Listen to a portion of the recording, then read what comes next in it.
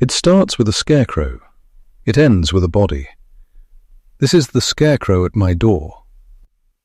When we moved back to Austin, I told myself the past was finished. 20 years had passed.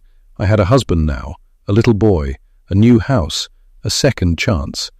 But the past was waiting for me in the moving truck. A cheap, ugly scarecrow, straw hands, painted smile, empty eyes. I told Jack I had no idea where it came from. That was the first lie. Then Lucas came home from school with straw in his pocket, saying a neighbor had given it to him for good luck. But I had never seen this neighbor, and I knew, deep down, that no good luck was coming. A few nights later, someone knocked on our front door. The scarecrow was standing on the step.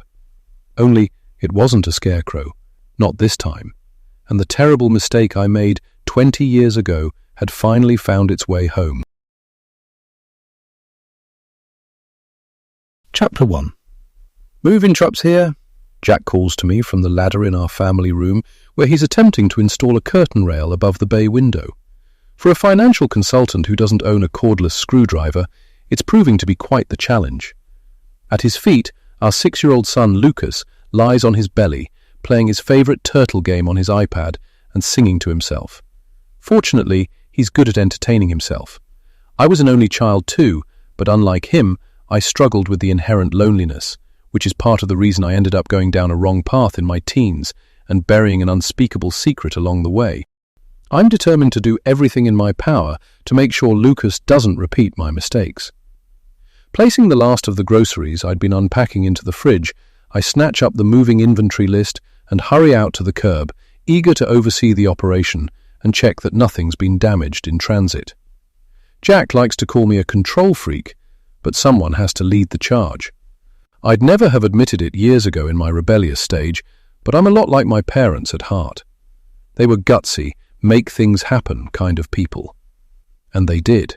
An engineering company that sold for a very respectable $8 million. Money I inherited when their small plane went down outside San Antonio 6 months ago, cutting short the retirement they'd earned after decades of 70-hour-plus work weeks.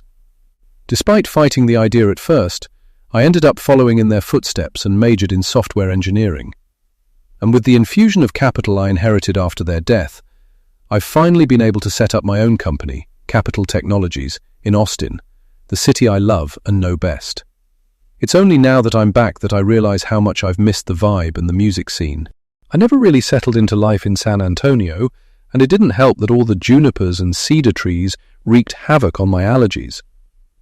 "Hi, I'm Lauren McElroy," I say, shaking hands with a burly, balding man who introduces himself as Chuck. It matches the name embroidered on the Navy company shirt he's wearing, so I take it as proof that he's legitimate and not here to rip me off. I've been reading about all the identity fraud that goes along with moving nowadays. Part of me was afraid the truck wouldn't show up at all, so we're off to a good start. Now to validate that all our possessions have arrived intact, primarily my parents' antiques. I paid a heavy price for their success, so maybe the inheritance is compensation of sorts for the fact that I didn't see much of them growing up. It was mostly just me and my nanny, Kathy, at one end of the burled walnut dining table every night after soccer practice or piano lessons, until I went off the rails. An icy shiver runs through me at the grisly memory of how my junior year ended. I've never told Jack about it. It's the one secret I keep from him in our otherwise healthy marriage. Well, the biggest secret anyway. Chuck tightens his back support brace and gestures to his heavily tattooed partner, sporting spiky red hair. "This is Danny. Danny, I'll just have you verify a few things and then we'll get started." While I look over the paperwork he hands me, Chuck unlocks the back of the truck and lowers the lift. Satisfied that our inventory lists match, I shove my copy into my back pocket and turn to watch the movers begin unloading. I'd rather not stand out here in the heat, but there's less chance of them being careless with our stuff if I keep an eye on them from the sidelines. The rear door rolls up, and my anticipation quickly turns to horror. An acidic trail of revulsion creeps up my throat. I blink, as if that will somehow make what I'm seeing disappear like a figment of my imagination, but I can't sweep it away that easily. Oblivious to my mounting dread, Chuck and Danny get busy moving items onto the lift, sweat already trickling down their flushed faces. "Wait!" I call out in a strangled voice. Chuck throws me an irritated glance as he and Danny struggle to set down the chest of drawers in their arms.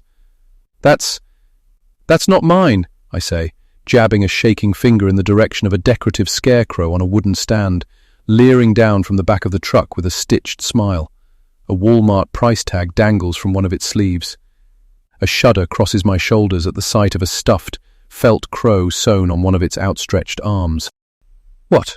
You mean this?" Chuck asks, grabbing the scarecrow and scratching his head. "Yes, it's not on the inventory list," I stutter. "How did it get in there?" Chuck exchanges a befuddled look with his partner and then shrugs. "No clue, ma'am. We didn't load the truck." He sets the scarecrow back down and shoves it to one side. "Likely got left behind in the last move. If you don't want it, we can toss it for you." "Of course I don't want it. It's not mine," I snap back. "What I want to know is how it got in there." I pull the inventory list from my pocket and wave it angrily in the air. "It's not on my docket." Chuck narrows his eyes at me. See the gears in his brain whirring as he does a quick risk assessment. Is he dealing with a lunatic or being set up for a potential lawsuit? "Take it easy, ma'am. I said I'd toss it. It's no big deal." Danny rubs a hand across his jaw, his eyes zigzagging between me and Chuck, as if betting on which of us will back down first.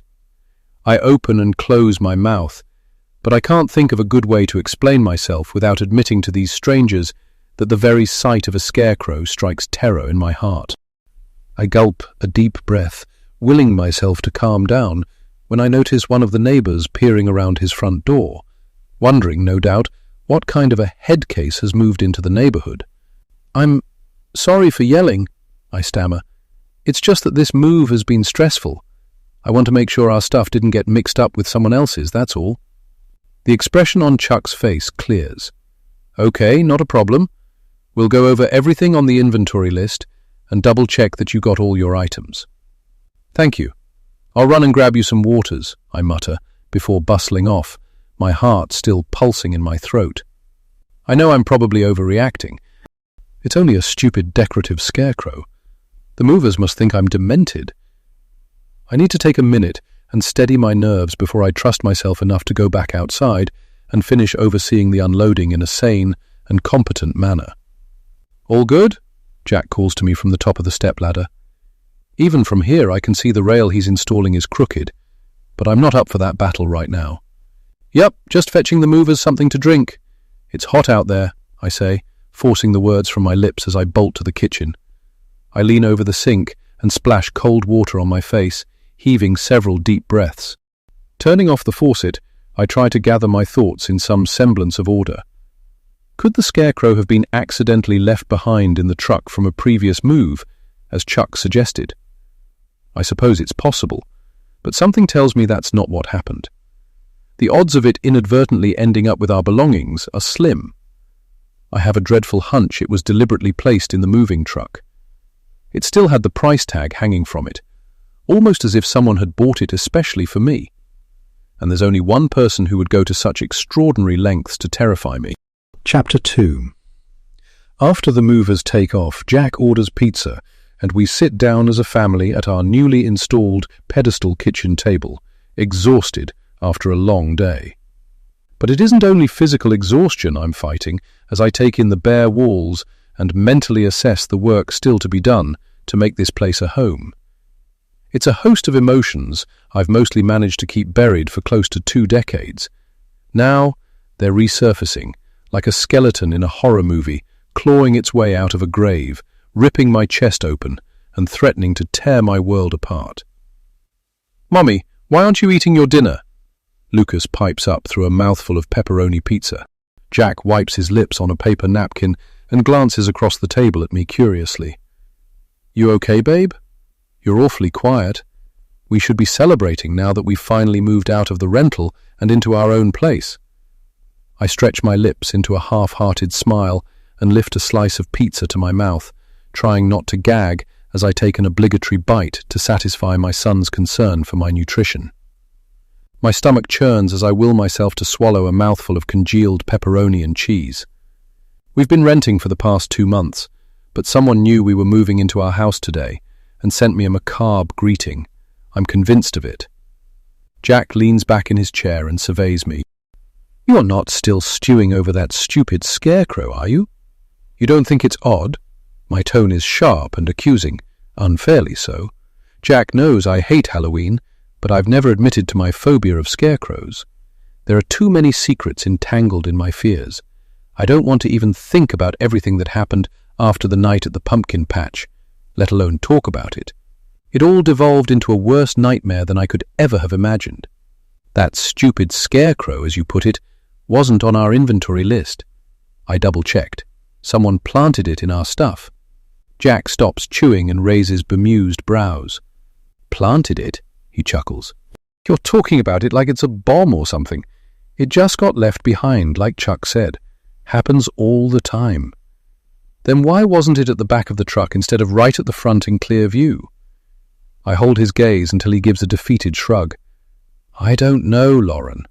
Someone probably took it out when they noticed it had been forgotten, and it was accidentally loaded back in with our stuff. Let it go, will you? Do you have to overanalyze everything? It doesn't make sense, I persist. I think someone deliberately put the Scarecrow in the truck after our stuff was loaded. Jack throws up his hands in defeat. Okay, so what if you're right and the moving company's screwed up? I still don't see what the big deal is. It was a cheap $10 decor item from Walmart. It's not like one of your parents' antique vases got misplaced. It's not just a decor item, I say, quieting my voice. There's more to it than that. I glance across at Lucas, whose eyelids are growing droopier by the minute now that his belly's full.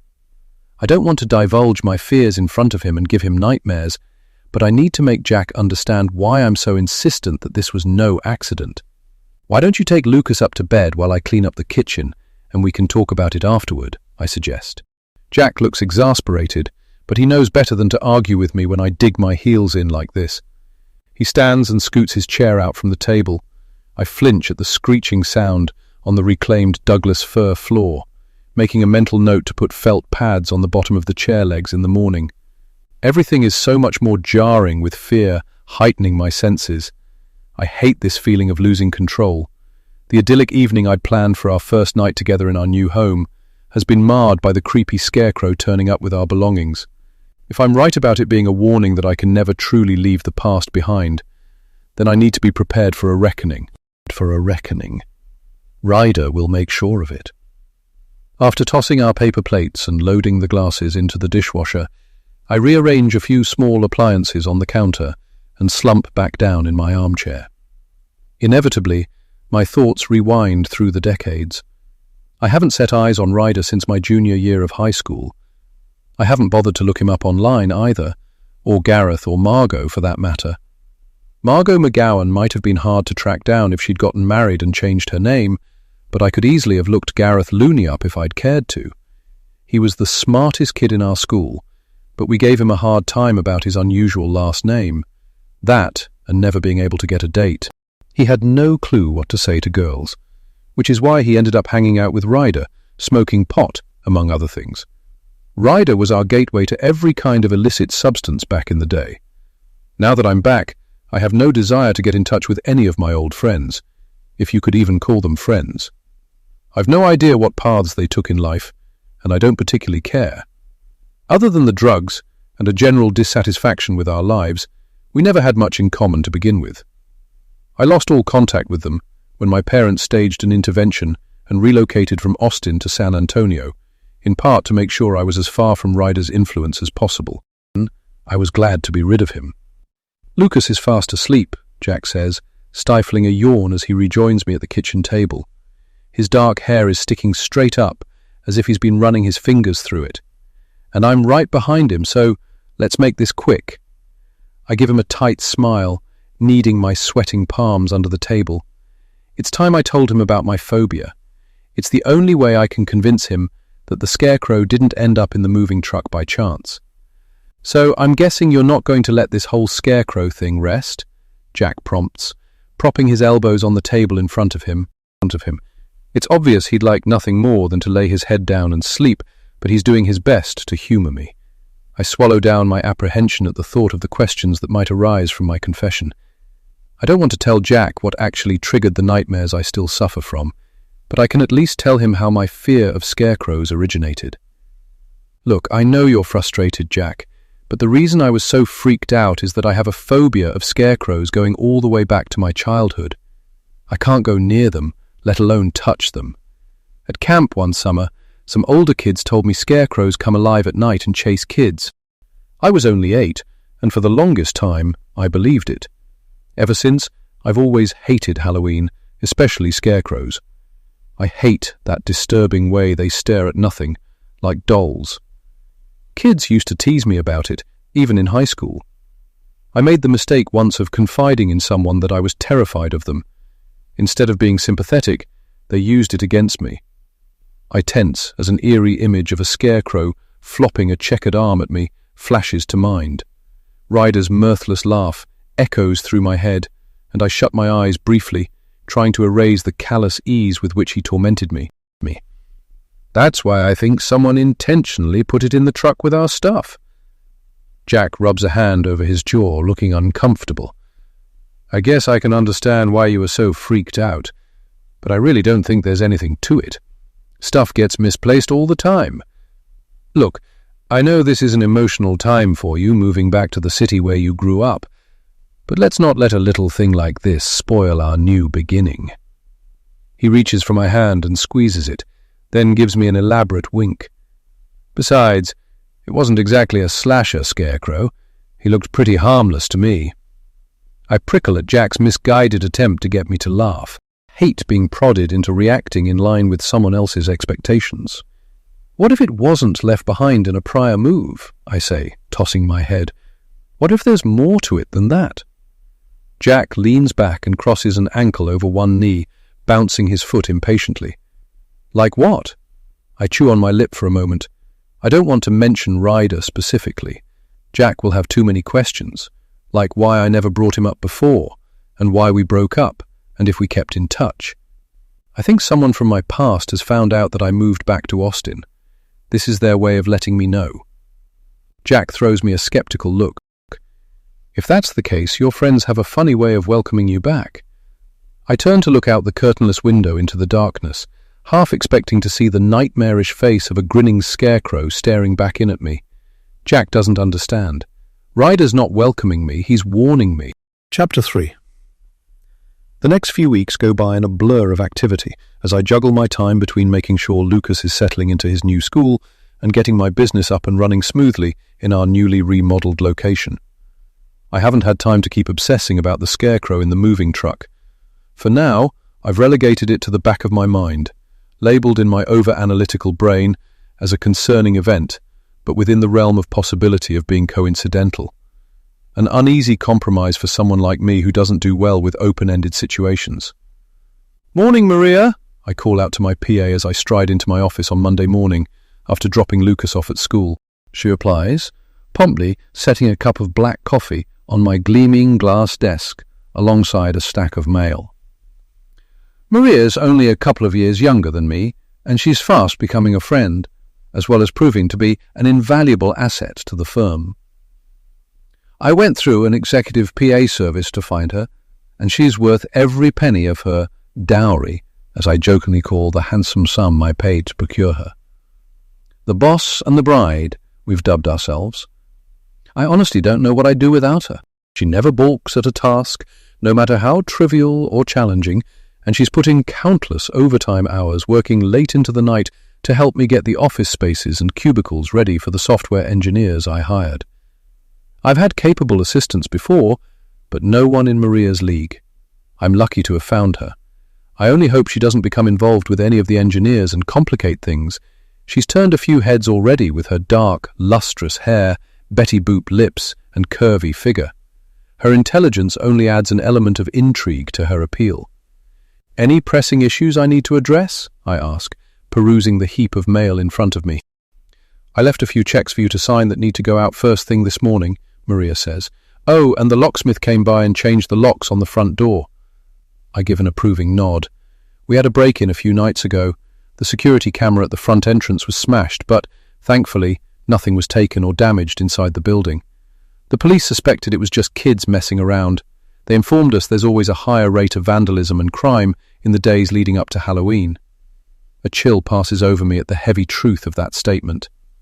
"Is my calendar up to date?" I ask, taking a sip of coffee. "Yes, I added in the 2 additional appointments you texted me last night," Maria replies, consulting our joint calendar on her phone. "If you want to take off early today, I can reschedule our team meeting to Tuesday." I glance up from the pile of mail I'm shuffling through, a small crease forming on my forehead. Was there something I was supposed to be doing later today? I give a self-conscious laugh, embarrassed to be caught off guard by my ever-efficient PA. I've been leaving more and more in her capable hands of late. Why? Am I forgetting something? She flicks her long, dark hair over one shoulder. "I thought you might want to take Lucas trick-or-treating." I stiffen, angling my head to hide the fear in my eyes. I've come to dread Halloween each year. So far, I've managed to avoid the whole trick-or-treating tradition, but now that Lucas is in school, he's eagerly anticipating acquiring a monumental candy stash worthy of bragging rights along with all his classmates. I give a nonchalant shrug and reach for the letter opener on my desk. Jack's going to take him to a few of the houses on our street. We don't know the area well yet, or where the best places are to go. Lucas is still young, so it's not such a big deal. "Are you kidding?" Maria exclaims. "That's exactly why it's a big deal. Picking out your favorite superhero costume, knocking on strangers' doors, ingesting copious amounts of sugar until you crash, drooling chocolate, and still dressed to conquer a galaxy far, far away. Anyway, I'm happy to hold down the fort if you change your mind and decide to go with them." After she breezes out of the room, I set about sifting through the rest of the mail. Systematic as ever, Maria has already gone through it, tossing out the circulars and pulling out anything she can take care of without my input. I approve several bills and check the bank statements before turning on my monitor. Computer boots up. I make a quick punch list of everything I need to get done today. Then I start by firing off a couple of time-sensitive responses to emails and wading through the remainder of the items in my inbox. My eyes light on an email from an unknown sender with "Congratulations" in the subject line. Someone wishing me well on my new venture, no doubt. The business community in Austin has been incredibly welcoming. In the few months we've been open, I've received everything from gift baskets to flowers, and even a few congratulatory phone calls. I open up the email to discover an interactive card inside. After clicking play, I lean back in my ergonomic office chair, coffee cup in hand. My jaw clenches as a Halloween horror show begins to play. The cup slips from my fingers, and I flinch in pain as hot liquid sears my thigh. Trembling, I scrabble to set the cup back down on my desk and exit out of the email. But it's too late to unsee what I've seen. My mind won't stop replaying a crow with blood-red eyes flying away with the head of a decapitated scarecrow. I get to my feet and begin pacing the floor. Hot waves of angst wash over me. Just when I'd begun to believe the scarecrow in the moving truck might have been a benign coincidence, I've been emailed evidence to the contrary. I'm being targeted by someone who knows what I'm most afraid of. An icy finger of fear creeps up my spine. This person knows where I live, and now they know where I work. It has to be Ryder. Who else would do something this deliberate, this twisted, this personal? He's never forgiven me for not being there for him when he got out, but I had no control over what happened. Unbeknownst to him, I was sequestered in Central Texas, with no cell phone and no way to contact him. Ryder probably thought I'd changed my number and blown him off. He always said he'd never let me go, and now he's found me again. With all the publicity surrounding my parents' untimely demise, news of their small plane crash was plastered all over the local news, along with a picture of me. I flinch when Maria knocks on my door and peeks inside. "Dan Huss from Huss Integrity is here for your mobile application meeting." "Oh, wow." Her voice trails off, her eyes flicking over my coffee-splattered outfit. "Did I startle you?" I wave my hand at her. "No, it was me." That's what I get for trying to type and hold my cup at the same time. She frowns. Do you have anything you can change into? I have a clean shirt in the closet. The pants will have to do. I smooth a hand over my hair, trying to collect my thoughts before this important meeting. Can you show Dan into the conference room and tell him I'll be there in a few minutes? Offer him something to drink. I'm on it, Maria says, discreetly closing the door behind her. The minute she exits the room, I sink back down at my desk and drop my head into my hands. I force myself to take several deep breaths to slow my breathing and calm my racing heart. My gaze settles on a framed, motivational quote that Maria helped me hang. Stay positive, work hard, make it happen. I can't think about Ryder right now. I need to put my best foot forward and secure this contract. Deal that could feed us work for months, possibly years, to come. Huss Integrity has offices all over Texas, and they're rapidly expanding to other states. If we can build the platform they're looking for, it will solidify our reputation in the Austin market. We have the skill level to develop what they need, but we're unknown in this area, and securing a big customer like Huss Integrity would really help us get the word out. I slip into the tiny bathroom that adjoins my office to change my shirt and freshen up. Do it scared. Fear's an illusion, I whisper to my reflection in the mirror as I reapply my lipstick, trying to ignore the sheen of apprehension overlying my complexion. I clamp my lips together as I head to the conference room, drumming up the steely determination that has got me this far in my career. As soon as I'm done with this meeting, I'll track down Ryder and put an end to his juvenile antics. I'm not the impressionable teenage girl he manipulated at will. If I can handle powerful men in the boardroom, I can handle a vengeful ex from my past. Silence him, if necessary. Chapter 4.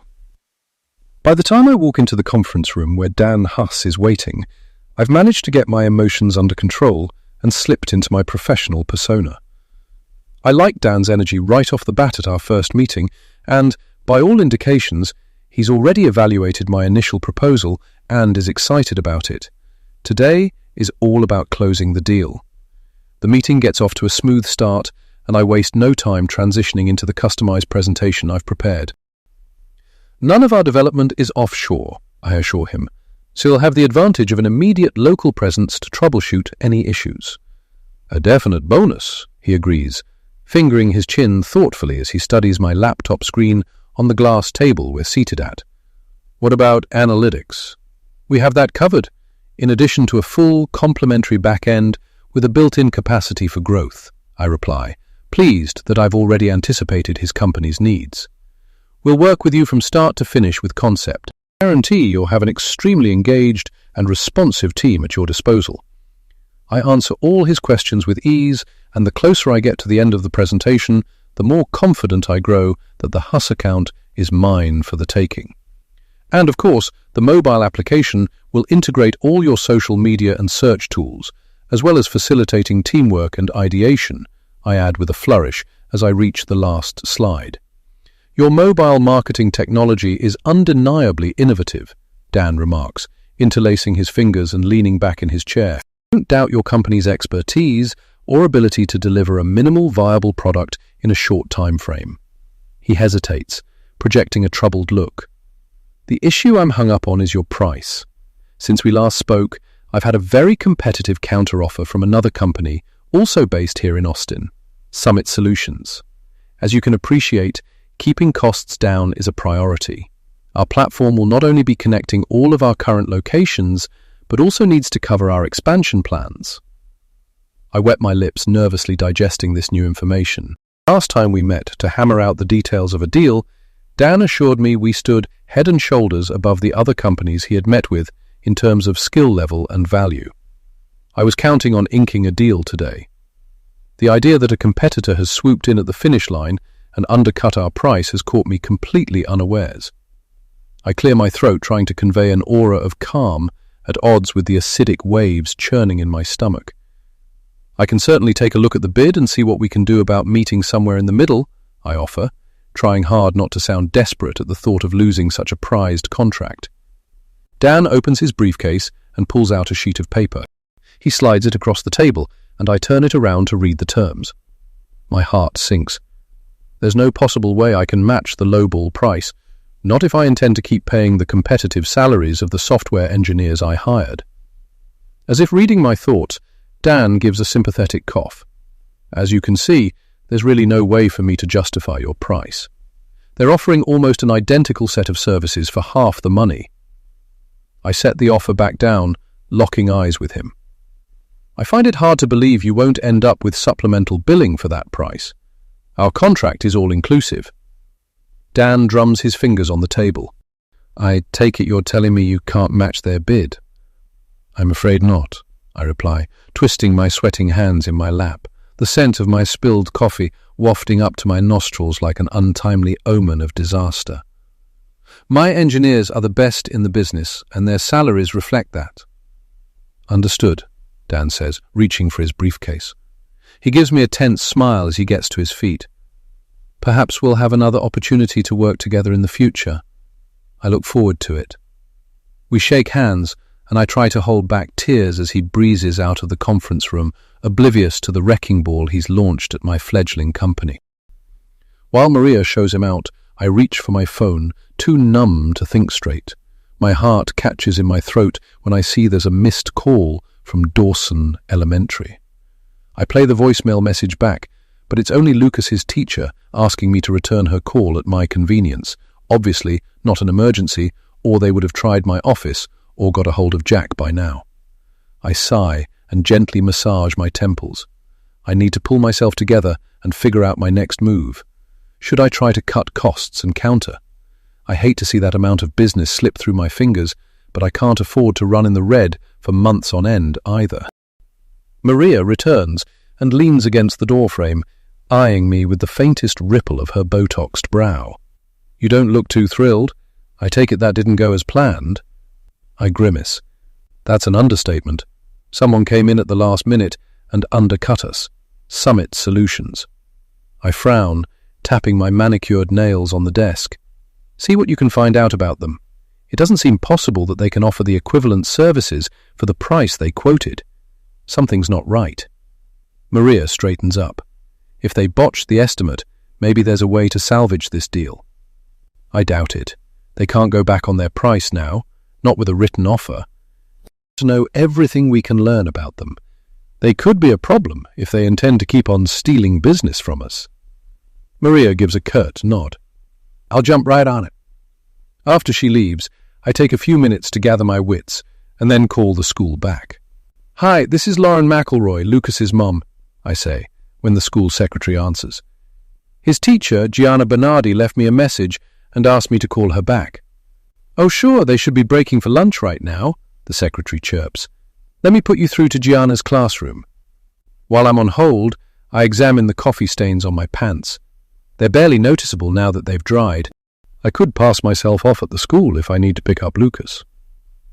Hopefully he doesn't have an upset tummy or something. I really need to stay here and strategize about how I can make up for losing the Huss integrity contract. A soft voice startles me out of my reverie. This is Gianna Bernardi. Hi, it's Lauren McElroy returning your call. Is Lucas all right? Yes, he's perfectly fine. Thanks for getting back to me so promptly, Lauren. I just wanted to fill you in on something that happened in school today. I didn't want there to be any misunderstanding, so I thought it would be best to discuss it before Lucas goes home. I slowly release the breath I've been holding, if this is going to turn out to be a case of some kid's hurt feelings, at worst. Maybe Lucas said something inappropriate. Although, that would be hard to believe. He's such a gentle soul. Still, so long as there's no blood involved, I can smooth things over. After navigating the crisis with Dan Huss, settling a squabble between first graders sounds like a breeze. I hope Lucas isn't hogging the reading beanbags, I say with a conspiratorial chuckle. I know how much he enjoys curling up in them every chance he gets. Gianna laughs. Not at all. He's such a polite kid. He always waits his turn. Actually, I wanted to talk to you about something else entirely. It sounds strange, but when Lucas went to get his lunchbox at snack time, I noticed some straw falling out of his backpack. I thought it was odd, so I asked him how it got in there. He shrugged and wouldn't tell me at first. I didn't want to make him feel uncomfortable, but I was curious, so I pushed him a little more. I thought maybe he was making something with it. Kids have the strangest reasons for doing things. She gives another laugh that sounds forced. That's when he told me that a man gave it to him, to bring him good luck in his new house. I grip the phone like my life depends on it, blood ratcheting its way through my veins. What man? He didn't know his name, Gianna answers, sounding increasingly nervous. I swallow hard, envisioning some pervert talking to my son through the chain-link fence around the playground. Aren't the kids supervised at recess? Where did Lucas meet this man? I was afraid it might have been on the school premises, but Lucas says it was your neighbour. Chapter 5. I end the call with Lucas's teacher in a daze and shrivel up in my office chair, a tsunami of disquiet building inside me. I rack my brains for a plausible explanation, one that doesn't paint me as hysterical, but it's hard not to make the connection between the straw in Lucas's backpack and the Scarecrow. What neighbour could my son have been talking to? And when did this clandestine exchange take place? I suppose it's possible one of the neighbours leaned over the fence in the backyard to say hi, or stopped to chat to him while he was riding his bike in the driveway. But why would they give him a handful of straw? There's no logical reason that I can think of. It brings me to the disconcerting thought that Ryder might have been at my house, masquerading as a neighbour. I shiver and rub at the nape of my neck. The very idea of seeing him again makes my skin crawl, like flipping over a stone and releasing a festering nest of pincher bugs. I pull my computer keyboard toward me and frantically start typing in my browser's search function. I need to find out if there's any truth to the notion that straw brings good luck in a new home. Maybe I'm jumping to conclusions, and this isn't linked to the Scarecrow. Why couldn't it simply be a neighbourly well-wisher? After scanning through several websites for any relevant information, with the desperate air of a mother on a mission to identify some mysterious ailment plaguing her child, the closest thing I can find is an obscure farming tradition about crossing the threshold with a loaf of bread and a new broom. I wince as I swallow the knot in my throat, my fingers trembling as I skim through the article. It's all symbolism and superstition. It's too much of a stretch to think that this has any connection to the straw in Lucas's backpack. My eyelids twitch with fear, blurring my vision as I browse the article. I can't tear myself away from the idea that it might have been Ryder who approached Lucas. He could have told him he was a neighbour, and Lucas would be none the wiser. We've only met a handful of our neighbours so far, but I can't imagine any of them giving my son a lump of straw for good fortune. The young couple who lives on one side of us work long hours, and they're almost always gone camping or backpacking on the weekends. The neighbour on our other side is a divorced doctor, and I can't picture her perpetuating some old wives' tale about straw being a good luck charm in a new home. My first inclination is to call Jack and tell him what happened, but something holds me back. I need to figure out if Ryder is behind this before I decide how to handle it. If I'm way off base, the whole thing could blow up in my face. I consider picking Lucas up early from school and grilling him for information, but I don't want to frighten him or make him think he's in trouble. Besides, he probably can't tell me much more than what he already told his teacher. I can't just sit here and speculate. I should introduce myself to the rest of the neighbours on my street, find out if any of them talked to Lucas or saw someone talking to him. I can put the loss of the Huss integrity account aside for now and strategize later. It's not as if we don't have any other business coming in. My mind made up, I shut down my computer and gather up my belongings before sticking my head into Maria's office. I need to leave early after all. Can you reschedule that meeting for me? Sure thing. By the way, I have the information on Summit Solutions that you wanted. Great, thanks, I reply, taken aback once more at how efficient Maria is. Email it to me and I'll take a look at it when I get a chance.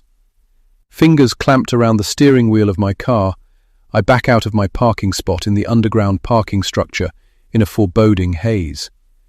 As much as I'm fighting it, my gut's telling me there's a sinister link between the Scarecrow and the straw, that Ryder was brazen enough to approach my son. It's a clear message that he's in control, the way things used to be. On the drive back to the house, I cycle through my jagged memories of Ryder, all of which are painful, none of which are good. Everyone knew he was bad business, but his confidence and good looks were hard to resist at 16 when he first turned his attention on me. He sensed my loneliness like a predator, homing in on the scent of blood, and he manipulated me, introducing me to drugs to take the edge off my pain and feeding my addiction so he could keep me as his possession. Totally see him sending me that sick, interactive Halloween email. He always had a cruel streak. I just chose to overlook it.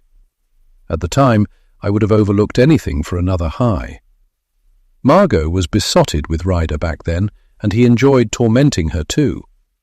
Even that night at the pumpkin patch, he'd taken a stab at her. "Hold out your arms and let me take a look at you, Margot McGowan." She'd simpered at his attention, shooting me a look like the cat who'd got the cream. "You know what?" Ryder had mused. "You won't even have to dress up for Halloween. Hair like straw and clothes hanging off you. You'll make a perfect Scarecrow." I'm ashamed to say I laughed when Margot flushed bright red. She'd always been insecure about her looks, and it led her into a downward spiral of anorexia. I was never entirely sure if she started doing drugs in a bid to get closer to Ryder, or to mask her insecurities, or some combination of the two. In the end, she didn't achieve either goal. Ryder grew increasingly obsessed with me as the months went by, and Margot became more consumed with jealousy. Even Gareth tried telling her it was a lost cause, but she kept clinging to the belief that Ryder would eventually realize it was Margot he wanted to be with. Of course, he delighted in keeping the illusion flickering with just enough life to string her along behind him like a lost puppy. Why not toy with both of us? That's exactly what he did that night at the pumpkin patch. I remember shivering at the sight of a scarecrow slumped forward in an empty cornfield, a black crow squawking on its shoulder. Dusk had turned the pile of pumpkins into ghoulish silhouettes of corpseless heads. I kept telling Ryder it was creepy and that I wanted to go, but he insisted on staying. "That's why we're here, for the creep factor," he drawled, with a mocking smile on his lips as he took a drag of his joint. "Don't you want to see the scarecrows come alive when the full moon's out?" I'd called him a moron and tried to laugh it off, but I was shaking inside. I ended up taking a few too many swigs of Margot's vodka to calm my nerves. I thought it was working, until a shadowy scarecrow suddenly lurched upright and flopped a checkered arm at me. The blood-curdling scream I let loose left me hoarse for days afterward. I ended up tripping over a hay bale in my haste to get away. I can still hear the howls of laughter as Ryder rolled out from behind the scarecrow, clutching his belly as he struggled to his feet. I shake my head free of the nauseating memories of what happened afterward as I pull into my driveway. I still have an hour and a half before I need to pick up Lucas. I don't want to waste a single minute of it, so I lock my purse in the car and stride back down to the street. The sooner I get to the bottom of who's been talking to my son without my knowledge, the better, and that begins by eliminating my immediate neighbours. I'm fairly certain the young couple who live next door aren't home, but I ring their bell anyway and squirm on their front steps for a few minutes before moving on. The doctor on the other side of me doesn't answer her door either, and her Mercedes isn't parked in the driveway where it usually resides when she's home. At the next house, a tiny, grey-haired woman opens the door to me, blinking expectantly, as if waiting on me to launch into a sales pitch. "Hi, I'm Lauren McElroy," I say, smiling at her. "My family and I just moved in a few doors down from you." "Oh yes, you bought the Bartlett's old place. Nice to meet you, Lauren. I'm Sandra Wilson. I would have stopped by to introduce myself, but it's hard for me to get around these days. I have neuropathy in my feet." I wrinkle my face in an expression of sympathy. "I'm so sorry to hear that." "Sorry to hear that. Please, let me know if you ever need help with anything, groceries or whatever." "Thank you, dear. That's very kind." "I had a quick question for you, actually," I continue. "My son mentioned that one of the neighbours, a man, gave him some straw for good luck in our new house." I give a sheepish laugh. Maybe it's a tradition or something. Anyway, I was just trying to find out who it was so I could thank them and ask them more about it. Sandra pulls her sparse grey brows together, appearing to think about it for a moment. "I can't say I've ever heard of that before. I don't suppose you have any idea which neighbour it might have been?" Sandra tugs at the sagging skin on her neck. "I'm sorry, dear. I really don't have a clue." "Not to worry," I reply. Thanks anyway, and it was nice to meet you, Sandra. I'll go knock on a few more doors and see if I can track this neighbour down. She tilts her head toward the house on her left. Don't bother knocking on that door. That's Stanley Hogg's place. He's home. He rarely leaves the house, but he won't answer the door to you, not on Halloween. He can't stand trick-or-treaters. Can't stand kids any time of the year, to tell you the truth. I really can't see him giving your son anything other than an earful. I quirk a grin. You're probably right. Still, it doesn't do any harm to try. He might have seen someone talking to my son. I seem to recall him peering around his door when we were moving in. Sandra throws me a dubious look. Don't say I didn't warn you. He's a cranky one, he is. Has dementia, and he treats her horribly, if you ask me.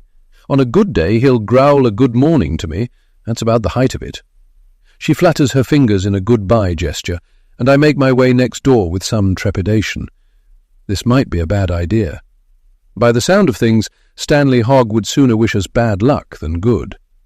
I press the doorbell, but nothing happens. He could have disconnected it for Halloween. I rap my knuckles on the door as loudly as I can and stand back to wait. Glancing around, I notice very little colour in the garden. The flower beds are mostly overgrown with misshapen shrubs in need of pruning, and the grass looks tired and dried out, a sad reflection of the grumpy old man who lives here. I knock again and shuffle impatiently from one foot to the other. Maybe he's ignoring me, thinking I'm a trick-or-treater. I need to let him see that I'm not in costume. Propelled by an all-consuming determination to find out who's been talking to Lucas, I walk across the lawn to what I assume is the family room window and peer through it. I've barely had a chance to take in the elderly woman slumped in a brown velvet armchair, her mouth askew in sleep, when the front door scrapes open. "What do you think you're doing? This is private property," the large man filling the doorway yells, flapping an arm in my direction like I'm an annoying insect he can shoo away. Thick, wavy grey hair undulates down from the crown of his head, skimming the collar of his plaid shirt. He could pass for a crazed orchestra conductor, given the right attire, as he gesticulates wildly for me to leave. I act as though he's waving me over, and march firmly up to the door with a fixed smile on my face. He towers above me. He has at least 3 inches on Jack, who stands at 6'1", but I don't let that deter me. "Hi," I say, sticking my hand out in greeting. "You must be Stanley Hogg. I'm Lauren McElroy, your new "I know who you are," Stanley growls, cutting my pleasantries off mid-sentence. I continue to smile through gritted teeth. "I believe you might have met my son already. Lucas?" His thick lips twitch, but he says nothing. My gaze flicks over his shoulder to a gnarled tree trunk propped up in one corner of the shadowy foyer with what appears to be a coat hanging from a branch. Who in their right mind uses a dead tree as a coat rack? Obviously, Stanley Hogg has issues. Undeterred by his silence, I try again. "One of our neighbours gave my son some straw for good luck in his new home. Was that you, by chance?" He furrows his brow, his eyes narrowing. "Get off my property before I call the cops." I raise my hands in a conciliatory gesture and take a step back. "It's okay. I'm not here to complain. I simply wanted to thank you, that's all." I'd never heard of the custom of gifting straw for good luck in a new home before. His dark eyes bulge, a nerve pulsing in his neck. "If I catch you anywhere near my house again, you'll be clean out of luck. You and your offspring," he snarls, before slamming the door in my face. Chapter 6. I'm shaking with rage as I make my way back down the pathway from Stanley Hogg's front door to the street. Did he really just threaten me for asking a simple question? Or maybe it was because I walked across his sorry-looking grass. How on earth did such an unpleasant man end up in a nice neighbourhood like this? I'll have to warn Lucas never to go anywhere near his house. I dread to think what Stanley would do if he caught my son riding his bike in his driveway. On the face of it, it seems unlikely he would have given my son the straw, but I can't rule him out. His anger toward me was completely unwarranted, and he didn't deny it. What if he was grooming Lucas? You can't be too careful nowadays. He's definitely odd, the secretive sort, and his wife can't be offering him much companionship if she's suffering from dementia. I blow out a frustrated breath only too aware that I'm fighting an inward battle with my own logic, one that's telling me I'm trying to find guilt where there is none, anything to rule out the possibility that Ryder has re-entered my life. I knock on a few more doors, but the only other person who answers is a young mother in stained leggings and flip-flops, bouncing a crying baby on her hip. She flashes me an apologetic smile and introduces herself as Carly. After exchanging greetings, I repeat what Lucas's teacher told me and then elaborate on my concerns. The truth is, I'm worried because this man said he was a neighbor, but he didn't introduce himself or give a name. It struck me as odd. "I'm sorry," Carly pulls a befuddled look. "I have no idea who that could have been. No one gave us anything when we moved in last year. Honestly, it's bizarre. I know it's Halloween and all, but I don't like the sound of it." I can tell by the concern in her voice that I've alarmed her. The chance that there might be a stranger lurking around kids in the neighborhood at Halloween is every parent's worst nightmare. "Hurting me," Carly goes on. "I'll make a point of talking to my kids about it when they get home from school, and I'll be sure to let you know if they've been approached by anyone." I thank her and make my way back to my house, a gnawing feeling in the pit of my stomach.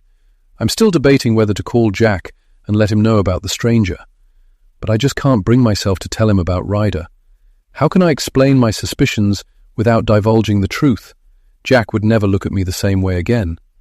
Even worse, I'm not sure he would stay with me if he knew the full extent of what happened before my parents finally sent me away.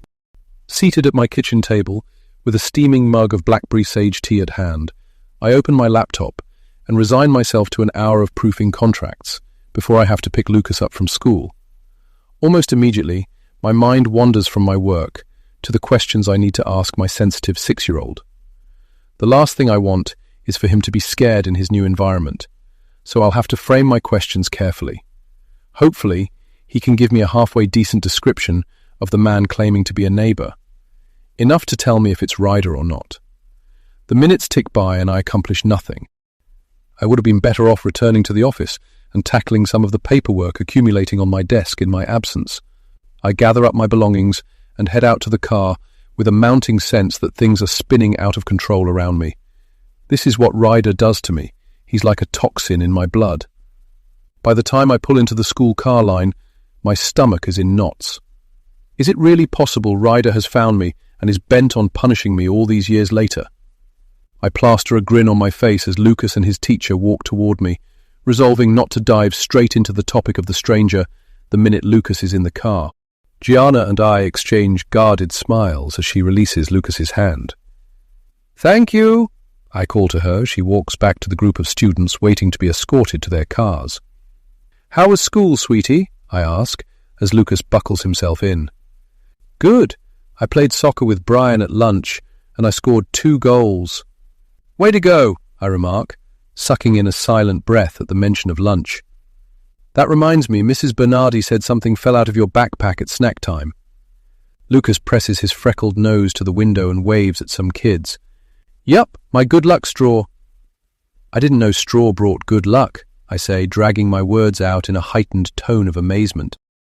I glance back at him in the rearview mirror. "Who told you that?" Lucas swings his feet, kicking the back of my seat. I flinch, but don't reprimand him, not wanting to derail the conversation at this critical juncture. A neighbor. It's for good luck in our new house." "That was nice of him. When was this, sweetie?" "When I was waiting for Daddy to take me to school this morning. He had to go back in the house because he forgot his phone." Lucas tucks his chin into his neck and giggles. "Silly Daddy. Isn't he silly, Mommy?" "He is indeed." "You know, I should probably thank this neighbor," I rush to add, sensing Lucas's rapidly waning interest in the topic. "Do you know where he lives?" Lucas gives an indifferent shrug. "Somewhere near us."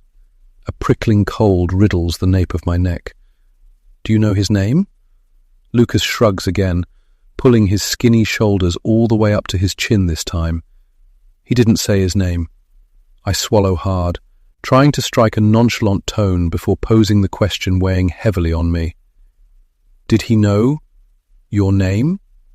Lucas huffs out a weary sigh. "I don't remember. Mommy, can we please not talk about this anymore?" I grip my teeth. I can't let it go, not yet. I need more information.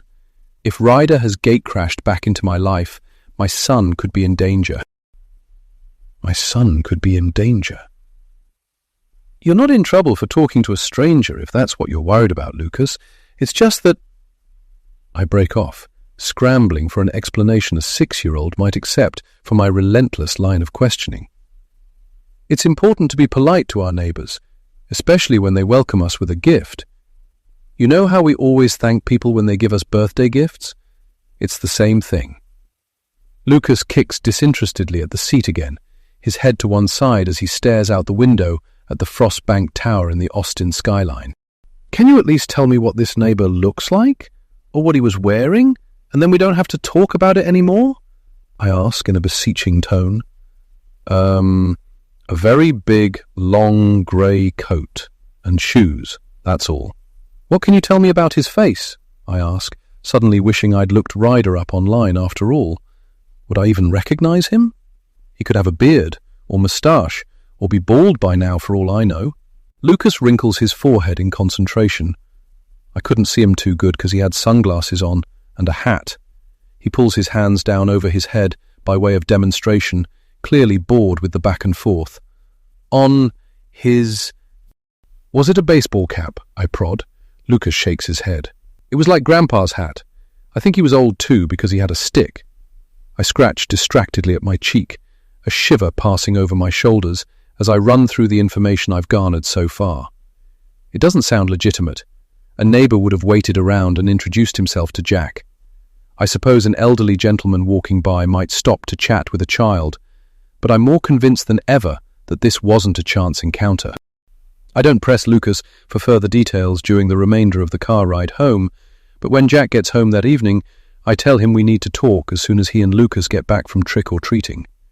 He raises his brows, a trace of exasperation in his eyes. Is this about the Scarecrow again? I give him a solemn stare in return. No, but it might be connected, and it involves our son. A mildly concerned look flits across his features. What do you mean? We'll talk about it later. I nudge him toward the door where Lucas is eagerly waiting, dressed in his stormtrooper costume and swishing his overpriced lightsaber around my parents' antique console table. I've been having second thoughts about letting him go at all, but I know he'll be safe with Jack. Promise me you won't let him out of your sight, I whisper, so as not to alarm Lucas. You know how dangerous Halloween can be. Jack kisses me on the forehead. You worry too much.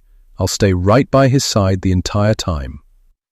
I close the door behind them, my insides curling up on themselves like shriveled leaves as I watch them disappear down the driveway, hand in hand. It's not laced candy or reckless drivers I'm afraid of tonight. For all I know, someone could be watching my husband and son leave the house. If they realize I'm here all alone, they might take advantage of the situation. I sink back down on the couch to wait for my family's return, clutching a faux fur throw pillow to my chest. Each time I'm interrupted by trick-or-treaters at the door, my heart sticks in my throat. What if it's Ryder? I take the time to peer around the curtain to make sure he's not standing on the front steps before I open the door. But could I even tell with all the adults in costume too? When Jack and Lucas finally return 2 hours later, they're both amped up on sugar and talking over one another. Jack tackles Lucas on the living room floor and wrestles with him for a bit before conceding defeat. All right, fearsome stormtrooper, you've worn me out, he says with an exaggerated groan. Time for you to go to bed now. Get your jammies on, and I'll read you a story. 20 minutes later, Jack comes back downstairs. I'm sitting on the couch waiting for him with a mug of tea in my hand, still torn about how much to confide in him. Do you want anything to drink? I ask. Jack shakes his head. No, I'm good, thanks. Still metabolizing sugar crystals. So, what's going on? I take a breath, trying to order my thoughts. Lucas's teacher, Gianna, called me today. She noticed some straw falling out of his backpack at snack time. She thought it was odd, so she asked him about it. Lucas told her a neighbour gave it to him for good luck in his new house. Jack rubs a hand across his forehead in that measured way of his that always preempts a carefully calibrated comment. Can't say I've ever heard of that before. Which neighbour was it? I blow on my tea, dropping my gaze to my white-knuckled fingers gripping the handle of my mug too tightly. That's the thing, Jack. I don't think it was a neighbor. I went around and knocked on a few doors, and no one seems to know anything about it. There is this one eccentric guy who lives a few doors down, but he hates kids and steers clear of them at all costs. The woman who lives next door to him told me he never leaves the house, so I highly doubt it was him. Maybe Lucas made the neighbor up, Jack suggests. He might have found the straw himself and been embarrassed that it fell out of his backpack at school. You know how self-conscious he is. I shake my head. He didn't make it up. He described the man to me. Jack throws me a disconcerted look. What are you saying? You think it was a stranger? I take a hasty sip of my tea, unable to meet my husband's earnest gaze any longer. Not a stranger. If Ryder's found me after all these years and intends to make good on his threats, it's time my husband knows he exists. Chapter 7. I slowly circle the tip of my finger around the rim of my mug, as I rehearse in my mind exactly what I'm going to say. I need to impress on Jack just how much of a threat Ryder poses, without touching on what happened that awful night. I'll give my husband a truncated version of the truth that will undoubtedly leave him with a sour taste in his mouth, but, hopefully, won't make him utterly despise me the way I despise myself deep down inside, where no one else can see the shame I hide. Honey, are you all right? Jack places a hand on my knee, his eyes crinkling with concern. I set down my mug and give a jerky nod. Yes, sorry, zoned out there for a minute. It's just tearing me up that a stranger approached our son in our driveway. Jack nods in agreement. Yeah, whoever he was, he should have waited around and introduced himself to me, or at least given Lucas his name. Still, it sounds like he was old. Maybe he had dementia or something. If only that were the case. I take a heaving breath and force the words through my lips before I can talk myself out of it. Look, Jack, there's something I need to tell you. I haven't brought it up before because it was a phase of my past that I'd rather forget ever existed, and for many years I did just that. But sometimes your past catches up with you no matter how hard you try to make it go away. Confusion pools in Jack's eyes. He opens his mouth to say something, but I raise a hand to stop him. Let me finish, and then you can ask me whatever questions you want. You already know that my parents were workaholics, and my nanny, Kathy, basically raised me. I barely saw my mum or dad. Even on the weekends, they were always working or flying out somewhere for Monday morning meetings. Kathy was a really kind-hearted woman, and she tried her best to make me feel loved and wanted. But at the end of the day, like most kids, I wanted my parents at my sporting events and award ceremonies, not my nanny. Jack gives my hand a sympathetic squeeze. I can't even imagine how hard it must have been for you. I manage a weak smile. He really can't. Jack and his brother enjoyed the kind of upbringing that I dreamed of. A close-knit, two-parent family who went camping or fishing most weekends, ate dinner together every evening, and played board games and cards at the holidays. He's still close with his family and talks or texts with his parents and brother almost every day. He just adores spending time with them. I hated the fact that my parents were always working, I go on. I began to rebel in high school. I started hanging around with the wrong kids and doing drugs. Jack blinks at me, clearly taken aback at this revelation. The shock in his eyes quickly turns to hurt. Why didn't you tell me about this before? I wouldn't have held it against you. You know how much I love you, Lauren. I give him a grateful nod, a watery film of unshed tears clouding my vision. He wouldn't be saying that if he knew what I'd done, what the drugs made me do. I mouthed those words in the mirror to myself for years afterward, in a desperate bid to make myself feel better, to justify it somehow. Not anymore. The older I get, the more sickened I am by what I allowed to happen. I can offer up a dozen different excuses for why it went down the way it did, but none of them are worth a dime. I'm responsible for the choices I made. I was dating this guy at the time, Ryder, I say, choking back a sob. He's the one who got me into drugs in the first place. He wasn't a good kid, and he had a cruel streak. About my childhood phobia of scarecrows, and he thought it was funny to try and freak me out with them every chance he got. Sounds like a real charmer, Jack counters, twisting his lips in disgust. I fall silent for a moment, trying to calm the pounding in my chest. Even talking about Ryder again is making me break out in a cold sweat. To cut a long story short, I continue, he got busted selling meth on the high school campus and ended up going to juvie. I clear my throat to hide the tremor that's crept into my voice as the most haunting memories I've suppressed, the parts of the story I'm glossing over, filter back into focus. He made me swear I'd wait for him that much. He swore we'd be together forever after he got out. Looking back, I realize it was more of a threat than a promise. My parents didn't want me to have anything more to do with him. That's when we moved to San Antonio. Jack crosses one ankle over his knee, frowning. I can't tell from his expression if he's leaning more toward hurt or anger at this point. Okay, so where exactly are you going with this? He asks in a guarded tone. I wring my hands in my lap. Remember how freaked out I was about that Scarecrow the day we moved in? Well, this morning I got one of those creepy animated Halloween emails.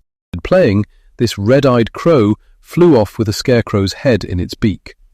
And then Lucas's teacher called to tell me that some stranger gave our son straw for good luck. My breath hitches. The truth is, I'm afraid Ryder might be behind everything that's been happening. The look on Jack's face softens. Honey, I get that you were scared of Ryder back then, but that was a long time ago. I doubt anyone from your high school is taunting you with scarecrows. People move on with their lives. You don't know him like I do, I say with a short, mirthless laugh. He enjoys frightening people. He knows I'm terrified of scarecrows. I think this is a sign that he's found me. With me. It was bad enough to convince my parents to uproot their lives and move. Jack massages the back of his neck, his brow rumpling as he digests the import of what I'm saying. Do you know where he lives? No, I've never tried to look him up on social media or anything. Maybe that's where we should start, Jack replies. It's possible this is all just a coincidence, and he's happily married with a family of his own now. Before I can stop him, Jack leaps up and fetches his laptop from the kitchen counter. He sets it on the coffee table and types in his password. All right. What's Ryder's last name? Montero. The lie falls all too quickly from my lips. His real name's Montoya, but I can't risk Jack stumbling across the story.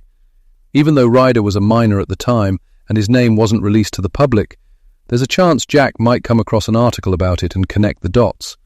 It wasn't dealing drugs that put Ryder away. It was much worse than that. I've given up trying to absolve myself of the role I played. I should have tried to stop it happening. Jack's fingers fly over the keys for a couple of minutes, and then he lets out a beleaguered sigh. There are dozens of Ryder Monteros, but none of them live in Austin.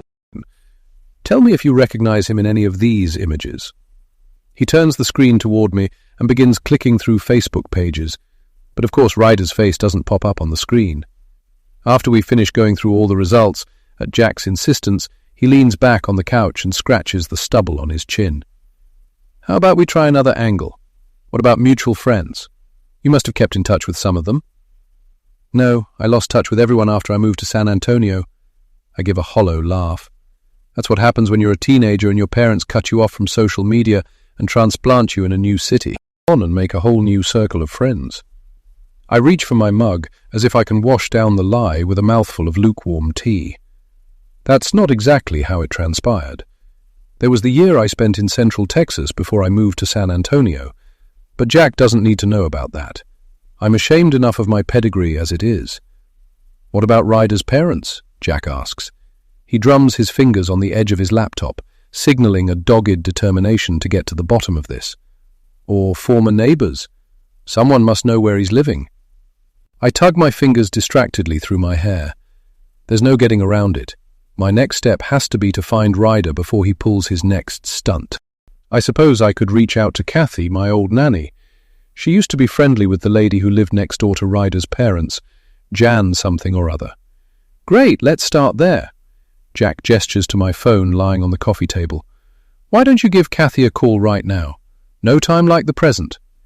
I hesitate, a sick swell creeping up my throat at the thought of tracking down Ryder and confronting him. But Jack's right. I need to address this head-on. If my hunch is right, and it's Ryder who's harassing me, calling his bluff might just be enough to scare him off. Anything to avoid involving the police. I pick up my phone and locate Kathy's number. I've spoken to her since my parents' funeral, when she sat next to me and held me throughout the service. We've texted a few times, and she told me to feel free to call if I ever wanted to chat. But I never did. Even the sound of her voice triggers a range of emotions, reminding me of how much I've lost, how much was left unsaid, and how much I wish I could undo. Blinking back tears, I press the phone to my ear. It rings several times before going to voicemail, and I leave a brief message asking her to give me a call. "Anyone else you can try in the meantime who might know how to locate him?" Jack asks.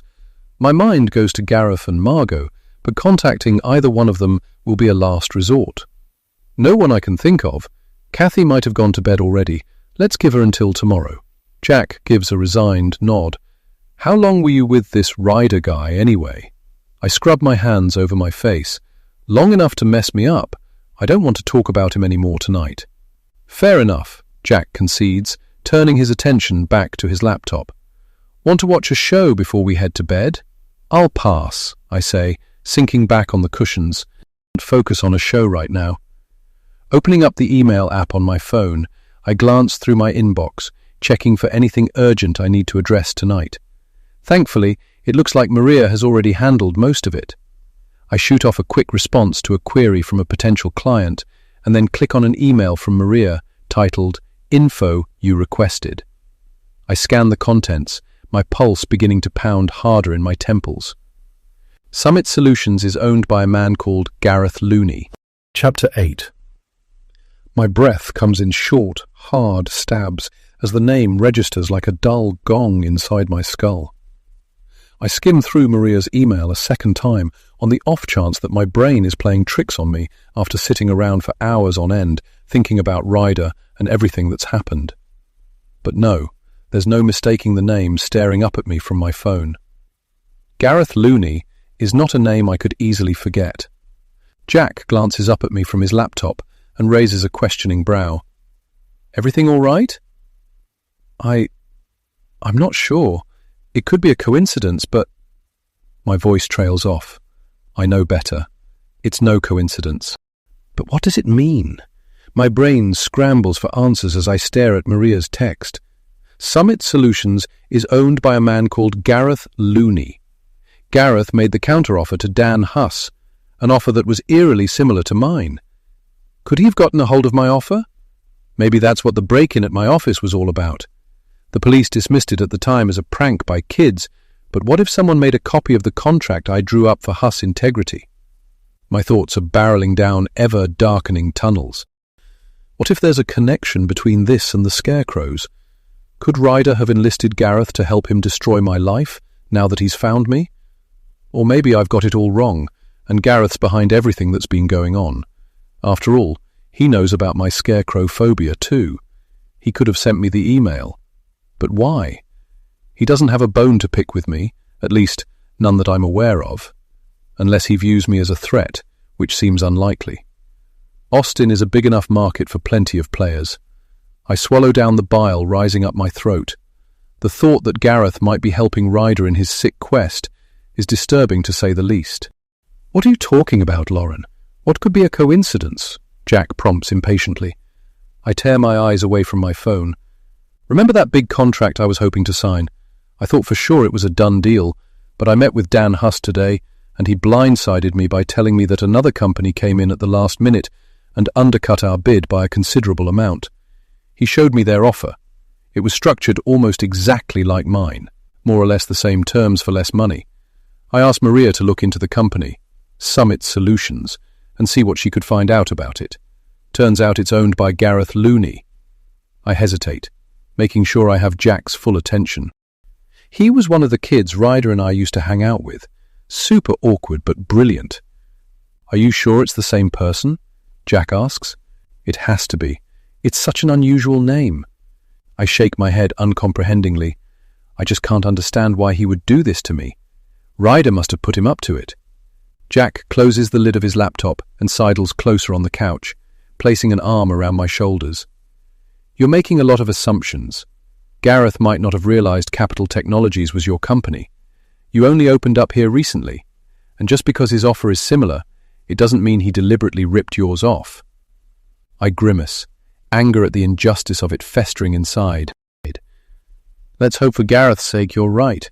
First thing tomorrow, I'm going to march right into Summit Solutions and have it out with him. It might not be a bad idea to have a face-to-face. Jack agrees in a tone that says otherwise, but give him a chance to explain himself first before you accuse him of anything. You never know. He might be willing to retract his offer once he knows he was going up against you. He'll retract it, all right, if I have anything to say about it, I retort, getting to my feet. He should know better than to mess with someone of his own caliber. After a long night of troubled dreams, I stumble out of bed and chug down a double espresso before dropping Lucas off at school and making the 30-minute drive to the commercial business district where Summit Solutions is located. It's a beautiful day to hike or bike along the river walk, with blue skies stretched end to end over the skyscrapers that make up Austin's dynamic downtown of restaurants and live entertainment. Ordinarily, I love the buzz and high energy of the drive, but this morning my thoughts are mired in a sea of uncertainty and apprehension. If Gareth's underhanded business move is connected in any way to the Scarecrows, it's time I figured out what exactly is going on between him and Ryder and put an end to it. I shoot off a quick text to Maria, letting her know where I'm going and why, and ask her to keep digging to see what else she can find out about Summit Solutions. I park in a public garage and walk 2 blocks to the imposing glass and steel building that houses Gareth's company. It's hard not to be impressed by what he has accomplished in the intervening years since high school. As I ride the elevator up to the 4th floor, I go over in my mind how to approach the situation. I should probably give Gareth an opportunity to explain himself first, but it will take every ounce of self-control I have not to tear into him as soon as I set eyes on him. I'm here to see Gareth Looney, I say to the blonde woman seated at the floating mahogany reception desk in the foyer. She acknowledges me with a flicker of her heavily coated lashes. Do you have an appointment? No. I throw her a cutting gaze. Let him know it's Lauren Bishop from Bowman Rock High School. I'm sure he'll want to see me. Curiosity flickers in her eyes. She picks up the phone on her desk, wrapping her manicured talons around the receiver as she examines me more closely. After exchanging a few words with someone on the other end of the line, she pushes her chair out from her desk. This way, please.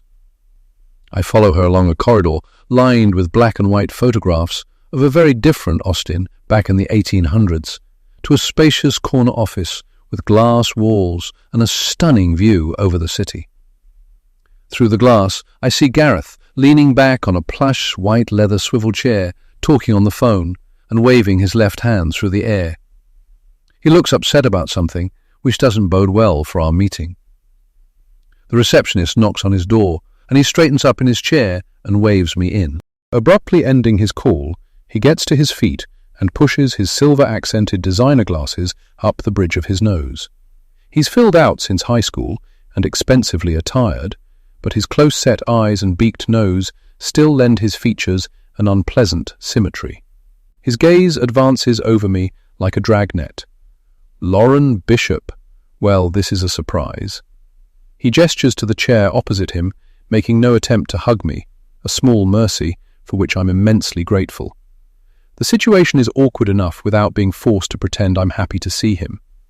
The only thing that linked us was a past we've put behind us and would much rather forget. At least, I assume it's behind him. Gareth could still be using for all I know. It's been a few days, he says with a crooked smile as I sink into the chair and slip my purse from my shoulder. How are you? I don't crack a smile in return. As far as I'm concerned, I'm strictly here on business. I'd be a whole lot better if my firm hadn't just lost out on a major contract I was certain we'd secured. Huss Integrity. I imagine the name rings a bell. A flicker of a frown crosses Gareth's face, and then he gives a shallow chuckle. Of course, I submitted a bid to them. Look, it's nothing personal, Lauren. We're all working hard to strike the next big deal. You're the new kid on the block. Ride back into town on the coattails of your parents' success, and snatch up the most lucrative contracts without some healthy competition. I arch an accusing brow at him. So you did know it was my company you were going up against? Gareth spreads out his palms in a gesture of helplessness. I'd already submitted my offer by the time I found out. I saw something in the paper afterward about your grand opening, and I recognized your picture. Like I said, it's not personal, it's just business. Is that what you call the decapitated Scarecrow email and the Halloween decor? There's a beat of silence before he answers. I have no idea what you're talking about. Someone put a wooden scarecrow in my moving van. Then they sent me an animated Halloween email with a crow flying off with a scarecrow's head. Not quite the welcome back to town I was hoping for. Not many people know about my scarecrow phobia. You, Ryder, and Margot came to mind. Perhaps it was a joint welcoming committee prank. Gareth purses his lips and shakes his head. I don't know anything about it. Sounds like something Margot might do. She was always jealous of you. It's petty, I'll give you that, but that's women for you, isn't it? He flashes me a veneered smile, and a shiver of repulsion goes through me. Margot wasn't the only jealous one. I distinctly remember Gareth's awkward attempts to flirt with me when Ryder wasn't around. I glare across the desk at him. I see you've come a long way since your misogynistic youth. Your dating life must be fantastic nowadays. Was it you who broke into my office too? Is that how you got a copy of my offer to Huss Integrity? What? Gareth narrows his eyes at me. Who do you think you are, coming in here flinging wild accusations at me? I worked hard for everything you see here. We didn't all have trust funds to launch us. If you can't take the heat, maybe you shouldn't have come back to town. What's that supposed to mean? I ask sharply. A mocking smile plays on his lips. I know your secrets, Lauren. Unless you want your customers hearing rumors about your murky past, you'd best move on and suck up your loss. He stands abruptly, walks over to his office door and holds it open for me. It's a pity we won't be seeing more of each other now that you're back in town, but it appears we're competitors. I barge past him in a flurry of rage. If that's how you want to play, game on. My phone beeps with an incoming text from Maria as I exit the building. Gareth Looney's up to his eyeballs in debt. Chapter 9. Maria perches on the edge of my desk, clutching a non-fat latte, a glitter of satisfaction in her eyes. I got the information from an ex-employee of Summit Solutions, she confides. She used to do the books until Gareth fired her several months back. She started noticing some things that didn't quite add up and did a little digging. That's when she discovered he was over-leveraged and being audited by the IRS. But get this. She slides closer and lowers her voice. He has a major gambling addiction, and he's run through a lot of company funds trying to feed the monster. He looks on paper. Gareth Looney's hurting for money. Maria pauses to take a sip of her coffee, leaving a voluptuous red curve on the rim of her cup. He must have been desperate to secure the Huss Integrity contract and get some money coming in. Maybe undercutting your bid wasn't personal at all. I give an adamant shake of my head. No, it was definitely personal. He saw the story in the paper about our opening, so he knew it was me. I hesitate, not wanting to bring up the connection to Ryder.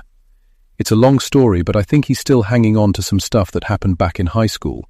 Maria raises one flawlessly plucked brow. You two were an item? No, nothing like that, I exclaim. He had a bit of a crush on me, but we never dated. I had a boyfriend at the time who was a mutual friend. It's complicated. Maria shrugs. Well, if you ever want to talk about it, I'm here for you. Otherwise, I should get back to work. I flash her a thin smile. I know she means well, and I wish I could confide in her, but our friendship would never hold up under the weight of the awful truth. Thanks for looking into Summit Solutions, I call after her. I'll take it from here. The minute she exits the room, I close my eyes and exhale a shaky breath. If Gareth is struggling to pay off major debts, then he might just be desperate enough to do whatever it takes to steal my business. Twisted things like throwing my old childhood fears in my face to warn me off. Or worse, I know your secrets, Lauren. An icy chill goes through me. What exactly was he referring to? Did Ryder tell him the truth about what happened? My phone rings, and I glance distractedly at it. Kathy's name comes up, and I fumble to slide the bar across the screen before the call goes to voicemail. Hey, Kathy. Thanks so much for calling me back. How are you doing, Pumpkin? I feel bad I haven't spoken to you since the funeral. I know you've been busy with the move and opening up your new firm and all. How's everything going in Austin, anyway? I take a moment before answering. I don't want to worry her unnecessarily with my business woes. She'll be concerned enough when she hears what I have to tell her. Pretty good on the whole. A few bumps along the way, but it's normal when you're starting out. We have a spacious new office in a brand new building, and I've hired the most amazing personal assistant. She's efficient on steroids. I think she rents space in my brain. She seems to know what I need before I ask her. That's good to hear. I'm really happy for you, Lauren. I know you'll make a success of things, just like your parents. You have their same drive and determination. I bite back a scathing retort, trying not to let resentment creep into my tone. I don't want to repeat their mistakes and build a career at the expense of my family. Thanks, Kathy. How have you been? Oh, I still miss Austin, but I'm finally settling into Lubbock. It's so much cheaper to live here. I babysit for some of the kids in the neighborhood from time to time. She tinkles a laugh. I guess I'm a glutton for punishment, but I'd miss the kids too much if I stopped entirely. They're lucky to have you in their lives, I remark. I don't know about that. Sometimes I think they'd be better off with someone younger who can keep up with them. I'll be 65 next month. But we're not here to blather about me. What did you want to talk to me about? You sounded a little stressed in your message. Actually, I wanted to ask you if Ryder Montoya's family was still living next door to your friend Jan. There's a long beat of silence before Kathy answers. Lauren, what are you doing? Stay away from that man. He wreaked havoc in your life, in all of our lives. You're a happily married woman with a child now. It's not what you think, Kathy. Trust me, I have no desire to reconnect with him. The thing is, someone's been harassing me since I arrived back in Austin. They sent me a Halloween e-card with a decapitated Scarecrow, and they left a wooden Scarecrow in the moving van with our belongings. It was the first thing I saw when the doors opened. You know how much Ryder enjoyed tormenting me. I think he's at it again. Oh, Lauren, honey, I doubt very much that Ryder has any interest in your life these days. From what I hear, he's been in and out of jail for years on drug-related charges. She lets out a heavy sigh. I imagine there are any number of crazies out there who might be behind it. The story of your parents' plane crash and their only daughter inheriting everything was all over the newspapers. You're a local celebrity of sorts. Attention seekers are drawn to people like you. But how would a stranger know about the Scarecrows? It's easy enough to find stuff out about people these days, Kathy responds. They could be friends on social media with some of the kids you hung around with back then. I chew on my thumbnail. It's possible, but I need to make sure it's not Ryder. I'm worried Lucas could be in danger. A man approached him in our driveway a few days ago. He said he was a neighbor and gave Lucas some straw and told him it was for good luck in his new house. But I've talked to our neighbors and no one seems to know who he is. I'm afraid, Kathy. You remember how Ryder threatened me years ago? Maybe now that he's out of prison and found out where I'm living, he's coming after me. If it is him, I need to put an end to it before he takes this any further. Kathy lets out a grunt of acknowledgement. Okay, let me call Jan and see if I can get a contact number for him. I believe his mother still owns the house next door, but I don't know if he's living there anymore. Please be careful, Lauren. He's bad business, always was. Sorry you ever got mixed up with him. Not half as sorry as I am, I say with a shudder. Thanks, Kathy. I'll wait to hear from you. I set my phone down on the desk and pull my keyboard toward me. I try to throw myself into my work, but the screen blurs before my eyes as my mind travels back in time. I don't know why I let Ryder control me the way he did. The only reason I stayed with him was because of the drugs, and he wasted no time getting me hooked on them. 15 minutes later, Kathy texts me a phone number, 512-763-2293. Let me know how it goes. I stare at the digits for a long time, trying to build up the courage to call. I don't want to come across as scared or spineless in our conversation. The last thing I want is for Ryder to think that he still has any power over me. He doesn't. Mustering my determination, I punch in the number. It rings 3 times, and just as I've resigned myself to leaving a message, I hear a gruff, familiar voice. Who's this? Ryder, it's Lauren Bishop. I catch my lip between my teeth, counting the minutes as I wait for him to respond. Maybe he'll start yelling down the phone at me, cussing me out. Or maybe he won't respond at all, simply hang up without a word. What do you want? He growls at last. I want you to stop harassing me. He lets out a snort. That's supposed to mean. The scarecrow in the moving truck. The email with the decapitated scarecrow. I suppose you think that's funny. I don't know what you're rambling on about. I think you know precisely what I'm rambling on about, and now you have the gall to drag my son Lucas into it. You've lost your mind, Ryder scoffs. I didn't even know you had a kid. Don't play dumb with me, I say in a steely voice. I know you were the creep talking to my son in our driveway. Stay away from my family or else. Or else what? Ryder counters derisively. You're so stinking full of yourself, Lauren. There's nothing you do that interests me anymore. You really think I've been pining for a cash cow all these years? I think you've been pining for revenge, because that's the kind of lowlife you are, I fire back.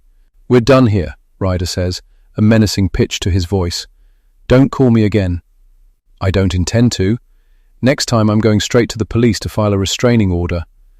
You have a nice day, Lauren. Say hi to your boy from me. Oh, and don't forget to tell him scarecrows come alive at night. He laughs uproariously, and I punch the end call button, nauseated at the all-too-familiar sarcasm oozing from his voice. Although I managed to hold it together on the call, there's no denying he's left me all shook up. Stay here and continue to work in this state. Grabbing my purse, I exit my office in a flurry of emotions. I'm going to be working from home for the rest of the day, I call out to Maria in passing. I have a migraine coming on. Oh no! Maria pouts her cherry-red lips in a sympathetic grimace. Text me if you need anything. I must have jinxed things with the migraine. My head begins to pound relentlessly on the drive back to my house as I reflect on the exchange with Ryder. I might only have made things worse by contacting him. I'm still convinced he's involved in what's going on, but what if my call encourages him to keep at it? He obviously gets a kick out of tormenting me even after all these years. Maybe I should have gone straight to the police with my suspicions. 20 minutes later, I pull into my driveway and open my mailbox to retrieve my mail. There's a folded sheet of paper lying on top. I open it up, expecting to see a flyer advertising lawn care or some such service. The breath sticks in my throat as I read the words. Mary, Mary, quite contrary. How does your garden grow? With silver bells and cockle shells and scarecrows all in a row. Terror surges through me, filling my lungs until I gasp out loud. Don't let this be what I think it is. I hurry up the front path into the house and toss my purse on the table in the foyer. My legs grow heavier with every step as I make my way through to the kitchen. Stretched across the new sod we laid in our backyard last weekend is a row of headless scarecrows on metal stakes. Chapter 10. The paper with the nursery rhyme slips from my fingers and flutters to the floor. My whole body is shaking uncontrollably. I scrunch my eyes shut, praying this is all a bad dream. But when I open my eyes again, the headless scarecrows are still leering at me from the lawn. The truth hits me like a sledgehammer. Ryder! It's precisely the kind of stunt he would revel in to terrify me. My brain fills with static as I grapple with the reality that he was here, today, on my property. He must have been laughing to himself the entire time I was on the phone with him. No wonder he threw out that loaded comment as his parting shot. Scarecrows come alive at night. I gulp back my fear as I try to figure out my next move. Should I call Ryder back? Show him I'm not afraid of his pathetic antics? Or call Jack? Go straight to the police? I sink down at the kitchen table, my eyes riveted on the row of gaudy scarecrows at the bottom of the garden.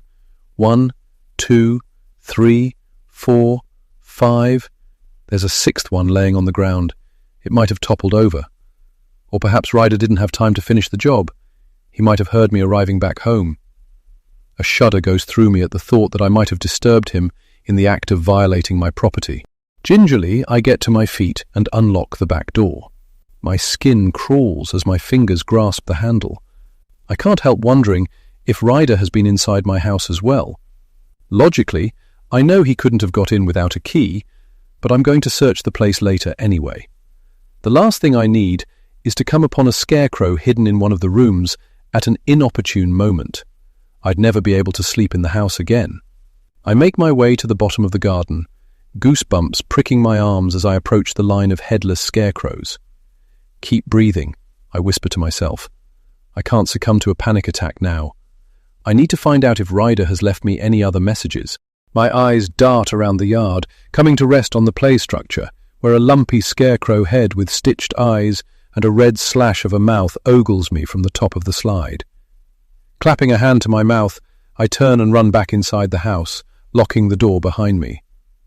Has Ryder hidden the rest of the heads in the garden too? It's exactly the kind of twisted game he would play.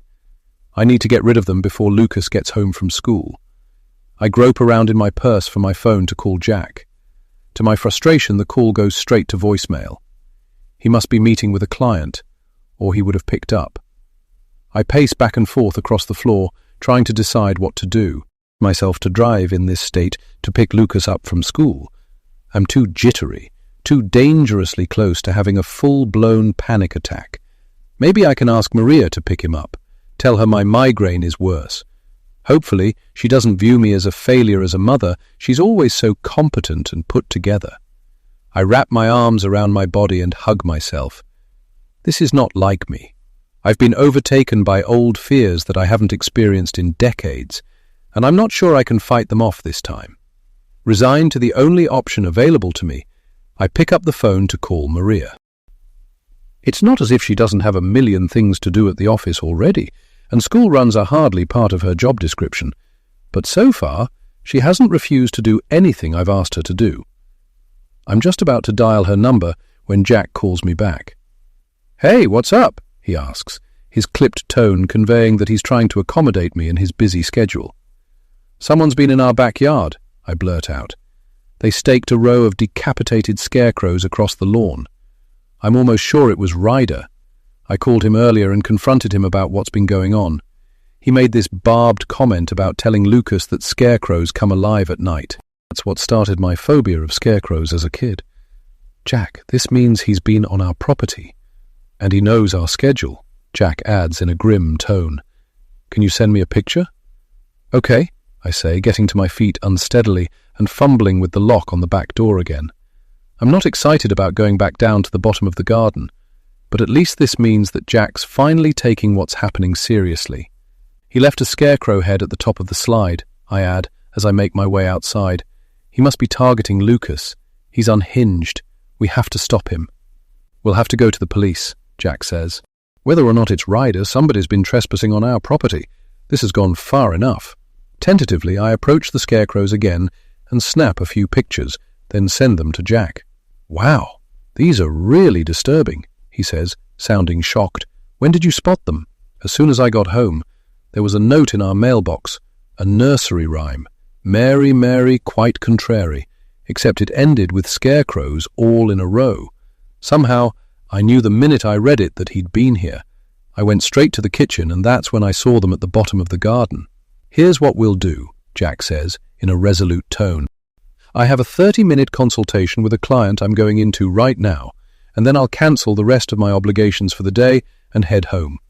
Don't touch anything in the backyard. We'll go to the police station together and show them the pictures, and then you can tell them your suspicions about Ryder." While I wait for Jack to return, I tiptoe around the house, opening every cabinet and closet door with bated breath, even checking under the beds. I conduct my most meticulous search in Lucas's room. If Ryder is targeting him, I don't want my son unearthing any frightening surprises when he goes to bed tonight. The noise of the front door opening startles me, and I freeze in my tracks. For one terrifying moment, I imagine it might be Ryder, but then the reassuring sound of Jack's voice drifts up the stairs. "Lauren, are you up there?" "Yeah, I'll be right down." I straighten up Lucas's bed and try to catch my breath before I hurry back downstairs. Jack's already out in the backyard, surveying the scarecrows and snapping a few additional pictures. "They're horrible, aren't they?" I whisper, rubbing my arms vigorously as a shiver crosses my shoulders. I want them out of here. Jack works his jaw as he studies the gang of hideous scarecrows. Believe me, I'd like nothing more than to yank them out, but we'd better wait and see what the police have to say about it first. They're going to need them as evidence. They might even want to dust for fingerprints. I just hope they take this seriously and don't dismiss it as another stupid Halloween prank, I reply. Jack rubs a hand over his jaw thoughtfully. They could argue that, except this isn't an isolated event. Someone's targeting us. It could be Ryder, or it could be some crazy who read about your story in the newspaper. I massage my neck, soothing the tension that's been building since I arrived home. Possibility too. Jack's head swivels in my direction. You talked to Kathy? Yes, earlier this morning. She got me Ryder's number. She didn't really want me to call him. I think she was afraid I was trying to reconnect with him now that I'm back in Austin.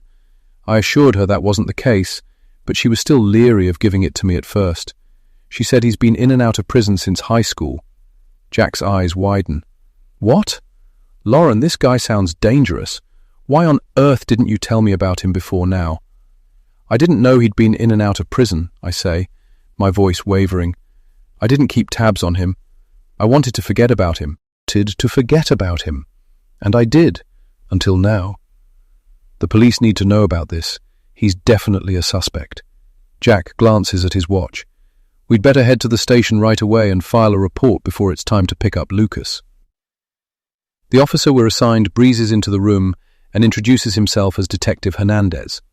There's a permanent V-shaped trench between his unruly brows, and he gets straight to business once we show him the photos and explain what's been going on. All right, why don't you start with the first incident and I'll take notes, he says, nodding in my direction.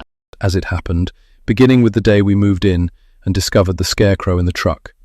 When I'm done, Detective Hernandez looks over his notes and grunts. Could be a case of neighborhood kids harassing the new family on the block. He taps the end of his pen on the desk and throws us a mildly sympathetic look. I realize this is unsettling, but trust me, it's mild compared to some of the stuff we get calls about this time of year. Alleged murders that turn out to be gory decor, with nooses or guillotines plastered with fake blood and guts. Not to mention kids setting stuff on fire or smashing car windows or mailboxes with baseball bats. I lean forward in my chair. But what if it's not just kids? What about the animated email and the break-in at my office? I have an ex who was obsessed with me. He knows I'm terrified of scarecrows, and he's threatened me in the past. I haven't had any contact with him since high school. In fact, I just found out he's been in and out of prison for years. He always said he'd find me if I ever left him. My parents died a few months ago in a small plane crash. It was all over the local news. It would have been easy for him to track me down. Detective Hernandez presses his lips together with an air of forbearance. What's his name? I take a moment before answering. It's Ryder. Jack turns to me, blinking in confusion. I thought you said it was Montero.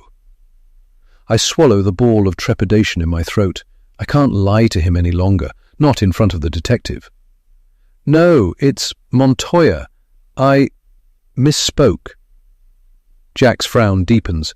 He clears his throat as if to say something but stops himself. I know he'll quiz me about it later.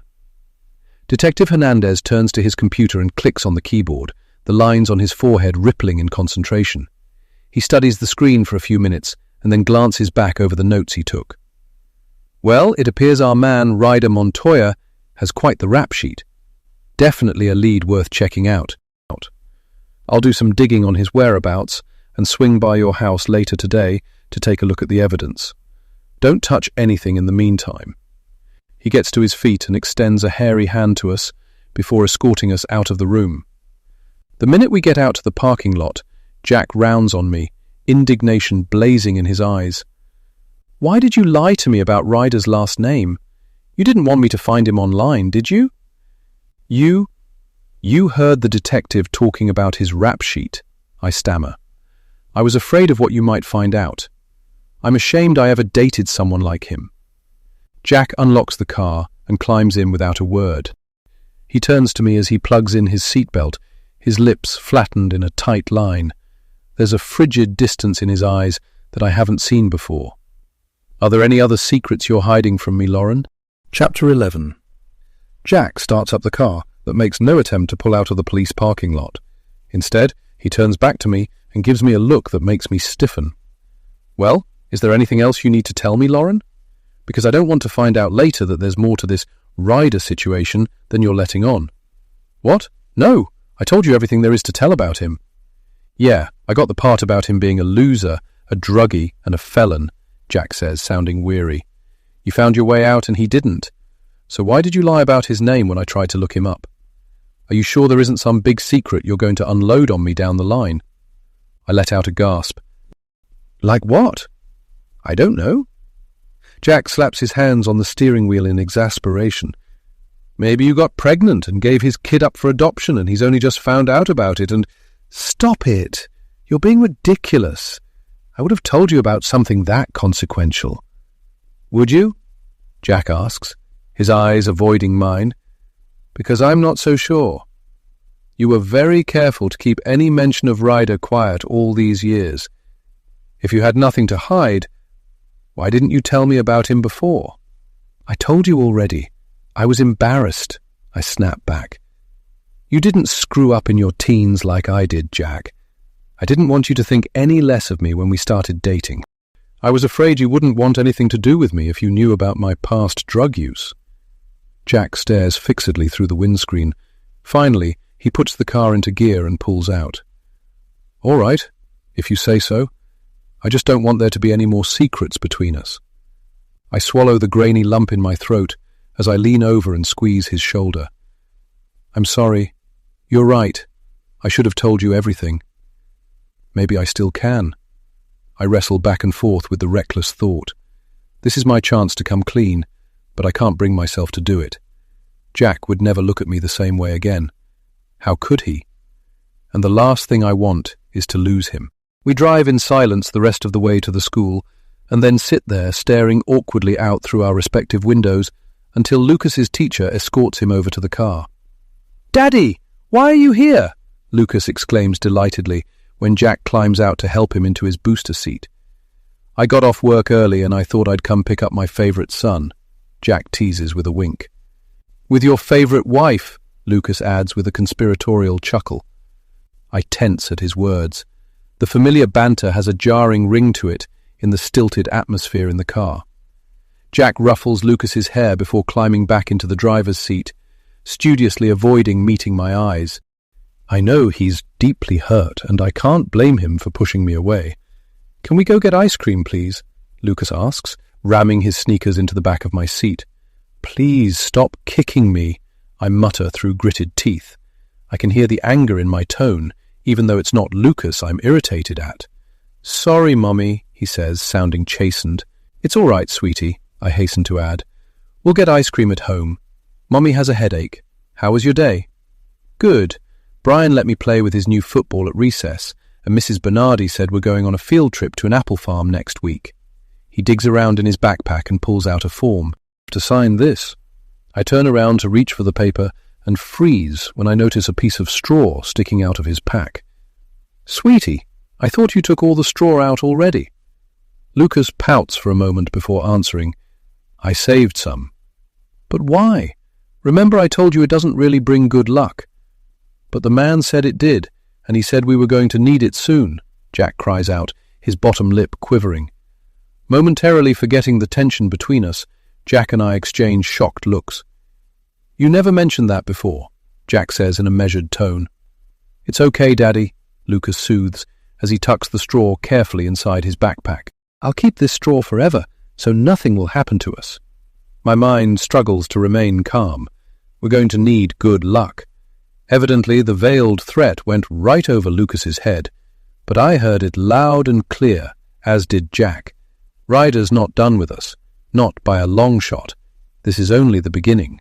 Back home, Jack sets Lucas up at the kitchen table with a bowl of ice cream and some apple juice, while I do a quick inspection of the house and backyard to make sure there are no new unwelcome gifts.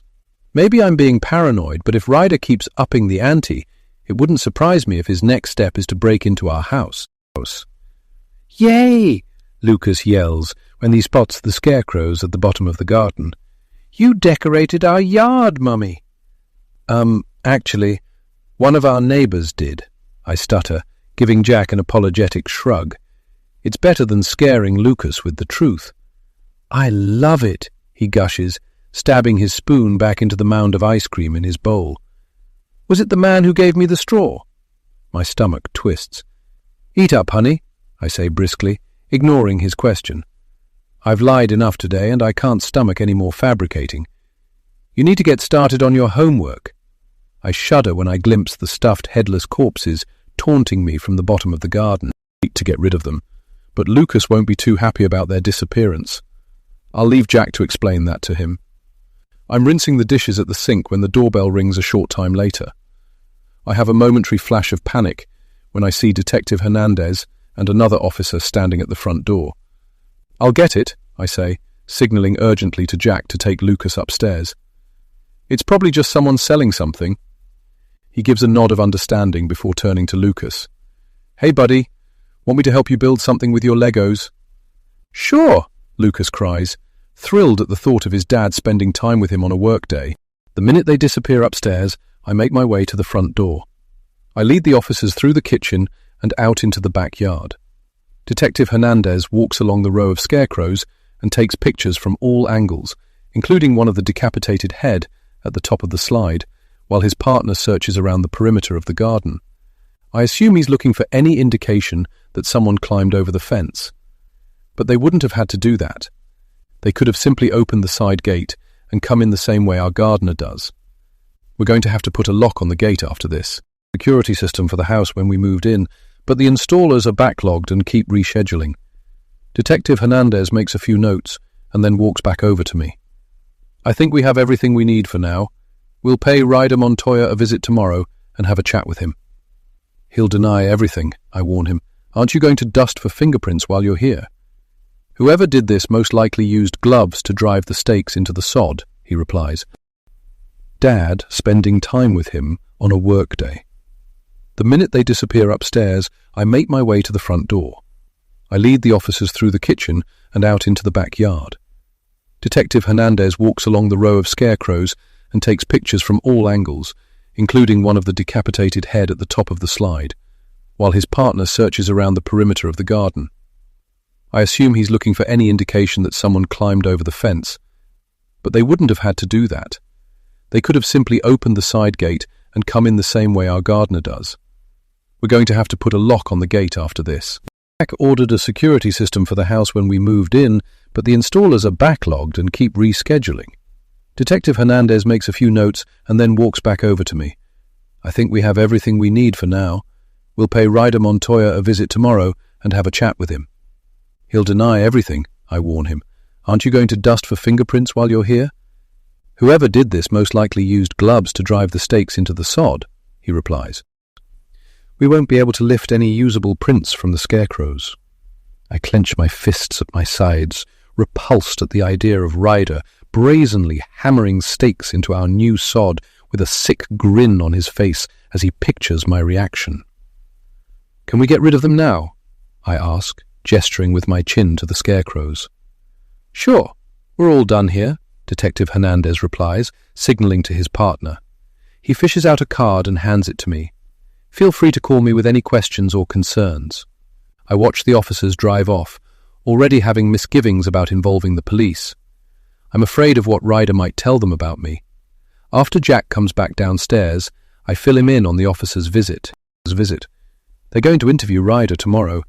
I know he won't admit to anything, but maybe a visit from the police will be enough to scare him off. "Let's hope so," Jack says grimly as he walks over to the back door. "I'll get rid of those scarecrows now." 15 minutes later, he comes back inside, helps himself to a water from the fridge, and goes to bed without kissing me goodnight for the first time that I can remember. I know he needs time to process everything, but it still stings.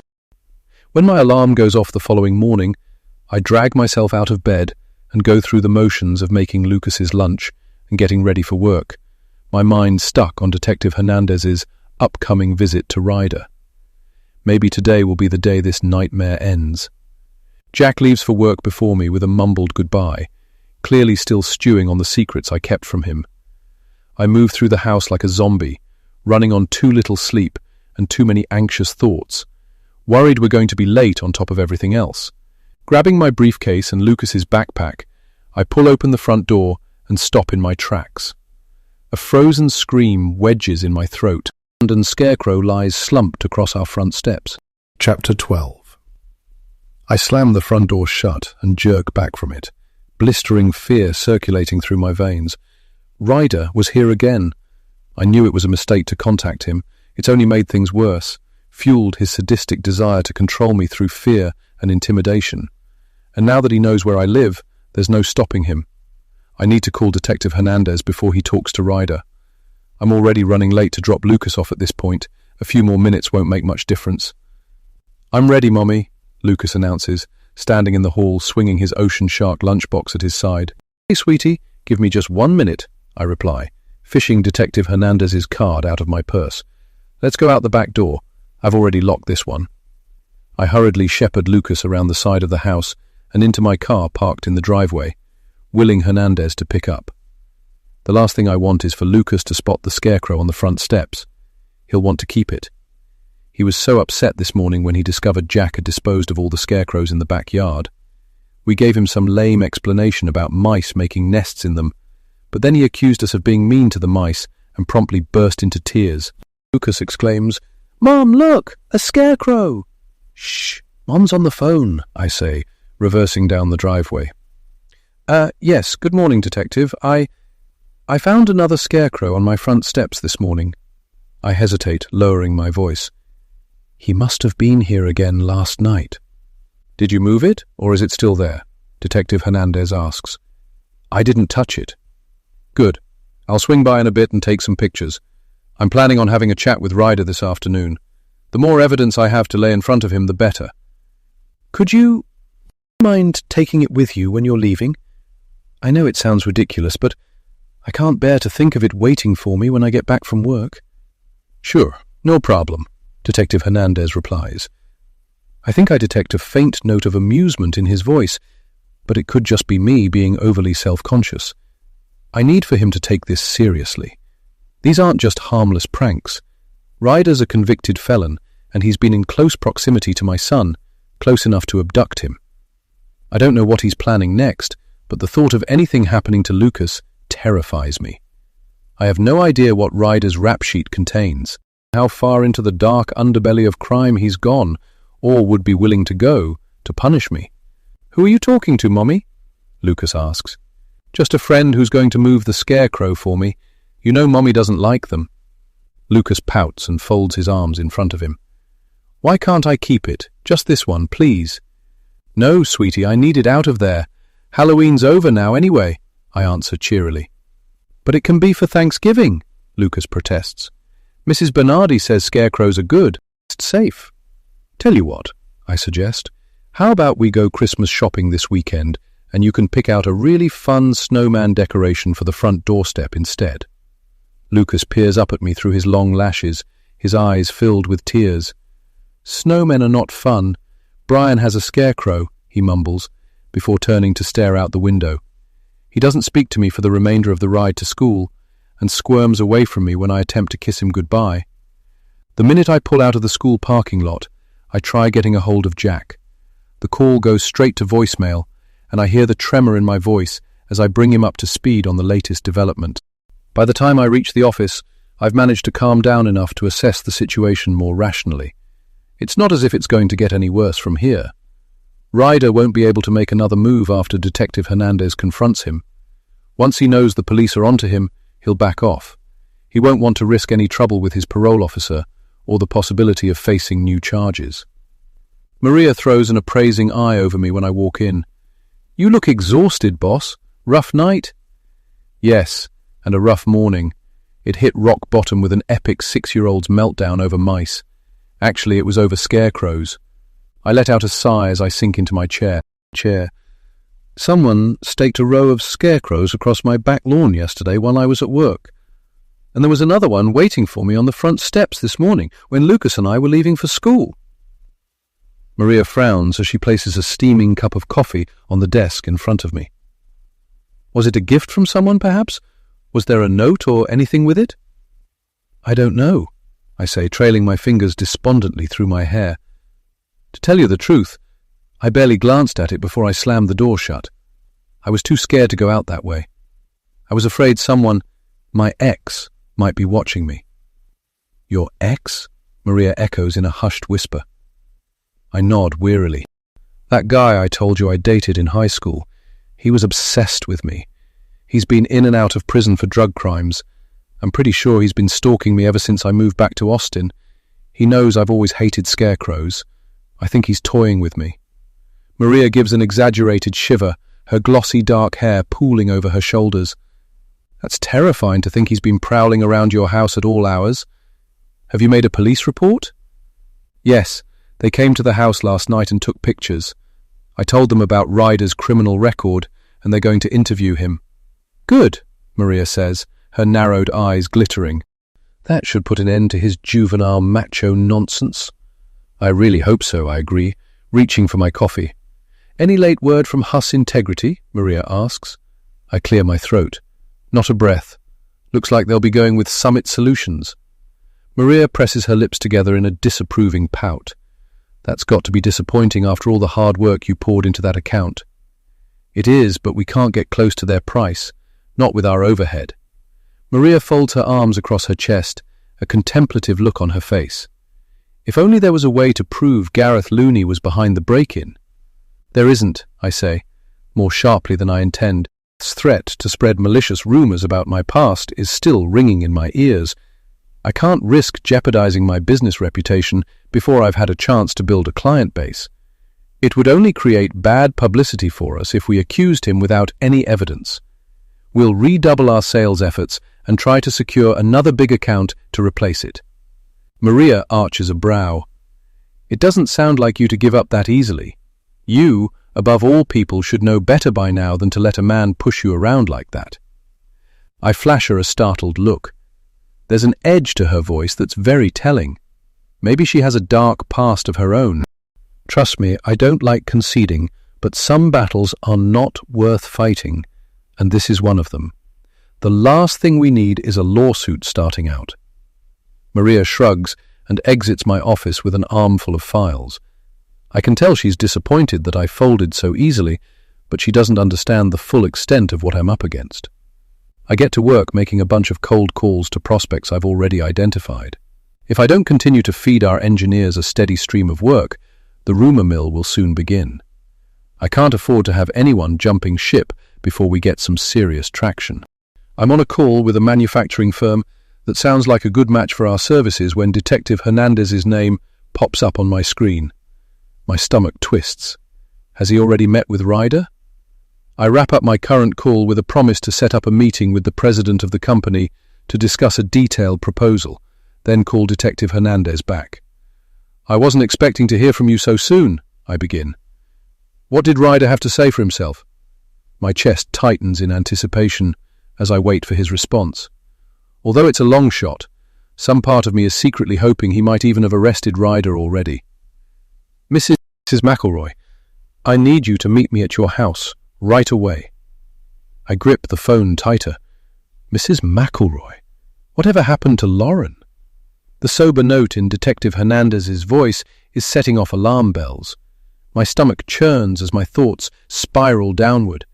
Has Ryder struck again? Has something happened to Lucas? My throat tightens, and I struggle to get the words out. Is everything all right? Is my son okay? Please, Mrs. McElroy, just get here as soon as possible. And call your husband. He needs to come home too. Chapter 13. An ever-encroaching terror of unknown magnitude thunders like a train in my ears.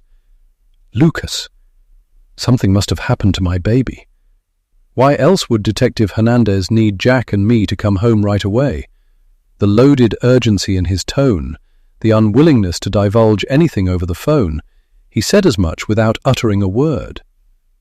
Mrs. McElroy, we regret to inform you.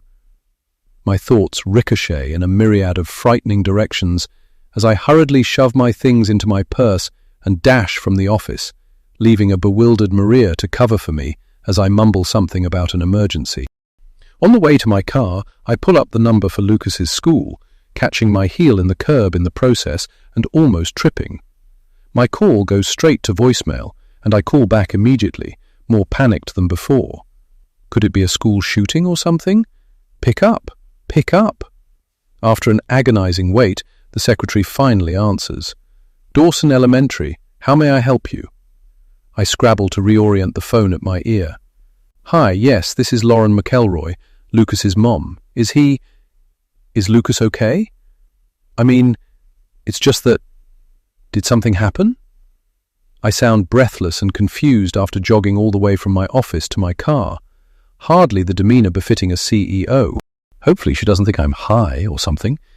I flinch at the thought, wondering where it came from after all these years of being clean and sober. Not that I'm aware of, the secretary responds in an unruffled tone, honed, no doubt, by years of expertise in handling parents exhibiting every emotion on the spectrum. Let me see, there's nothing here on the incident log. Did Mrs. Bernardi call you? No, someone else did, I reply, my panic deflating just enough to make me realize how irrational I must sound. But my fear is valid. Lucas's classroom and making sure he's all right. There's a beat of silence before the secretary answers. Of course, Mrs. McElroy. Let me put you on hold for a moment. I climb into my car and turn on the ignition, struggling to plug in my seatbelt. My strength seems to have evaporated, and my fingers won't stop shaking. Mrs. McElroy, are you still there? I snatch up my phone from the console. Yes, I'm here. Mrs. Bernardi says Lucas is absolutely fine. He's having a great morning. Relief seeps from every pore that's been pumping sweat ever since Detective Hernandez called me Mrs. McElroy and ordered me home. Trembling, I sink down in my seat and let out an extended breath. Thank you. Thank you so much. It was a misunderstanding on my part. Not a problem, Mrs. McElroy, the secretary says. You have a great day. My heart is still galloping beneath my ribs as I back out of my parking spot, but I can breathe again now that I know Lucas is unharmed. I try Jack's office number next. His assistant tells me he's in a meeting, and I leave him a message to call me back ASAP. Whatever's amiss, at least I know now that it doesn't involve my family. I'm beginning to suspect that Ryder might have broken into our house. I was afraid that would be his next step. But I can handle a few smashed windows. It's nothing compared to the safety of my husband and child. Even if it turns out that Ryder has violated our home and vandalized the place, everything is replaceable. Obviously, he must have gone further than depositing an unwanted Scarecrow display on my property this time. Whatever it is, it's merited an urgent call from Detective Hernandez. On the flip side, maybe it will be enough to issue a warrant for his arrest. But he's not going to want to go back to prison. He'll go on the run before he'll let that happen. Which means I'll still be living in fear of him turning up at any moment of the day or night. My throat feels torched at the thought of his hands around my neck. Again.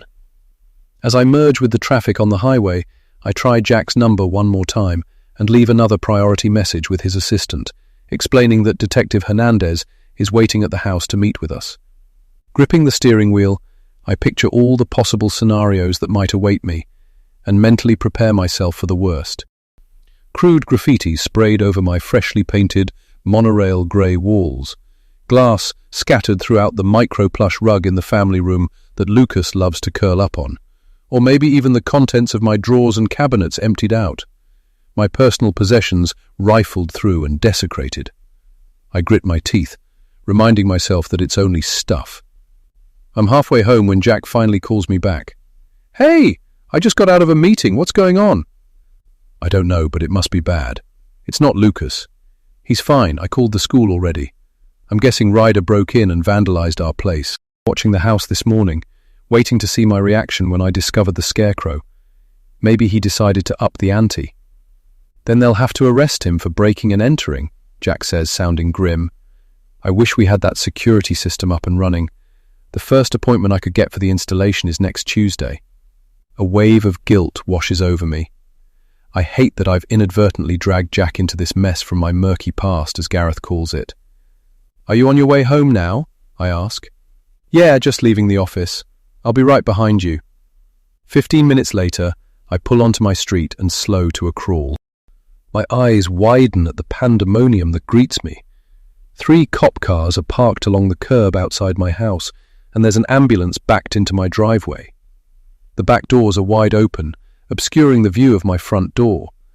I can't tell from here if there's been a break-in. Why is the ambulance here? Is someone hurt? Perhaps one of my neighbors tried to intervene and Ryder attacked them. I think of Carly bouncing her youngest child on her hip, and my jaw goes slack. I got her all worked up about a stranger in the neighborhood. If she saw Ryder loitering outside my house, she might have decided to confront him. I catch a glimpse of Stanley Hogg huddled in his doorway, watching the commotion, stroking his beard in an agitated manner. He spots me driving by, and his expression hardens before he disappears inside. I frown, wondering if he witnessed what happened.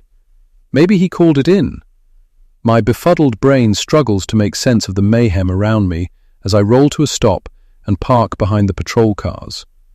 I climb out on rubbery legs and make my way over to Detective Hernandez, who's standing in the middle of the lawn, rattling off instructions to another officer, a strained expression on his face. What's going on? I gasp. Before Hernandez has a chance to respond, there's a squeal of tires and Jack pulls up behind my car. He jumps out and jogs over, his eyes darting uncertainly between me and Detective Hernandez. What's happened? He asks, slipping a comforting arm around my shoulders. Is someone hurt? I lean gratefully against his reassuring frame, afraid I'm about to collapse at any minute. It's the first bit of affection Jack's shown me since he found out I lied to him. I hope it's not just a momentary reprieve, a lapse in intention. Detective Hernandez turns to me. Mrs. McElroy?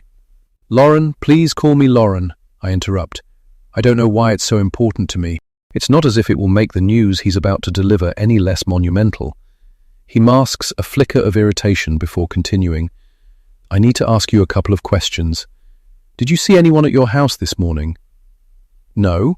Jack left for work first, and Lucas and I took off after I called you about the Scarecrow on the steps. And you're sure you didn't see anyone hanging around on the street or sitting in a parked car? I give an uncertain shake of my head. No, I don't think so. But I was so freaked out I didn't pay much attention. What did you do when you opened your front door? Nothing. I slammed it shut right away. I was half afraid Ryder might have been hiding somewhere watching for my reaction. I left through the back door. I glanced over Detective Hernandez's shoulder and let out a sharp gasp at the sight of 2 paramedics wheeling a gurney up to our front door. Jack and I grip each other tightly. My husband's face is ashen with shock. What's happened? He asks again in a hushed whisper. Detective Hernandez sets his jaw in a tight line.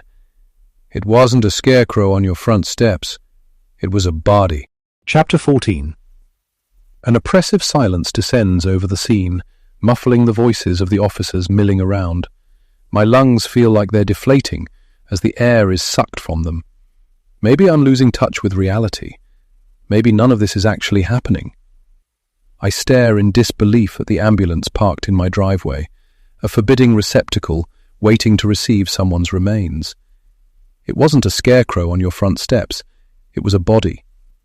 I keep replaying Detective Hernandez's words over in my mind. I'm still not sure I heard him correctly until I turn to Jack for confirmation and see the stricken look on his face. His complexion has paled even further, if that's possible, and his pupils are wide with shock. I've never seen my husband look so completely at a loss.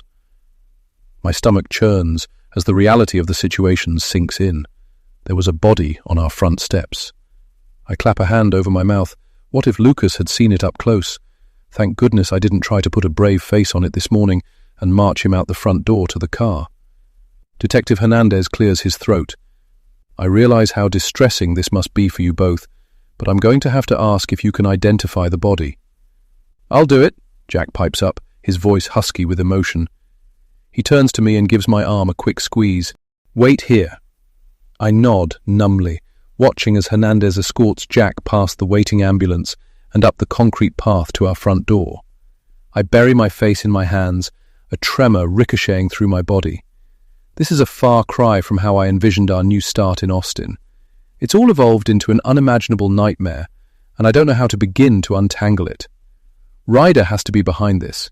Who else would have done something this sick and twisted to punish me, and actually think it's funny? Did Ryder find some drug addict in a gutter and dress the body up in a Scarecrow costume? Or did he really kill someone? I don't doubt that he's capable of murder. I know what he did all those years ago, and he's spent time in prison since, which doubtless only hardened him.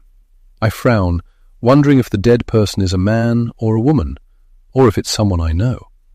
My legs are shaking too much to hold me without Jack to cling to. I sink down to the curb and hug my knees to my chest, rocking gently back and forth as I sift through my thoughts. The newspaper article on my parents' crash must have stoked Ryder's jealous rage, embers of possession that never stopped burning. A pulse flutters in my throat at the memory of his vitriolic anger, squeezing the life out of me before relenting with a caustic laugh. I bite down on my lip and cast a skittish glance around. Watching from the shadows? Is Lucas safe? Maybe I should call the school again and check on him. I pull out my phone and hesitate, my finger hovering over Dawson Elementary and my contacts. The secretary is going to think I'm a total nutcase if I call again. They would have tried to reach me or Jack by now if anything had happened. I watch in a trance as an officer makes his way down the street, knocking on my neighbours' doors. I can't imagine what they're going to think when they hear the news. I look up as Jack returns, unaccompanied by an officer. I search his face, but I can't tell anything from his blanched expression. He hunkers down on the curb next to me and rubs a hand over his jaw. It's a man. I don't recognize him. The police need you to take a look. Do you think you're up to it? I give a shaky shrug. What choice do I have? Did you remind them we just moved here a few weeks back? He could be a neighbour and we wouldn't know it. I choke back a sob and Jack gives my shoulder an awkward rub. Come on, let's get this over with, he says in a tone of fatalistic determination. The sooner you do it, the sooner they can take the body to the morgue. Jack helps me to my feet, and we make our way to the front door.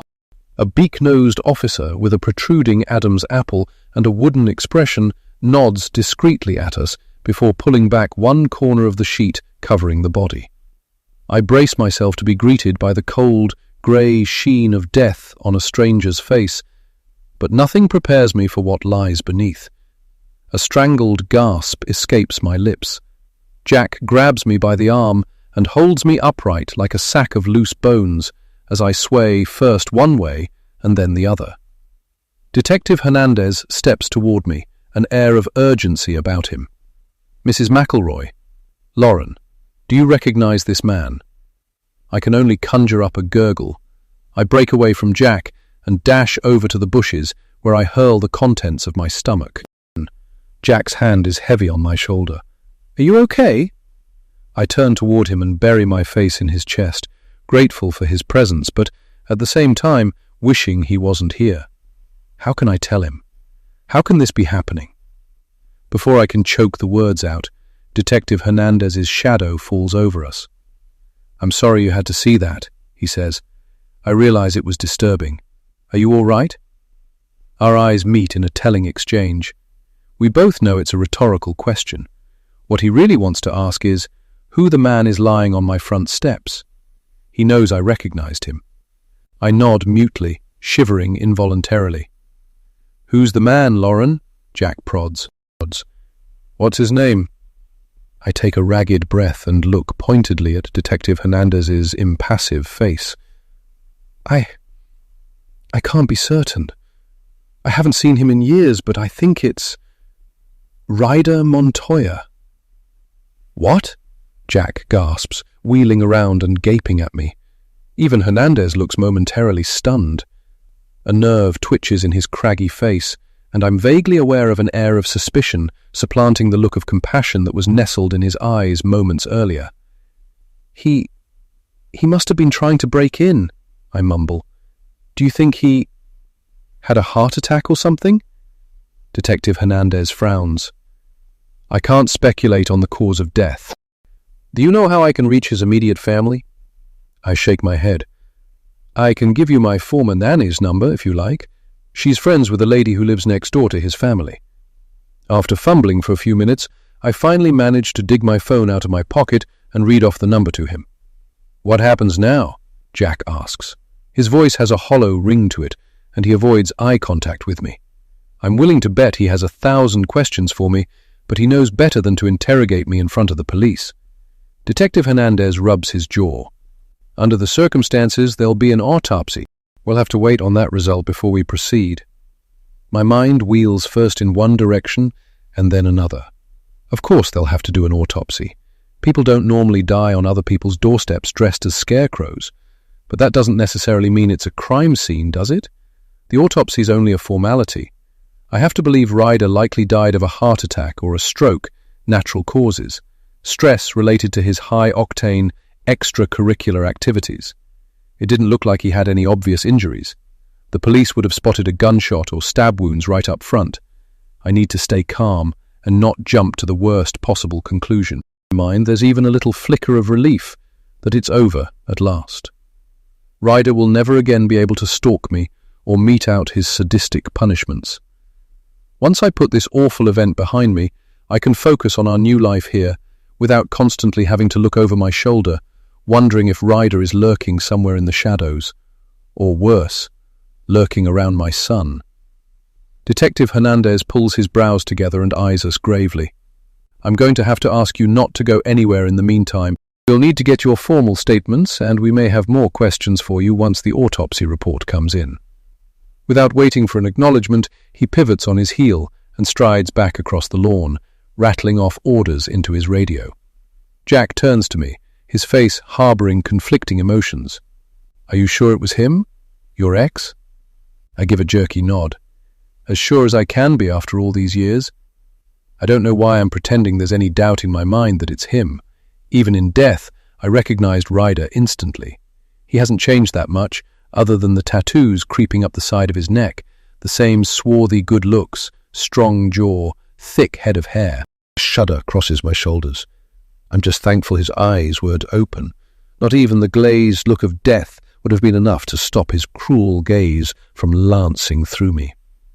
Jack and I watch in silence as the morgue-bound ambulance pulls away, unaccompanied by sirens or lights, just an eerie feeling of horror mixed with guilty relief. I glance around our street, returned once more to its tranquil state. Thankfully, the local media didn't catch wind of what happened in time to show up with an entourage and make a spectacle of it on the evening news. It's not the kind of publicity my business needs right now. Most of our neighbours are at work, but I catch sight of Stanley Hogg peering around his door again before vanishing back inside. I can't help wondering if he might have seen Ryder hanging around my front door earlier. Maybe he saw what happened to him. Inside the house, I settle into a chair at the kitchen table while Jack makes us steaming mugs of strong tea. He sets them down on the table and pulls out the chair next to me. I can't believe this happened on our front steps. I try to interlace my fingers with his, but he quickly retracts them and reaches for his mug instead. I take a small sip of my tea, pretending not to have noticed his rejection. "What do you think happened to him?" I venture to ask. Jack scratches his cheek. "You tell me. Was he still using drugs?" I forward him a helpless look. "How would I know? I suppose there's a good chance. He wasn't exactly a model citizen." As the words slip from my lips, guilt hits me like a sledgehammer. Who am I to talk about being a good citizen? I was right there doing meth with Ryder the night it went down. I shake myself free of the memory. Much as I wish I could erase that night from history, I can't unlive the life I led back then. I fiddle with the handle of my mug. "You know Stanley Hogg, our eccentric neighbour," I say. "I saw him standing by his front door watching everything. I can't help wondering if he might have seen Ryder lurking around our house this morning." Jack frowns. "I'm sure the police have already interviewed him. They were going door to door earlier."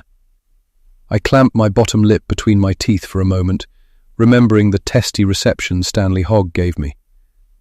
He might not have answered the door to them. Maybe I should go talk to him. Jack eyes me dubiously. "I don't think that's a good idea. What if you go around knocking on our neighbours' doors?" "Why? What are you getting at?" He drags his fingers hesitantly across his brow. We don't know yet if Ryder died of natural causes, do we? I stare at my husband for a moment, trying to quell the rising panic inside me. It's not as if I haven't entertained the question myself. If the police rule out natural causes, there are really only two alternatives. Ryder was killed, or he killed himself. Somehow, I can't picture him committing suicide on my front steps in a final twist in our sick relationship. The police would have spotted any sign of foul play, wouldn't they? I say.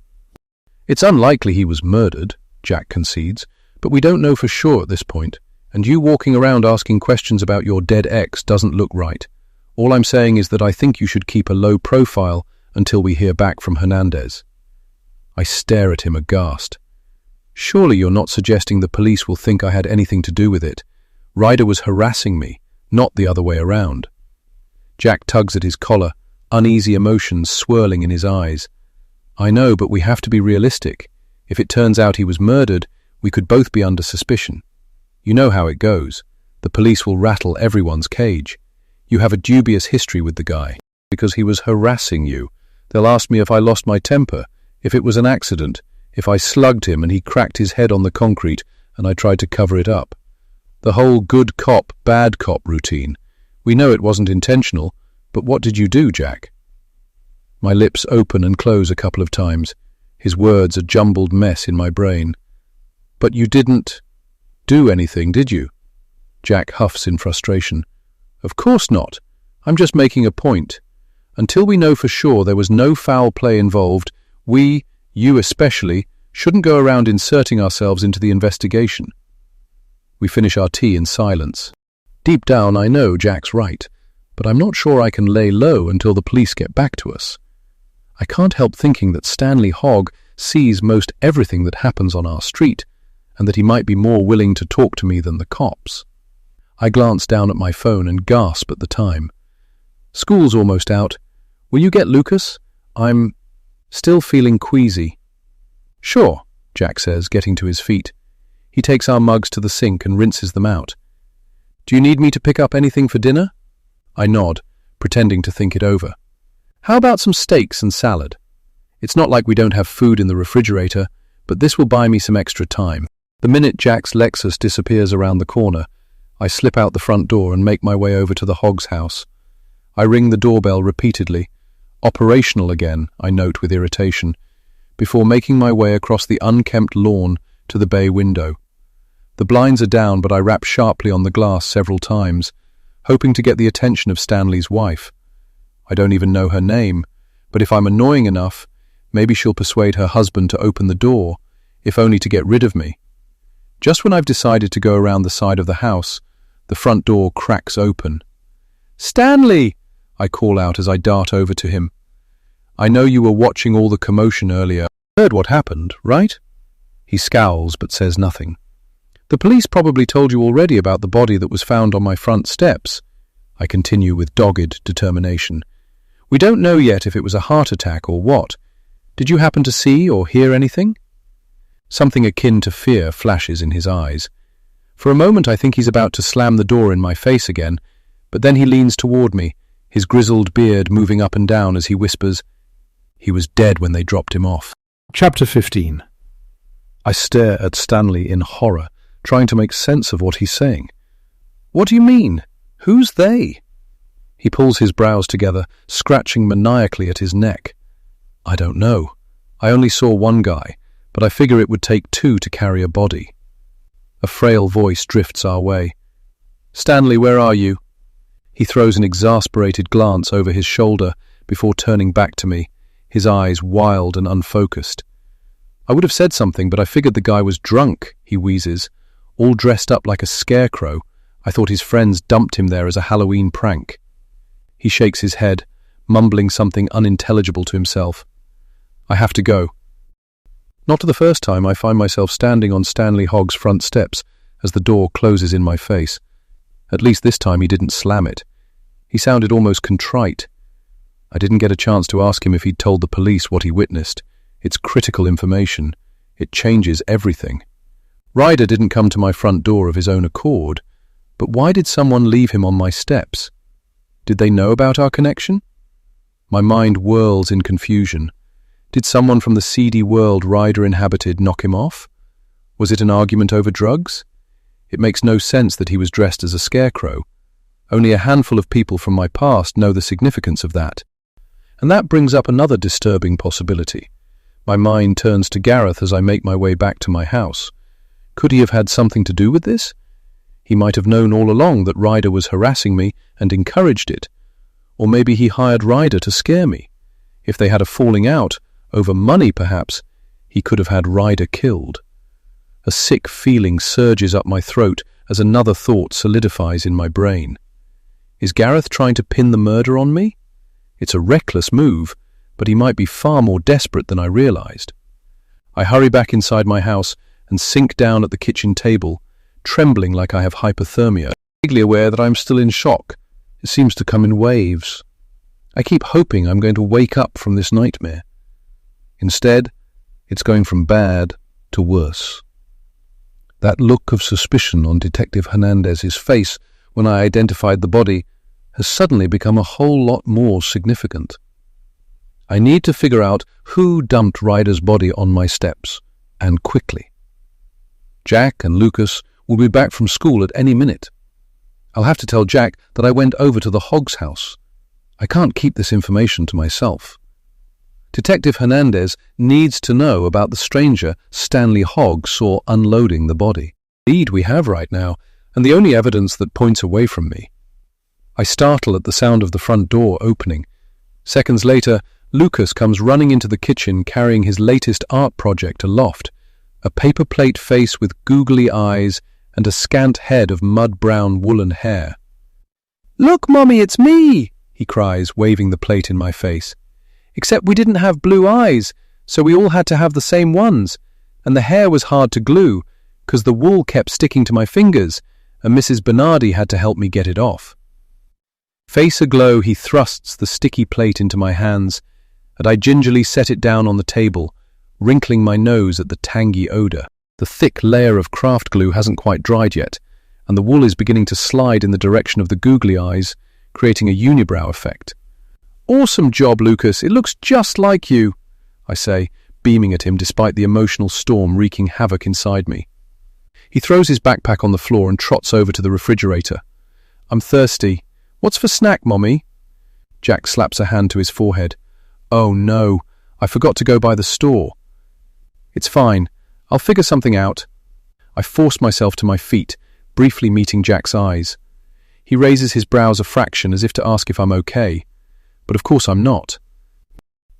How can either of us possibly be okay when a body was removed from our front doorstep only an hour ago? I give a half-hearted shrug before turning my attention to my child's nutritional needs.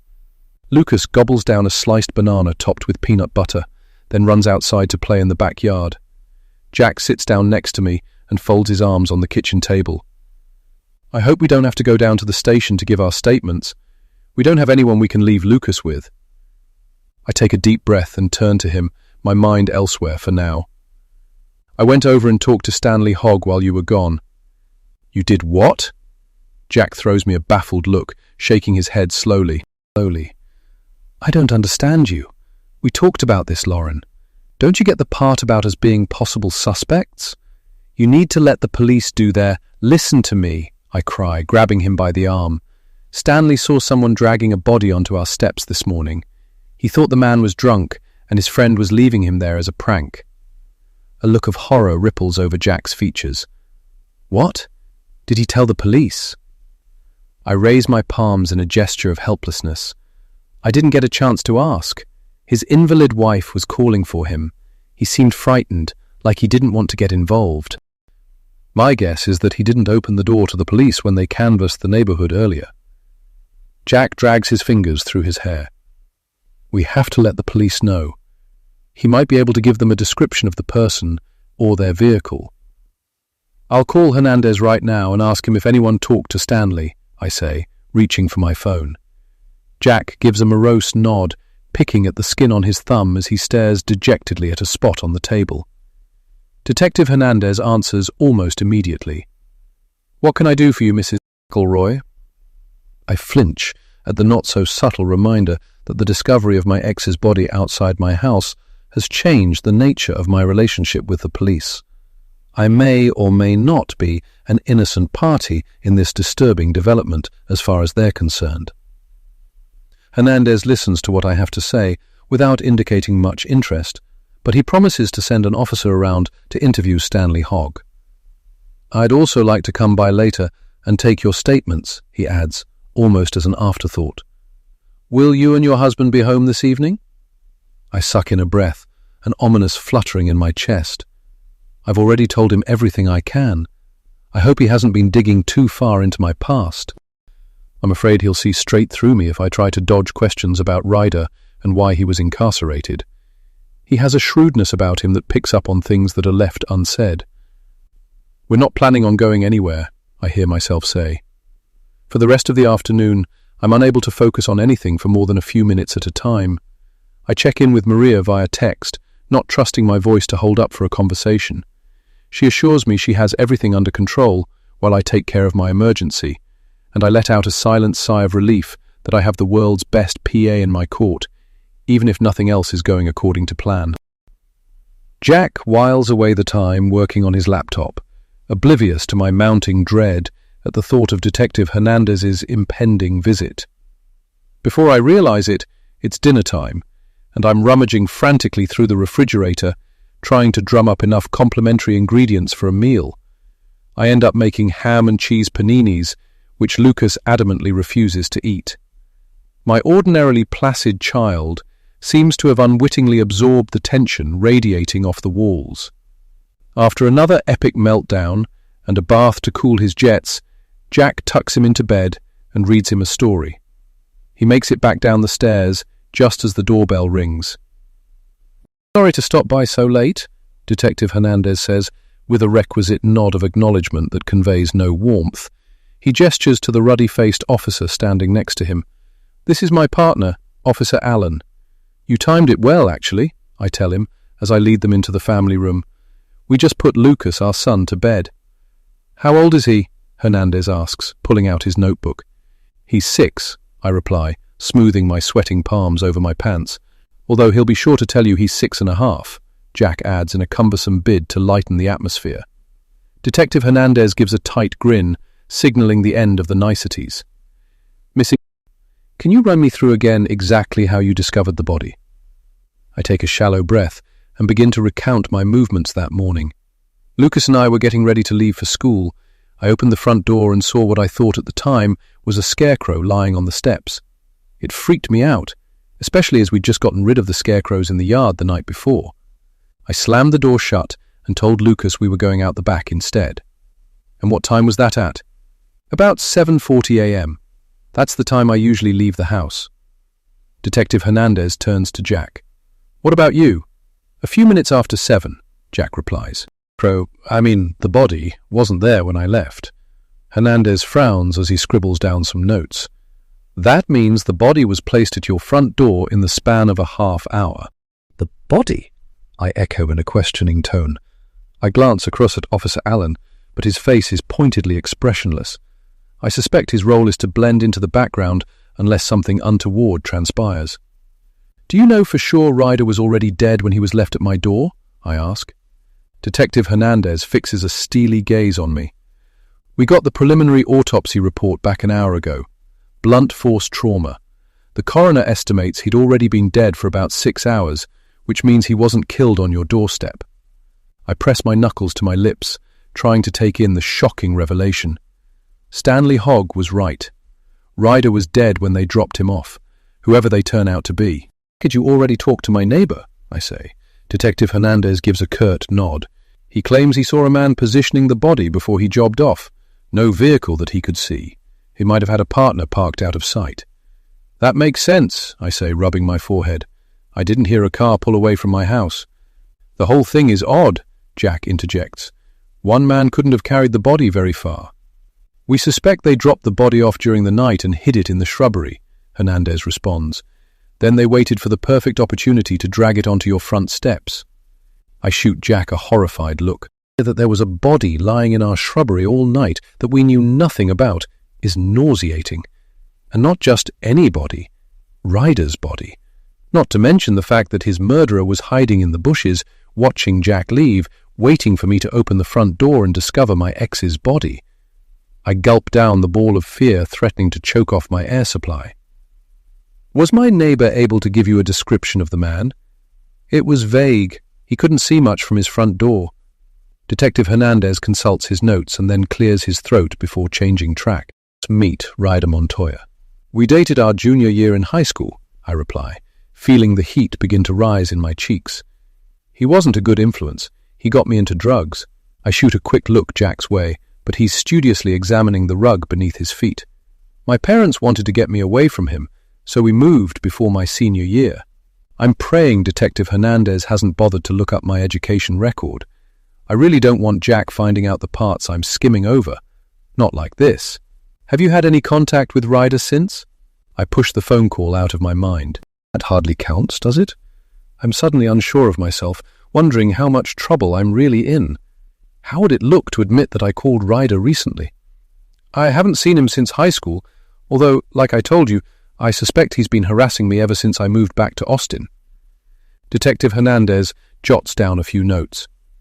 Can you think of any reason why someone would kill him and leave his body on your front steps?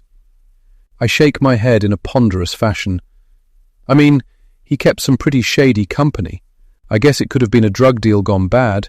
Someone followed him, caught him skulking around outside my house during the night, saw their chance and took it. That doesn't explain why they returned the following morning and dragged him onto our steps, Jack chimes in. It seems personal. Hernandez taps his pen on his knee before turning his attention back to me. How do you know Ryder kept some shady company? I squirm in my seat, detecting an accusing undertone belying the genial expression on his face. Well, he used to.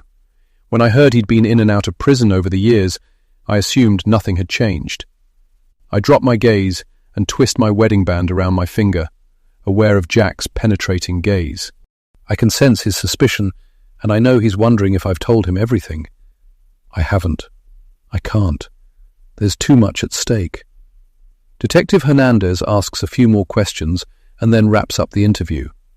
Thanks for your time. We'll be in touch if we have any more questions, he says, getting to his feet. The minute he and Officer Allen take their leave, Jack rounds on me, a tortured look in his eyes. What is it about you and Ryder that you haven't told me? I know you're hiding something. How deep did you get into the drug scene?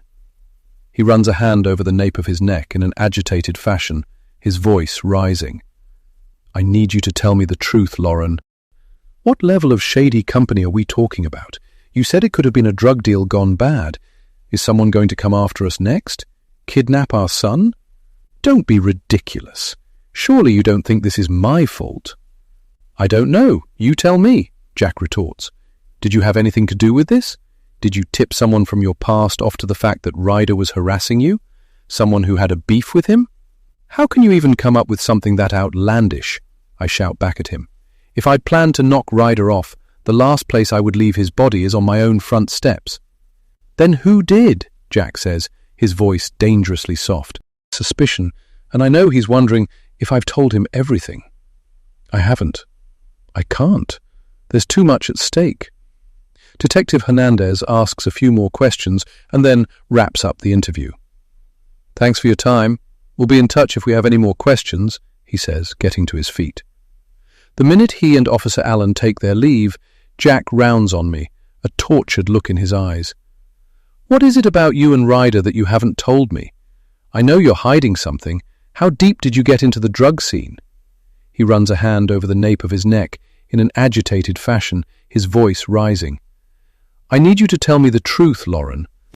What level of shady company are we talking about? You said it could have been a drug deal gone bad. Is someone going to come after us next? Kidnap our son? Don't be ridiculous. Surely you don't think this is my fault? I don't know. You tell me, Jack retorts. Did you have anything to do with this? Did you tip someone from your past off to the fact that Ryder was harassing you? Someone who had a beef with him? How can you even come up with something that outlandish? I shout back at him. If I'd planned to knock Ryder off, the last place I would leave his body is on my own front steps. Then who did? Jack says, his voice dangerously soft. Because someone from your checkered past did this, Lauren. Chapter 16. The atmosphere in our house is charged with a flammable mixture of hurt and suspicion for the remainder of the evening. Jack and I barely exchange another word before retiring for the night, each of us wrestling with the mistrust and upheaval this whole foul situation has brought about. The following morning, he leaves for work before it's light out, eliminating any possibility of being forced into civil conversation with me. Despite the bright smile I plaster on my face, Maria senses something is wrong the minute I walk into work. You look like you haven't slept a wink. Again. Thing all right? You left in an awful hurry yesterday. I gesture for her to follow me into my office. I don't want any of the engineers overhearing our conversation. I'm still hoping I can keep what happened from the rest of the staff, not to mention our customers.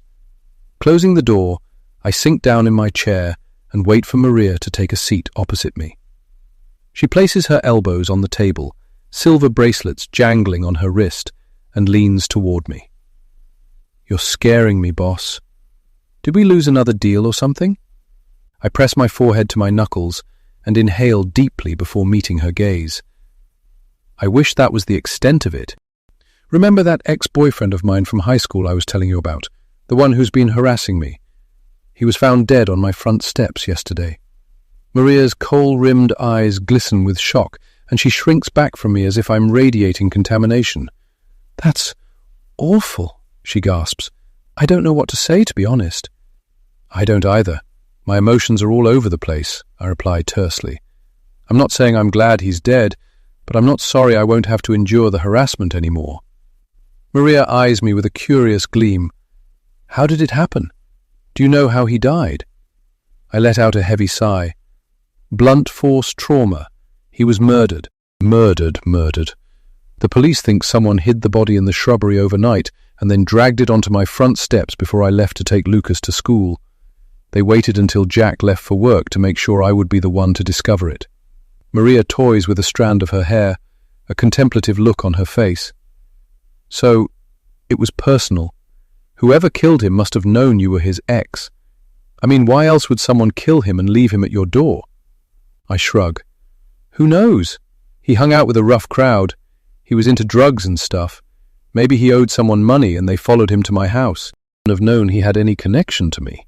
Maria puckers her brow, only a thread-like frown visible beneath the Botox. What are the police doing about it? They took my statement and interviewed my neighbors. One of them actually saw a man leaving the body on my steps. He thought it was someone who'd got drunk and passed out or something, and his friends were gigging him. He couldn't see that well from his door. Maria gives a skeptical grunt.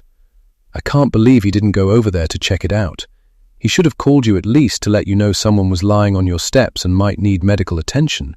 You'd think, but he's a bit of an oddball, I explained. Invalid, and he never leaves his house. Maria pulls her lips down in a dramatic sweep. I'm so sorry you had to go through something so appalling. It's horrible to even imagine it.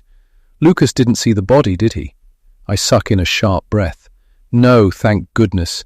He's oblivious to what happened. It was all over and done with by the time he got home from school. The trill of my phone interrupts our conversation, and I tense when I see Gareth's name come up on the screen. He must have heard the news. He's either calling to pry or gloat. It's Gareth Looney. I have to take this, I say to Maria. Anything to the rest of the staff. She gives a knowing nod and slips out of the room, closing the door quietly behind her. Gareth, I didn't expect to hear from you again. What can I do for you? I ask, doing my best to nail a professional tone despite the fact that I'm falling apart on the inside. I just heard what happened, he replies, his tone oozing sham sympathy. That's one crazy story. How are you holding up? I grit my teeth, trying to land on a cutting response, as if he cares how I'm holding up. He's probably hoping this blows up and sends my business into a tailspin. No doubt the only purpose of his call is to fish for details, so he can further tarnish my reputation when he spreads the story around town. I grip the phone tighter as my earlier suspicions that Gareth might be involved come flooding back. How could he have found out about what happened so quickly? Detective Hernandez assured me our privacy would be respected. What news are you referring to exactly? I retort. Oh, knock it off, Lauren. You know what I'm talking about. Ryder turning up dead on your front steps. I bet that was a relief, huh? How did you hear about it? I ask, ignoring the dig. Margot called me. Police notified Ryder's family and his mother called her. I silently digest this. It doesn't ring true. Why would Ryder's mother call Margot? I didn't know she was close with his family, I say casually. There's a beat of silence on Gareth's end. She's not, but she deserves to hear it from them. She's the mother of his child, after all. I almost drop the phone. An image of an anorexic Margot with stringy hair and braces comes to mind. When did she and Ryder get together? Really? I reply in an offhand manner. I never pictured those two as a match made in heaven. Gareth chuckles, not a friendly chuckle, a laugh laced with thinly veiled delight at a joke at someone else's expense. Jealous, are we? He drawls. Margot's come a long way since high school. You should check out her Facebook page sometime. I guess all the plastic surgery paid off, 'cause she finally got her claws into Ryder. You know how jealous she always was of you. She wanted everything you had, including him.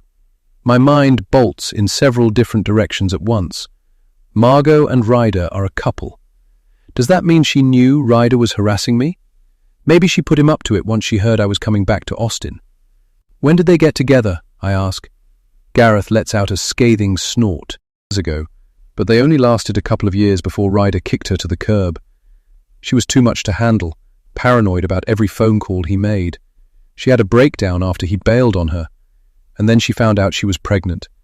It was the perfect way to keep her hooks in Ryder forever. I frown, wondering how much of this to believe. How do you know so much about them? They both called me up from time to time, griping about the other one, he says with an air of casual indifference. How old is their kid? I ask. Dunno. He's in school. Young. She has pictures of him plastered all over her social media accounts. He hesitates before asking, what was Ryder doing at your place anyway? He's been stalking me. At home and at work, I say, reluctant to elaborate, but curious if Gareth knows more than he's letting on. He gives a satisfied grunt. Well, there you have it. That explains the break-in you tried to blame on me. You know he did 3 years for armed robbery. I suck in a shallow breath, considering the possibility once again that Gareth might have hired Ryder to do his dirty work for him.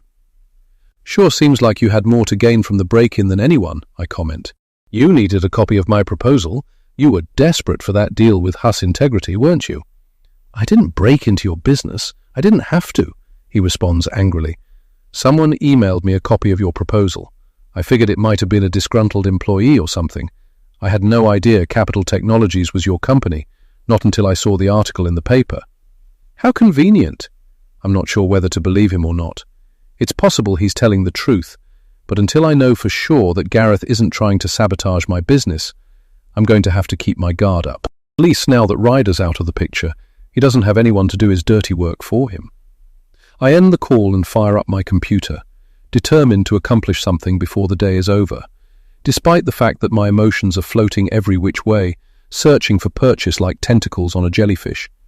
I have to get to work on 2 new proposals that have been sitting on my desk untouched for the past couple of days, potential new business that we need to lock in before my engineers start to get cold feet. I'm halfway through the first proposal when Maria sticks her head around my door. There's a Detective Hernandez here to see you. A swell of anxiety churns in my stomach. He wouldn't have stopped by the office if he didn't have something important to tell me. Maybe they've found out who killed Ryder. They might even have made an arrest, although that's a long shot. Any leads? I blurt out the minute Maria shows Detective Hernandez into my office. He coughs discreetly. I can't discuss the details of an ongoing investigation, but I do have a few more questions for you. I gesture for him to take a seat. I'm happy to try and answer them. I'm just not sure I can help you with much, other than what I've already told you. He pulls out his notebook and thumbs through a few pages. You mentioned that you haven't had any contact with Ryder since high school. Is that correct? I blink as I try to focus my thoughts. No physical contact, if we're playing semantics. But I'm only too aware that this isn't a game. I can't hide the phone call any longer. All the police have to do is pull Ryder's phone records, which they might have done by now. In fact, this could be a trap to see if I'm going to come clean or not. Like I said, we haven't seen each other since high school. Other than a brief phone call, we haven't been in touch. Detective Hernandez raises his brows, cueing me to elaborate. I know from a heavy diet of crime shows that it's better not to volunteer information. Instead, I interlace my fingers and wait for him to ask another question. I breathe slowly in and out, trying to center myself. I just want this all to go away. The last thing I need is for Hernandez to uncover my murky past. "When was that phone call made?" he asks, breaking our silent deadlock. "A few days ago," I respond nonchalantly. "Did Ryder call you?" Detective Hernandez's expression is inscrutable, but I have the distinct impression he already knows the answer, and he's more interested in whether I'm going to lie about it. He's testing my integrity. My best bet is to preemptively answer the question he's building up to. "What did we talk about?" "No, I called him," I reply. I confronted him about the stalking and the harassment and told him in no uncertain terms that it needed to stop, that what we had between us was history. Detective Hernandez's gaze bores into me. Was he still interested in you? Jealous of your new relationship, perhaps? I fidget in my seat. I'm not sure. He was always very possessive of me when we were together. Hernandez cocks his head to one side. "So how did the phone conversation go?" I let out a shuddering sigh. "Not well. He denied everything, of course. I figured he must have seen the article about my parents' plane crash, and that's how he tracked me down." Detective Hernandez gives a thoughtful nod. "Did he threaten you?" "Not in so many words. He told me I was full of myself to think he would still be interested in me after all this time. He got angry. I think I just made things worse by calling him and confronting him." I squeeze my fingers together in my lap. I dread to think what he had in mind when he showed up at my house. Hernandez rubs a hand across his jaw, seemingly lost in thought for a moment. "Back to that phone call. It's a little unusual to keep a high school ex's number all these years, isn't it? Especially someone you were frightened of." "I didn't have his number," I explain. "I had to call my childhood nanny to get it. Like I mentioned before, she's friends with the woman who lives next door to Ryder's family." Detective Hernandez bunches his brows together. "I'm going to need an address." I throw him an indignant look before pulling out my phone and jotting it down on a post-it note. "You don't believe me?" I ask, as I pass it to him. "What I believe is irrelevant. It's my job to verify everyone's statement," he says flatly. He glances at his notes before locking eyes with me again. "Were you aware that Ryder had a child with one of your former friends from high school, Margot McGowan?" My cheeks heat up, and I can feel tiny beads of sweat prickling along my hairline. "I just found out about that earlier this morning." Hernandez sets down his pen. "I've spoken to Ms. McGowan. I take it there's no love lost between the two of you." I blink, momentarily taken aback by his bluntness. "She was jealous of me in high school, if that's what you mean. She always had a thing for Ryder. But I haven't spoken to her either since my junior year. Ms. McGowan seems convinced that it was the other way around, that you were jealous of her relationship with Ryder. She said you couldn't accept the fact that she had a child with him." "What?" I splutter, my thoughts splintering. Of course I wasn't jealous of her. How could I have been? I didn't know they had a kid. I didn't even know they were together. Detective Hernandez's eyes drill into me. "She claims you did. She says you threatened Ryder when you called him a few days ago." I give an adamant shake of my head. "She's lying. I didn't threaten him. I told him if he didn't stop harassing me, I would take out a restraining order against him. That's a perfectly legal recourse for what he was putting me through." Hernandez flicks through a couple of pages in his notebook. "Ms. also claimed that this wasn't the first time you threatened Ryder." I stare at him open-mouthed. "That's outrageous. I don't know what she's talking about." Detective Hernandez taps a finger on a page in his notebook. "You have a phobia of scarecrows, correct?" I flinch, caught off guard by the sudden change in topic. Yes, I hate them. I told you that already. What's that got to do with anything?" "Miss McGowan recounted an incident at a pumpkin patch one Halloween back in your high school years. She said Ryder hid behind a scarecrow and flung an arm out to frighten you. You went berserk, started screaming at him and pummeling him." He consults his notes. In fact, according to Ms. McGowan, your exact words were, "I mean it. If you ever pull a stunt like that again, I'll kill you." Chapter 17. Detective Hernandez leans back in his chair, letting the silence hang between us. Shock radiates through me as it dawns on me where he's going with this. It's a not-so-subtle insinuation that I might have had a hand in Ryder's death. Maybe even that I set this whole thing up to make it look like he was killed while stalking my house. But it's a ridiculous proposition. He can't really believe I had anything to do with it. Does he think I made up the harassment too? Planted those scarecrows in my own backyard, or what? I bristle at the thought. Where is this coming from? A burst of anger surges through me when realization dawns. This is Margot's doing, who's been filling the detective's head with lies about me being jealous of her relationship with Ryder. But she's the one who's nursed a jealous obsession all these years. It was always her. She wanted what I had, and she would have done anything to get it, faking a friendship with me, even starving herself to death if that's what it took to make Ryder notice her. My mind goes back to that night at the pumpkin patch. I don't remember exactly what I said to Ryder. Admittedly, I was furious, but evidently my words are seared in Margot's memory. A throwaway threat that meant nothing. Hasn't ranted about wanting to kill someone at one time or another. I knew that night was the beginning of the end for Ryder and me. Even through the drug-induced fog I was operating in, I'd realized by then that he didn't really love me, didn't know what love was. He reveled in the fact that we were the kind of couple that turned heads on the high school campus, but I was only ever a possession to him, a possession he routinely terrorized. As long as I was hooked on the drugs he supplied me with, I was his butterfly with pinned wings, and he thrived on my paralysis. "Lauren, is there anything you want to tell me?" Detective Hernandez lowers his voice and leans forward in his chair, as if expecting to hear a confession. But I have nothing to confess and nothing to hide. At least, nothing that relates to what happened on my front steps yesterday. I don't know what happened to Ryder, and I wasn't involved in his death if that's what you're hinting at. I huff, folding my arms mutinously. Like I told you, I haven't seen him in almost 20 years, and I had no desire to. Our relationship was dysfunctional. He was abusive, and I was an addict.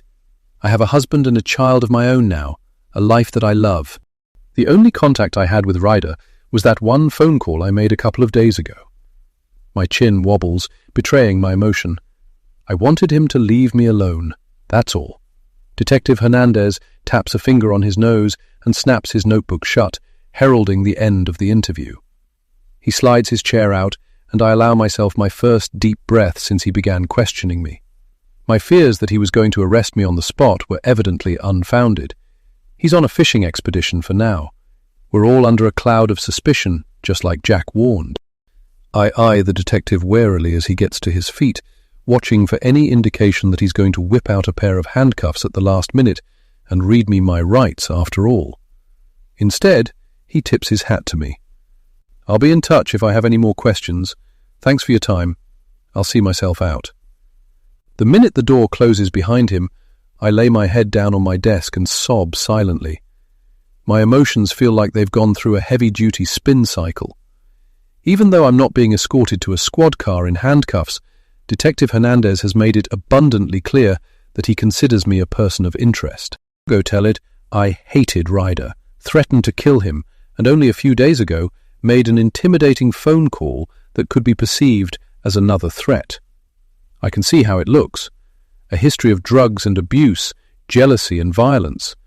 I could have hired a hitman to kill Ryder, dress him as a scarecrow, and then place him outside my door to make it look like he was stalking me when he was killed. The idea that I could be tried for murder, with Margot as the chief witness for the prosecution, chills me to my soul. I shiver, rubbing my arms vigorously to shake myself loose of this senseless train of thought. I need to pull myself together. I have nothing to be concerned about. Bracing myself, I reach for my phone and call Jack to bring him up to speed on the detective's visit. "He might be heading your way next," I warn him, "to accuse you of knocking Ryder off to protect me, just like you predicted." "You shouldn't have agreed to speak to him without counsel," he fumes. "He showed up unannounced, I thought he had news for me. I figured they might have made an arrest. You need to call a lawyer right away, Jack replies, his voice strained. I picture him pacing across his office floor, scratching his brow as he thinks aloud. We're both going to need one. Not the same one. The same one. We've got to get ahead of this. But they haven't accused us of anything, I point out. They can't arrest us. They don't have any evidence. It doesn't matter, Jack insists. We need legal advice in case things take an ugly turn like they often do in these kinds of situations. If the police can't find the killer, they'll push hard to nail somebody so they can close the case. I jump at a knock on the door and hurriedly wipe my eyes. I've got to go, Jack. I'll talk to you tonight. I end the call right as the door opens and Maria walks in. I saw the detective leave. Any news? I grimace. No good news. It seems I'm now a person of interest. What? Maria gasps. I give a defeated shrug. It was only to be expected. The police have to look at everyone. I had a history with Ryder, a volatile one. He threatened me in the past, and I reported him to the police, accused him of harassing me. And then, all of a sudden, he shows up dead on my doorstep. It's the perfect storm. What are you going to do? Maria asks, fussing with her hair. I suspect it's not a benign inquiry. She might be beginning to question my ability to ride out this storm. And the last thing I need is for Maria to bail on me now. I clasp my hands in front of me and meet her gaze. Handle it, like it's business. I'm going to hire a lawyer, affecting our reputation. After that, I'll have to wait and see what Detective Hernandez's next move is. Hopefully he finds whoever did this quickly and puts an end to the investigation before it blows up. If you need to go home, I can take over here for you, Maria offers. I shake my head. Thanks, but I can't let any more work stack up. I have to finish these proposals. For the remainder of the afternoon, I manage to hold it together, but my focus wanes and ebbs. I ignore all my calls and let them go to voicemail. I can't face dealing with people right now. While I work, I weigh the pros and cons of contacting Margot. It would be the decent thing to do, offer my condolences. After all, Ryder was the father of her child, and if I reach out to her, I might be able to persuade her to retract her statement to the police, or at the very least, to drop her misguided attempts to pin Ryder's murder on me. It's worth a shot. A quick search online gives me all the information I need. Her phone number's linked to her Facebook account. Clearly, she's never taken the time to review her privacy settings, or maybe she enjoys flaunting her endless parade of selfies featuring her overly made-up face and hair extensions to everyone in cyber world. It takes me a good half hour to prepare myself mentally to call. I'm not sure what kind of reception I'm going to get, but I'm under no illusions that it will be a warm one. The phone rings several times before Margot answers. "Hello?" she croaks, as if her throat's raw and she's all cried out. Despite my anger, guilt pricks at me. I can't help but feel bad for her and her now fatherless child. Ryder was all she ever aimed for in life. She followed him around in high school like a sick puppy while we laughed at her behind her back. I'm not proud of the things I did to please Ryder back then. Margot, it's Lauren Bishop. She doesn't answer at first, but I hear her breath hitch. Myself, unsure if she's going to start screaming down the phone or simply hang up. "You have some nerve calling me," she says eventually, her tone low and measured. "Margot, I'm sorry about Ryder. I didn't know you had a child together. I'm sure this must be very difficult for you." "And I'm sure that makes you very happy," she snaps back. "Of course it doesn't. It's horrific what happened to him." "You're so full of it. Ryder was right about you. Just another entitled leech who thinks the world revolves around you. I bet you're thrilled he's dead. All these years later, and you still couldn't leave him alone, calling him up and accusing him of harassing you, lying to the police about him. It's you the police should be investigating." "I was being harassed, Margot, and all the signs pointed to him.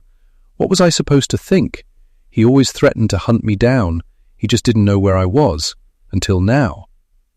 "He had no interest in you anymore," Margot retorts. "He had me and his son, until you came back to town. You threatened him, and now look what's happened." I chew on my lip for a moment, trying to decide which direction to steer the conversation in. Gareth told me Ryder wasn't even with Margot anymore, but it's a moot point. I need to smooth things over with her, not rile her up. If she keeps putting pressure on the police to look at me as a suspect, they might uncover more than I'd like them to.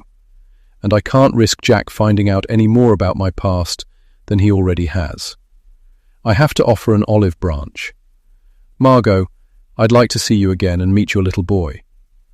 After a beat or two of silence, she asks, "What do you want from me, Lauren?" "Nothing. I just want to reconnect and reassure you that I had nothing to do with Ryder's death. We're grown women now. Surely we can put whatever issues we had in the past behind us."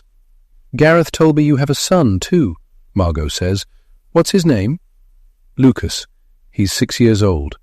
There's another long silence, and then she lets out a relenting sigh. "Meet me for lunch at noon on Friday at the Red Snapper in the Sycamore Mall, and bring your boy." "He has school." I don't bother finishing my sentence. She's already hung up. I set down my phone and rubbed my hands over my face. The conversation was every bit as painful as I anticipated, but at least she's agreed to meet me. Face to face, I have a better chance of talking some sense into her and persuading her not to keep pushing a false narrative. I can't help but think she must want Ryder's real killer to be caught and brought to justice, for her son's sake, if for no other reason. Next, I turn my attention to hiring a lawyer. After Googling several potential candidates and checking out their reviews online, I make an appointment with an attorney by the name of Gabriel Williams. His services require a hefty retainer, which I take as a good sign that he's competent. After picking Lucas up from school, I drive home, only half listening as he chatters on about the cardboard spaceship he's building along with the rest of his class for their solar system module. Inside the house, I seat him at the kitchen table to make a start on his homework, while I flick idly through my cookbooks, trying to decide what to make for dinner. I settle on a chicken stir-fry, hoping the elementary task of chopping vegetables will return some sense of normalcy to my life. I feel like I've been trapped in a house of horrors, circling the walls, unable to find an exit for the past 24 hours. Good intentions, I struggle to complete the simplest tasks, and by the time Jack strides through the door, I've cut my finger twice and burned the chicken, and my nerves are fried. We don't make much conversation during dinner, and I'm relieved when it's over, and Jack takes Lucas upstairs to run a bath. I busy myself clearing the table and set the dishwasher to run before kicking off my shoes and sinking down on the couch. Jack comes back downstairs a few minutes later and takes a seat opposite me. Other than inadvertently brushing past me in the kitchen, he hasn't touched me since asking if I had anything to do with Ryder's death. I tell by the long-suffering look he shoots me that he's here to talk. "I'm scared, Jack," I begin. "What if they arrest me?" "They won't. The police don't really believe you're involved. They're treating everyone as a suspect, including me." I throw him a look of alarm. "Did Hernandez pay you a visit too?" "Yeah, right after he got done with you. He asked me outright if I knocked Ryder off because he was harassing you." I tent my hands over my nose and mouth. "I'm sorry, Jack. This is so traumatic. I hate that you've been dragged into it." "Well, we have nothing to hide, so we have nothing to worry about, right?" he replies, his tone turning wistful. My eyes swerve from his penetrating stare and come to rest on the lamp in the corner of the room. "I made an appointment with a lawyer like you suggested," I tell him. Jack gives an approving nod. "I hired one too. We need to know what our rights are and what the police can and can't do." "This whole thing is so stressful," I say. "Between the move and starting my business and now the murder investigation, it's difficult to focus at work. Maria's good about keeping me on track and prioritizing my schedule, but the work's piling up on my desk. I need to get some contracts lined up ASAP, or my engineers are going to get antsy. "I realize you need help," Jack says, folding his arms across his chest, "which is why I've hired your old nanny, Kathy, to help out. She's agreed to come and stay with us for a few weeks, longer if we need her, until we get through this. We don't know anyone here we can trust enough to watch Lucas." "You hired Kathy," I say, shooting him an incredulous look. "You do realize she lives in Lubbock now? She retired there after we moved to San Antonio. I sent her a plane ticket, and I've booked her a rental car through my company that she can drive while she's here. "It'll be available tomorrow," Jack replies, looking pleased with himself. I give him a puzzled look. "How did you get her number?" "I didn't. She called me. It was her idea." Chapter 18. Shortly before 3 the following day, I leave work and head to the airport to pick up Kathy. Her friend Jan must have told her what happened. It's the only way she could have found out this quickly. I'm not sure how I feel about her offer to come to Austin to help look after Lucas. It's incredibly generous, and I desperately need the help, but I'm feeling embarrassed. Not for the first time, I've dragged my nanny into a mess involving me and Ryder. Kathy did everything in her power to try and talk some sense into me when she first found out I was seeing him behind my parents' backs. But once I passed my driving test and got my own car, she couldn't keep track of me or my lies. Despite my misgivings, I feel a huge infusion of relief knowing Kathy's going to be around to help out in the coming weeks. Between Maria keeping me on track in my business world and Kathy holding down the fort at home, I might finally be able to crawl out from this mess I'm in. Kathy's capable enough to run a household blindfolded, and there's no one I'd trust more with my child. But I'm also aware that she's older now, mid-60s, so I need to be careful not to overload her. I park in the short-term parking lot and make my way to the arrivals terminal. I'm 15 minutes early, but, to my surprise, I spot her standing outside the terminal at the curb. I give her a wave as I draw closer, and she waves back, then reaches for the handle of her wheeled suitcase. She's let her hair go grey, but it suits her, bouncing off her shoulders in a chic bob as she walks toward me. At 5'10", she's still an imposing woman. "Lauren, it's so good to see you again, Pumpkin," she exclaims, her familiar face crinkling into a smile as she wraps me up in one of her famous bear hugs. "Can I still call you that?" "Of course. It's good to see you too, Kathy," I say, laughing as we pull apart. "Thanks for coming." She angles her face and makes a tutting sound. I felt obligated to do something. I'm truly sorry about what happened. I feel partly responsible. I cut her off with a dismissive wave of my hand. "Don't even go there. It had nothing to do with you." She gives a small shake of her head, her neatly styled bob swaying to and fro. "Jan told me the same thing, but I blame myself for giving you his number, knowing your history and what a hothead he was. He never changed his ways. He was always a hard character. Do they have any leads yet on his murderer?" "If they do, they're not saying," I reply, averting my gaze. Kathy slants a mistrustful look at me. "Is there something you're not telling me?" "Let's talk about it on the way," I gesture to her suitcase. "Is that all your luggage?" "Yes. I always go carry-on ever since they lost my bag on our trip to Hawaii that time." I give her a flicker of a smile which rapidly extinguishes. It was supposed to be a family vacation until my parents backed out at the last minute citing a work conflict. I spent 5 days in Hawaii with my nanny instead, most of it trying to track down her suitcase. I got high for the first time shortly after that trip. "All right, let's get out of here," I say, leading the way to the parking lot. "Lucas can't wait to meet you. He's kind of shy with new people at first, but once he gets to know you, he'll chatter away like a chipmunk." Once we're buckled up and underway, Kathy turns to me with a concerned look. "Okay, tell me what's going on with the murder inquiry." "You asked if the police had any leads," I reply in a grim tone. "Apparently I'm a person of interest." Kathy's eyes widen, shock frozen in her lined face. "But why? Just because his body was found on your doorstep?" My shoulders sag as I slow to a stop at the traffic lights. That didn't help. Margot McGowan's been feeding the police all kinds of stories about me threatening Ryder and being jealous of her having a kid with him. Kathy purses her lips. Who knows if it's even his kid? I did hear they had a fling after he got out of prison. I suspect he just needed a place to stay, and she was more than willing to accommodate him. I remember how obsessed she was with him. She still is. It's almost worse now that he's dead. She seems determined to try and pin his murder on me. Maybe she really believes I did it. She told the police I threatened him when I called, and that I have a history of threatening to kill him. Kathy lets out an indignant humph. No one's going to take such nonsense seriously. He was the abusive one in your relationship. He almost strangled you that one time, which is why I did everything I could to try and talk you out of seeing him.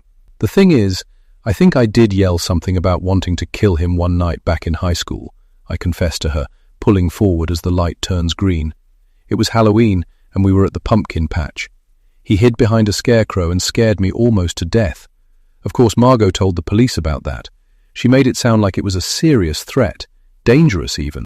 And then a few days ago, I made that call and threatened him, for lack of a better word, with a restraining order for harassing me. So it looks to the police like I had a motive for murder. Not to mention the fact that his body was found on my front steps. I couldn't believe it when Jan told me, Kathy says with a bewildered shake of her head. That's when I picked up the phone and called Jack. Well, I tried your number first, but it kept going to voicemail all afternoon. I was ignoring my calls, trying to get caught up on my work. I throw her a curious look. So Jan still lives next door to Ryder's family? Yes, it's just his mother now. Passed away of cancer a few years back. Anyway, like I told Jack, I want to do something to help. Your family was always so good to me over the years. It broke my heart when you moved away to San Antonio. I grimace inwardly. Kathy knows where I really spent my senior year, but she never refers to it directly. It all gets thrown into the move to San Antonio pot in any conversation around the topic. I appreciate you coming out to help, Kathy, I say. This couldn't have happened at a worse time. Not that there's ever a good time for a murder. It's just that I'm trying to get my business off the ground, and I'm struggling to secure contracts. The big one I was relying on to see us through for the next 6 months fell through. That's another sore spot. I had worked on the negotiations for weeks, and we got undercut at the last minute by Gareth Looney. Remember him? Looney Goon, we used to call him. Kathy nods. Of course. He was a very bright kid. I always wondered why he wasted his time hanging out with Ryder and doing drugs. Honestly, I think he was bored to death in school, I say. He was borderline genius. Kathy shoots me a sideways glance. I seem to remember he had a bit of a thing for you. I twist my lips in an exaggerated grimace at the unwelcome reminder of a slobbery kiss he stole one night in a misguided attempt to make a pass at me. I never told Ryder about it because I wasn't sure which of us he would have beaten to a pulp. Maybe if you explained to Gareth that you were counting on the deal, he might retract his offer, Kathy suggests. I tried. He swore up and down he had no idea it was my company he was competing against, although he did admit someone anonymously emailed him a copy of our bid. I'm not sure whether to believe him or not, but there's nothing I can do about it now. Kathy fishes a tissue out of her purse and dabs at her nose. In that case, best to let it go, Pumpkin. Focus on your other contracts. I'm here now to help with Lucas and the house, so you're free to attend to whatever business you need to. Thanks, Kathy. I'll definitely take you up on that. Actually, I have an appointment with a lawyer later this afternoon, so you timed your arrival well. I'll need someone to watch Lucas. Jack picked him up from school, but he'll be working in his home office for the rest of the day. I know Lucas will love having you here. I've told him so many stories about you. I hesitate, then add, at least I don't have to worry about Ryder lurking around him anymore. He wasn't just targeting me. He made a point of proving he could get to Lucas, too. Kathy throws me a look of consternation. What do you mean? Lucas was in the driveway one morning when a man in a grey overcoat approached him. He said he was a neighbour, and he gave Lucas some straw and told him he was going to need it for good luck. It totally freaked me out. At first, I thought it might have been this crazy neighbour who lives a couple of doors down from me. He's kind of a scary-looking character. But then when I put it together with all the other incidents, I realised it had to be someone who knew about my phobia of scarecrows. What other incidents? Kathy asks, quieting her voice. Stupid things mostly, like putting scarecrows on stakes in my backyard and sending me an animated email with a decapitated scarecrow. What scared me the most was that Ryder knew where I lived and worked. Kathy reaches over and rubs my arm. It's over now, Pumpkin. I'm sure the police will get to the bottom of his murder, and Margot's wild accusations will amount to nothing more than hot air. As for that too smart for his own boots Gareth Looney Goon, I'd be happy to give him a piece of my mind if you want. It's not as if he didn't consume enough of my blueberry muffins back in the day for me to have some leverage with him. I burst out laughing, and we end up spending the rest of the drive home reminiscing about some of our marathon baking sessions. It's comforting to have Kathy here. She's a good soul, a part of my past I cherish, like a familiar blanket on a cold evening. I can't help but think things can only get better from here on out. Chapter 19. Lucas, this is my nanny, Miss Kathy, who I told you all those stories about, I say by way of introduction when we arrive back at the house. Well, hello there, young man, Kathy greets him, grinning down at him. And none of that miss stuff. You can call me Kathy. Lucas stares up at her slack-jawed. Are you taller than my dad? Kathy chuckles. Tell you what, I'll stand next to him and you can decide. How does that sound? Good, Lucas says approvingly. But he's on an important phone call right now. Do you want to see what I made in school today? I exchange a meaningful look with Kathy. As I'd hoped, Lucas has accepted her unreservedly. A little longer to warm up to new people, but he instinctively trusts Kathy. Or maybe he's content knowing that I trust her. How about we take Kathy up to her room first, I suggest. She can drop off her suitcase and freshen up, and then you can show her all your art projects. Okay, Lucas replies, jumping up and down in anticipation. After I show Kathy to the guest room, I peek in on Jack. He gestures apologetically at the phone in his hand, so I leave him to it and head to the kitchen to grab a bottle of water to take with me to my appointment. Moments later, Lucas comes racing in, followed by Kathy. Guess what we're going to make? I tap my finger to my cheek and give him a crooked grin. Green beans? No, silly. Chocolate chip cookies. Sounds delicious. They're for after dinner, with ice cream, Lucas adds gravely. Perfect. I can't wait. Mommy has to go now, but I'll be back in time for dinner. I give him a kiss on the forehead and nod to Kathy. Jack's just finishing up a phone call. You have my number if you need it. I have to swing by the office after my appointment to check on a few things. I'll try not to be too late. Don't worry about us, Kathy responds with an elaborate wink, and I have big plans while you're gone. Gabriel Williams looks like the sort of lawyer who wins cases. Clean, pressed, wrinkle-free, and tanned. He adjusts the cuff of his expensive suit jacket, applying a professional smile as he appraises me in a sweeping gesture. We shake hands and he motions for me to take a seat. I've read through the notes my assistant took, he begins, as he retrieves a pen from a marble stand on his desk and flips open a file folder. Why don't you give me a little more background information and a quick rundown on the current situation? I cross my legs and settle into the ebony leather wingback chair. I explained to your assistant, the man who was found murdered on my front steps is an abusive ex of mine from high school. I haven't seen him in the intervening years, but I understand he served time in prison. Gabriel cocks his head. Do you know what crime he was convicted of? Drug-related, I think, but I'm not sure of the exact charges. Not to worry, I'll have my assistant look into it, Gabriel replies. So, when did the stalking begin? A few weeks ago, when I moved back to Austin. In fact, it began the day we moved in. I found a decorative scarecrow in the moving truck.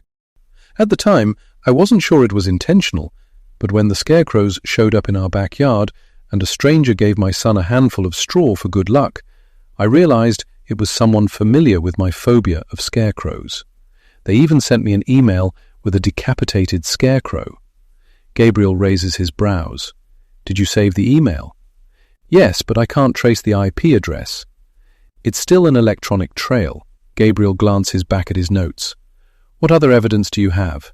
Did you keep the scarecrows? I pull my lips into a dramatic grimace. Unfortunately not. I couldn't stand to look at them, get rid of them as soon as the police were finished photographing them. Gabriel taps his fingernails on the desk in front of him, clearly irritated at my short-sightedness. I squirm in my seat, trying not to feel like a reprimanded schoolgirl, while inwardly berating myself for the dumb decisions I made as a teenager that brought me to this point. Tell me about the phone call you made to Ryder a few days ago, Gabriel continues. I lift one shoulder and let it fall. I didn't want to call him, but I decided I had to confront him. I told him I knew he was behind the harassment and that it had to stop. Keep away from my son. Gabriel eyes me with an inscrutable expression on his face. Did you threaten him? I flick an imaginary speck from my sleeve. Not physically. I told him I would take out a restraining order if he didn't stop. I don't consider it an unreasonable course of action under the circumstances. Gabriel silently jots down a few notes. What about the other threat that your friend, Margot McGowan, told the police about? I uncross my legs and straighten up in my seat, trying not to look as irritated as I feel. She's not a friend per se. We hung out when we were teenagers, did drugs together. She told the police I threatened to kill Ryder one Halloween. Attend to kill Ryder one Halloween. A total exaggeration, of course. He jumped out from behind a scarecrow in a pumpkin patch and freaked me out. I lashed out at him, that's all. Whatever came out of my mouth in the heat of the moment, it was hardly a serious threat. Gabriel flashes me another of his executive smiles. He leans back in his leather swivel chair, bouncing gently back and forth. I dare say you have nothing to be concerned about. There's certainly not enough here to warrant an arrest. Any case the police try and make against you at this point would be purely circumstantial and wouldn't hold up in court. You did the right thing to engage my services in the event they asked to interview you again. He gets to his feet, signaling the end of our session. A weight slides from my shoulders as I grip his hand. Thank you, Gabriel. You have no idea how relieved I am to hear that. We'll keep in touch over the next few days as the investigation progresses. Call me if there are any developments or if the police ask you to come down to the station.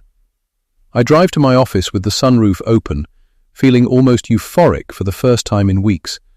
Gabriel knows what he's talking about. There's no reason for me to be concerned that Detective Hernandez is digging around. Whatever comes up during the investigation, Gabriel can make it go away. Even Margot and her wild accusations. Maria brings my mail into my office with a conspiratorial smile on her face. Good news, boss. We secured a $2 million contract today, and several new requests for proposals have come in.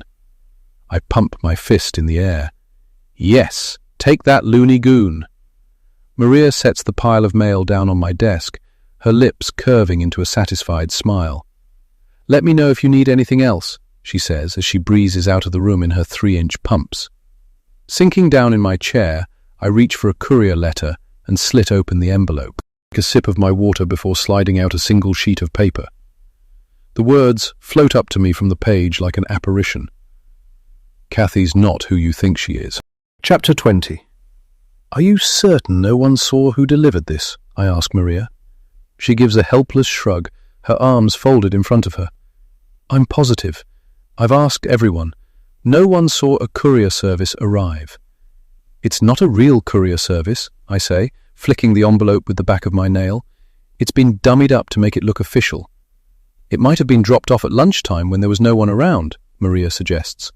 Wasn't there anyone at the reception desk? I ask, trying to curb the irritation in my voice. Faye was there, Maria replies. She said she left for a couple of minutes to grab a water bottle from the refrigerator. That could have been when the envelope was left on the counter. I swallow down my trepidation. That means someone was watching for an opportunity. Am I being stalked again? Maria coughs discreetly and straightens up. I'll be in my office if you need anything else.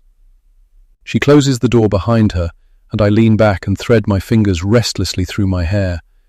I don't know what to make of the letter, but it has left me shaken on several fronts, beginning with the fact that Ryder is dead. Who else could have sent it?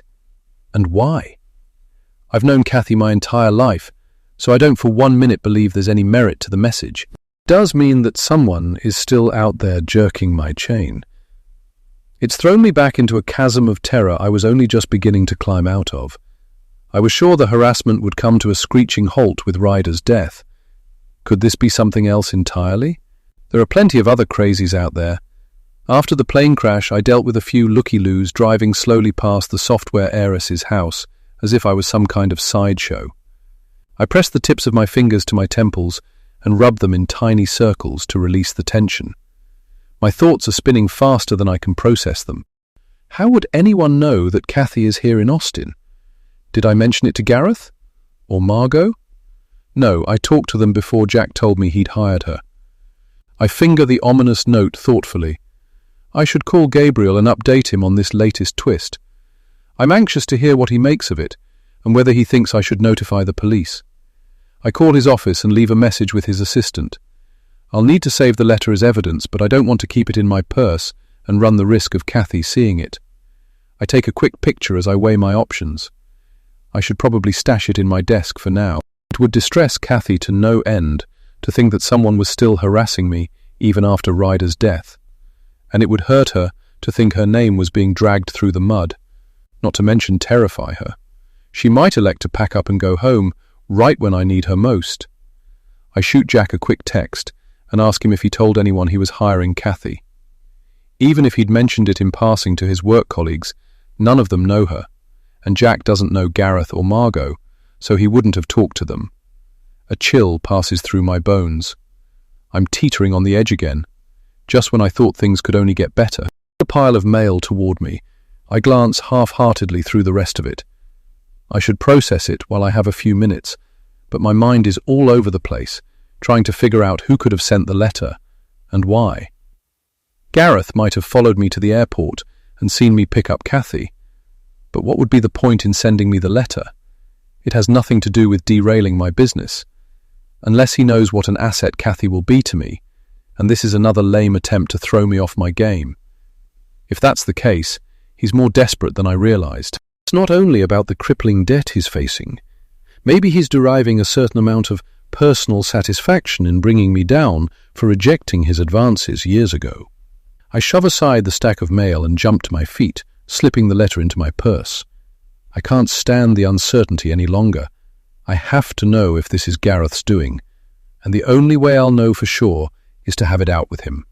I'm confident I'll be able to tell from his reaction when I show him the letter if he's lying. Almost convinced the last time I confronted him that he wasn't involved in what's been going on, but, with Ryder out of the picture, I don't see who else would have anything to gain by sending it.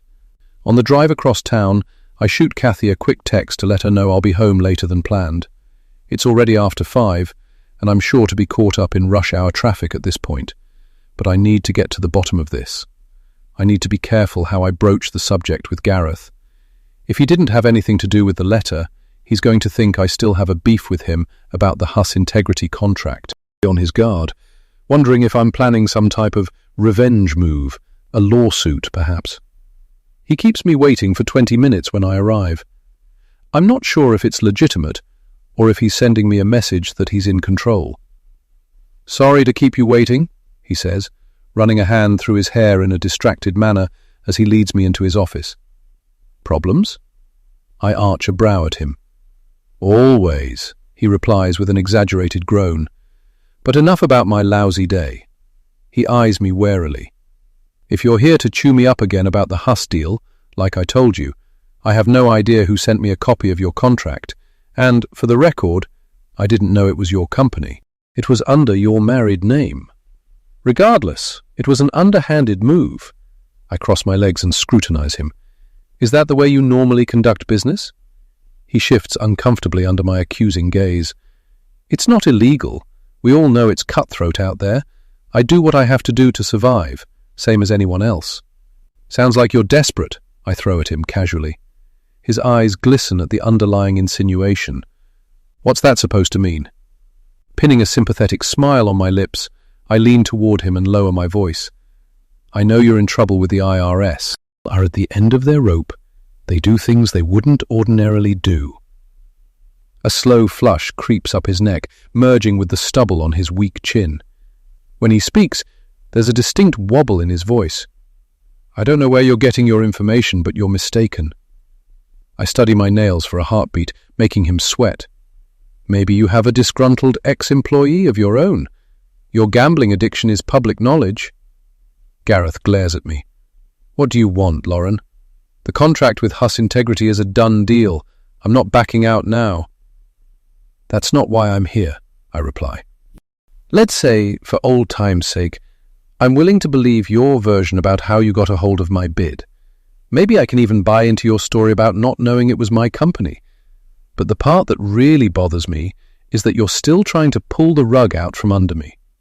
I reach into my purse and toss the letter onto the desk. With cheap shots like this. With an air of apprehension, he picks the letter up and frowns as he reads it. "Who's Kathy? What's this supposed to mean?" "Kathy Welker, my childhood nanny. Don't pretend you didn't know she was here. I picked her up from the airport yesterday. Gareth rubs the back of his neck. How would I know that? What's she doing here anyway? We hired her to look after our son while I get my company off the ground. Seems like an arrangement you might be interested in sabotaging, seeing as you're doing your level best to make sure my business fails. Gareth scowls. I swear to you, I had no idea Kathy was here. He passes the letter back to me. I didn't write this. You're talking to the wrong person. Then who should I be talking to? I ask, sharpening my tone a notch. Ryder's dead and you're the only other person who could benefit from hurting my relationship with Kathy. What about Margot? She's always had a screw loose. You know that. I toss him a scathing glare. Her motive be? She's jealous of all your relationships, Gareth says with a dismissive grunt. Maybe she's doing it to spite you. Or maybe she thinks you had something to do with Ryder's death and she's punishing you. I stretch my fingers out and then curl them slowly into fists as I consider the possibility. Margot did accuse me of having a hand in Ryder's death. If she and Ryder plotted together to harass me, she might not be willing to quit now that he's dead. Still, it doesn't explain how she knew Kathy was coming into town. I need you to call Margot and ask her if she sent that letter, I say, pinning an implacable gaze on Gareth. What can do to make up for ripping me off over a multi-million-dollar contract? Gareth twists his lips. I suppose I could mention it to her. Get busy then, I say. What, now? He asks, his pale eyes widening behind his glasses. Yes, now. Put her on speaker. Tell her I was here and accused you of sending the letter before storming out. Gareth fidgets in his seat, looking uncomfortable. You want me to lie to her? I let out a snort. Why not? You excel at it. I stare at him until he fishes his phone from his pocket and pulls up his contacts. Margot, he says when she answers, you're never going to believe who was just here. I wasn't wrong about Gareth's performance abilities. He's quite the consummate professional when it comes to smooth talking, which makes me question once again his story about receiving an anonymous emailed copy of my bid. I don't know, Margot responds, her voice even wearier than before. Lauren Bishop, Gareth replies. She showed up ranting about me sending her a letter about her nanny. Her nanny? Why would you do that? Exactly. That's what I said. What was in the letter? Margot asks. Gareth catches my eye, and I give a subtle nod. Kathy's not who you think she is. Whatever that's supposed to mean, he adds with a snort. Tit, Margot says, her voice pitching up. She sounds genuinely confused. But maybe she's a better actress than I'm giving her credit for. I don't either, Gareth says. I guess Kathy's here looking after Lauren's son for a few weeks. She came into town yesterday, the same day Lauren got the letter. She already accused me of stealing business from her. Now she's convinced herself I sent her an anonymous letter. It wasn't you by chance, was it? I don't know anything about it. There's a pause and then Margot continues, although she did call me up out of the blue and wanted to get together. Maybe she's going to accuse me of sending it too. Gareth raises his brows at me, a vehement shake of my head. I doubt it, Gareth says breezily. She's just mad at me because she lost out on a deal we both bid on. I don't know what she wants with me, Margot grumbles. I only agreed to meet her because I think she had something to do with Ryder's death. With the money she's rolling in, she could have hired someone to take him out. I told the police as much. Hopefully, they investigate her thoroughly. My stomach knots as her rant continues. I knew Margot was pushing a narrative about me being involved in Ryder's death, but I underestimated how far she was willing to take it. I'm sure the police are crawling all over her, Gareth reassures her, throwing an amused glance my way. Look, I gotta run. Let me know how your lunch date goes. He hangs up and slips his phone into his jacket pocket. There you have it. She didn't write the letter, and neither did I. He pushes his chair out and gets to his feet. It's been a long day. I'd ask you to join me for dinner, but I know you have a delightful family waiting for you at home. I exit his office with the barbed tone of his comment ringing in my ears. A delightful family. Does it bother him that I have a family and he doesn't? He might have had a thing for me years ago, but is he still interested in me? I shake my head free of the thought. If anything, Gareth's more likely consumed with jealousy over my inheritance. By the sound of it, He could use a hefty influx of funds. It's after 7 by the time I finally get home. I pull into the garage and hurry inside the house, eager to catch up on Lucas's day. The aroma of a home-cooked meal wafts my way, and I let out a satisfied sigh as I toss my purse on the kitchen counter. It's so comforting to have Kathy here, a temporary reprieve from my frantic rooting around in the refrigerator every night. "Where are the boys?" I ask, as Kathy turns from the sink to greet me. Her brow furrows. "Jack's upstairs reading Lucas a story. We ate already." Her eyes dart back to the platter soaking in the sink. "Did everything go all right today?" I ask, taking stock of her strained expression as she swipes a strand of grey hair from her face. She throws a harried glance in the direction of the door before whispering, "I didn't want to mention anything to Jack before I had a chance to talk to you about it first." My stomach twists like a rag being wrung out. My thoughts immediately go to the letter I received. Did someone send her one too? "What's wrong?" I ask. She wipes her hands on a dish towel. "I took Lucas to the park today after school. We'd only been there a few minutes when I noticed someone was watching him. An older man." My breath freezes on the roof of my mouth. "Are you sure he was watching Lucas?" She gives a terse nod. "He didn't take his eyes off him." My pulse thuds in my eardrums. What did this man look like? I couldn't see his face. He was standing off to one side, partly obscured behind a tree. She hesitates, pinching her bottom lip between her teeth. "Didn't you say the man who gave Lucas the straw was wearing a grey coat?" Chapter 21. Kathy and I stare at one another for what seems like an eternity before I manage to choke out an answer. Yes, it was grey. He had a walking stick too. "Do you think it could be him?" Kathy asks in a hushed tone. "I don't know. It's possible." I scrunch my eyes shut in a vain attempt to block the terrifying thought from my mind. Just when I thought the stalking was over, someone is sending me a clear signal that I've got it all wrong. Whoever this person is, they're brazen. They weren't even trying to hide the fact that they were watching my son in a public place. Maybe they wanted Kathy to notice, knowing she'd go back and tell me. They want me to cower in fear. "At least it means you're no longer the primary person of interest in the investigation into Ryder's death," Kathy remarks, sinking down in a chair at the kitchen table. My eyes shoot open. I hadn't even considered that angle, but she's right. This man could be Ryder's murderer. I need to call Detective Hernandez right away and fill him in on everything that's happened since Ryder's death. But I can't let Kathy overhear the conversation. If she catches me talking about the letter, she'll be petrified.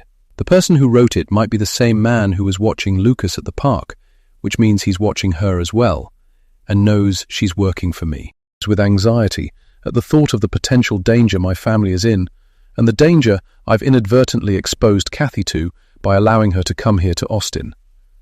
"We should call the police," she says, peering anxiously at me.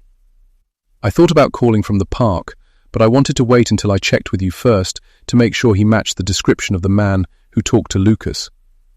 I nod and fumble with my phone, my thoughts spiraling in several directions as I dial Detective Hernandez's number. I can't exactly tell Kathy to make herself scarce.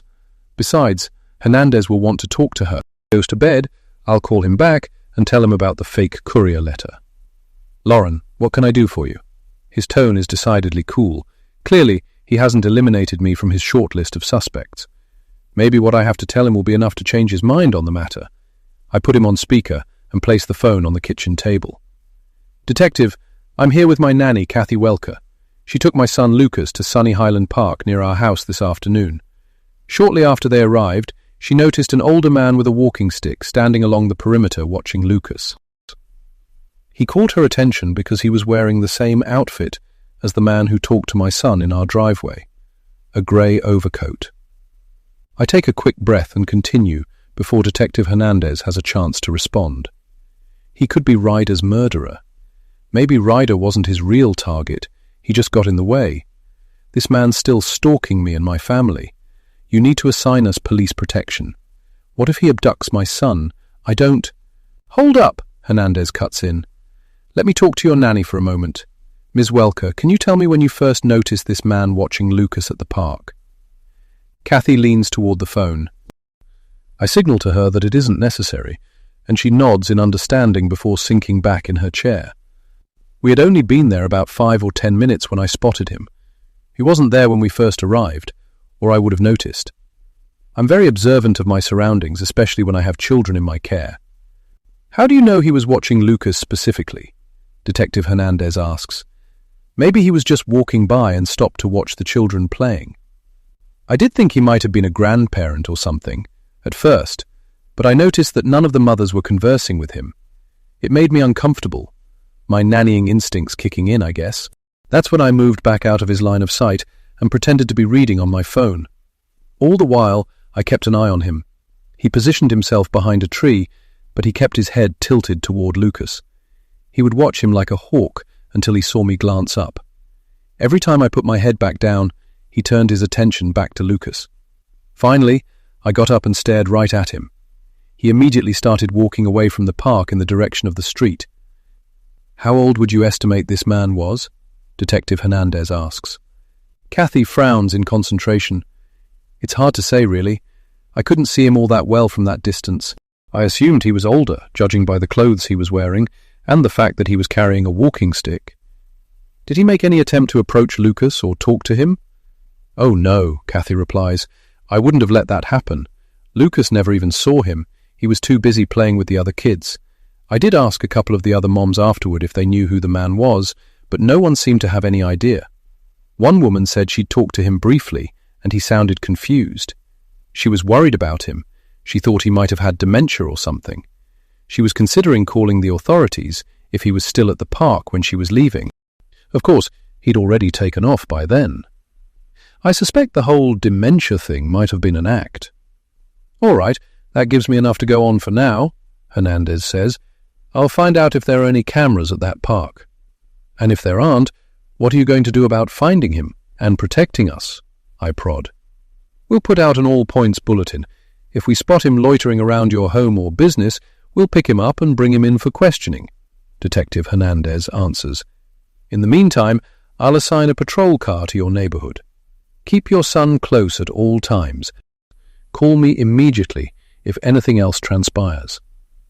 I hit the end call button and stare at the phone, still trying to come to terms with everything that's happened. Are you okay, Pumpkin? Kathy asks. I swallow the sob stuck halfway up my throat. I'm worried about Lucas. At least the police are taking this seriously now, Kathy says. They'd better be. I let out a heavy sigh and rub my hand over my brow. I'm so sorry I dragged you into this, Kathy. She flaps a hand at me. Nonsense. I offered to come and help, and I'm happy to stay and see this through. I just want this man to be caught, so you're not forced to endure this nightmare any longer. I give her a grateful nod. We should get some sleep. Maybe tomorrow will bring some better news. We get to our feet, and she wraps me up in her arms and squeezes me tightly. Try not to worry. The police will get to the bottom of it, sooner or later. They always do. I go upstairs with her words ringing in my ears. It's a common enough sentiment, but it's not real life. There are no guarantees the truth will come out in the end. Not in this life, anyway. I know that better than anyone. When I peek in on Lucas, Jack's gentle snores greet me. He's fallen asleep next to our son, the doctor, whose book they were reading lying open on the pillow next to them. Gingerly, I pull the door closed and tiptoe my way down the hall to our bedroom. Once inside, I waste no time calling Detective Hernandez back. It's Lauren McElroy again. I couldn't say anything earlier with Kathy in the room, but there's something else I need to report. I got an anonymous letter in a dummied-up courier envelope at work today. The message said, Kathy's not who you think she is. Which is nonsense, of course. I've known her since I was a baby, but I'm afraid she might be in danger now too. Whoever sent it knows she's working for me. Can you drop the letter off with me at the station tomorrow? Hernandez asks. I'll need it as evidence. I'll bring it by on my way to work. I hesitate before adding, do you think it's safe to send my son to school? It's the safest place for him right now, Detective Hernandez answers. Whoever this man is, he's avoiding crowds and hanging out on the sidelines, watching for an opportunity to strike when you're alone. He's not likely to confront your son at school. If you like, I can put in a call to the school administration and bring them up to speed on the situation. That way, they can alert the resource officer and any marshals on campus. That would be great, thanks, I say. I'll bring that letter by in the morning. I hang up and make my way back down to Lucas's room to check on Jack. I stretch out my hand to wake him, but he looks too comfortable. I'll probably end up tossing and turning all night and only keep him awake anyway. After backing away from the bed, I pad softly out of the room once more. Gabriel told me to keep him apprised of any developments, but it's too late to update him tonight. I'll give him a call in the morning. Propped up in bed, I pull the letter back out of my purse and stare at the words, "Kathy's not who you think she is." It's meant to sound ominous, but in a way it has a ring of truth to it. Nobody's ever really who they say they are. We're sanitized on the outside, rotting away on the inside. I'm not who Kathy thinks I am either. I wake the next morning to a loud buzzing in my ear. It takes me a few seconds before it registers that it's the alarm on my phone. I turn it off, and the sound of running water fills my ears. I groan and sit up, rubbing my eyes. Jack's already in the shower getting ready for work. I must have fallen into a deep sleep at some point. The last thing I remember is sifting through childhood memories of Kathy, wondering what it is that I don't know about her. Jack comes out of the bathroom, securing a towel around his waist. "You should have woken me up when you came to bed," he says in a reproving tone. "Comfortable to move," I reply, attempting a grin before abandoning any pretense that we're jousting in fun. He grunts. "I wasn't. I have a crick in my neck now." He yanks open a drawer and lifts out underwear and a t-shirt. "Did Kathy seem all right when you came home last night?" he asks as he pulls on his boxers. "She seems stressed to me. I hope this whole situation isn't proving too much for her." "She was definitely stressed out," I agree. "We both were." Jack pauses, his t-shirt halfway over his head, and swivels to face me. "Did something else happen?" I pat the edge of the bed, and he walks over with an exaggerated air of reluctance and sits down next to me. Up close, I see purplish stains under his eyes. I know this whole situation is taxing him to his limits. "Kathy took Lucas to the park after school yesterday," I say. "She noticed an older man with a walking stick watching him. He was wearing a grey overcoat." I pause and blow out a breath. It matches the description Lucas gave us of the man in our driveway. Jack's eyes flicker in confusion as he rubs his freshly shaved jaw. "So, it wasn't Ryder. That means—" He trails off, frowning down at his bare feet. "Yes, Jack. It means that someone else is still harassing me. Us. I don't know if they were in on it with Ryder, or if they hired Ryder, or what's going on. All I can tell you is that it's not over yet." "Did you call Hernandez?" Jack asks, turning to look at me. "Yes, he's assigned a patrol car to our street. He's put out a description of the guy, and if they see him loitering anywhere near us, they'll pick him up.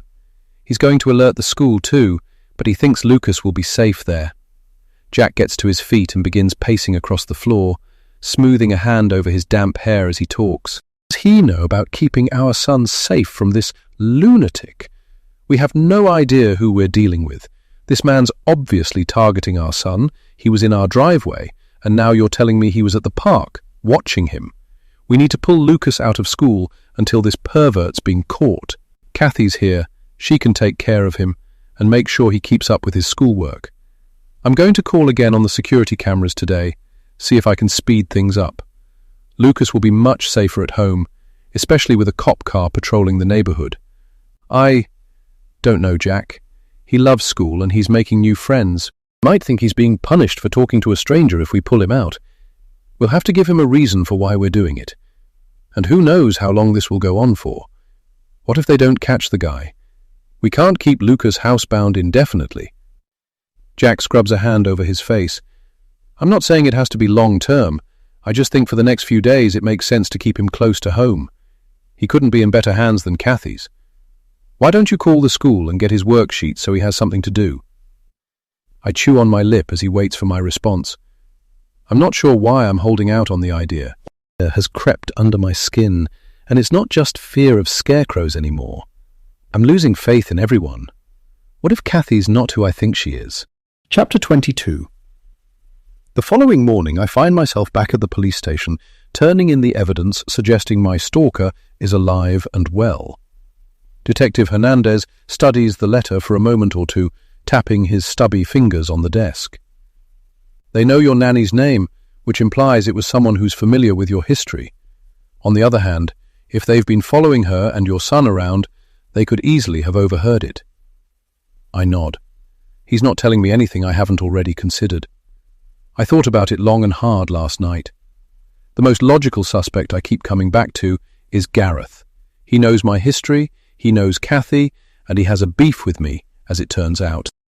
But if I give Detective Hernandez his name, it's going to open another can of worms. I can't be sure how much Gareth knows about what happened that night. He hinted that he knows the truth about my murky past. What exactly does he mean? Did he find out that I spent my senior year in Central Texas instead of in San Antonio with my parents? At the very least, he knows enough about my past drug use to tarnish my business reputation here in Austin. But that goes both ways. I have a bad feeling he might have found out something much worse. What if Ryder told him everything? Hernandez leans back in his chair and scrutinizes me with his perceptive eyes. You look like you might have someone in mind. I glance out the window, wrestling with my decision. This could be my only chance to get to the bottom of what's really going on. Maybe I'm way off base, but I can't shake the notion that Gareth's the mastermind behind what's happening. He certainly has the brains to pull it off, and his debts are motivation enough to shut me down before I can take a piece of his business out from under him. He knows I can make things happen in this market if I'm given a fair shake, and that should scare him. The other more compelling reason to give Detective Hernandez Gareth's name is to take the heat off me.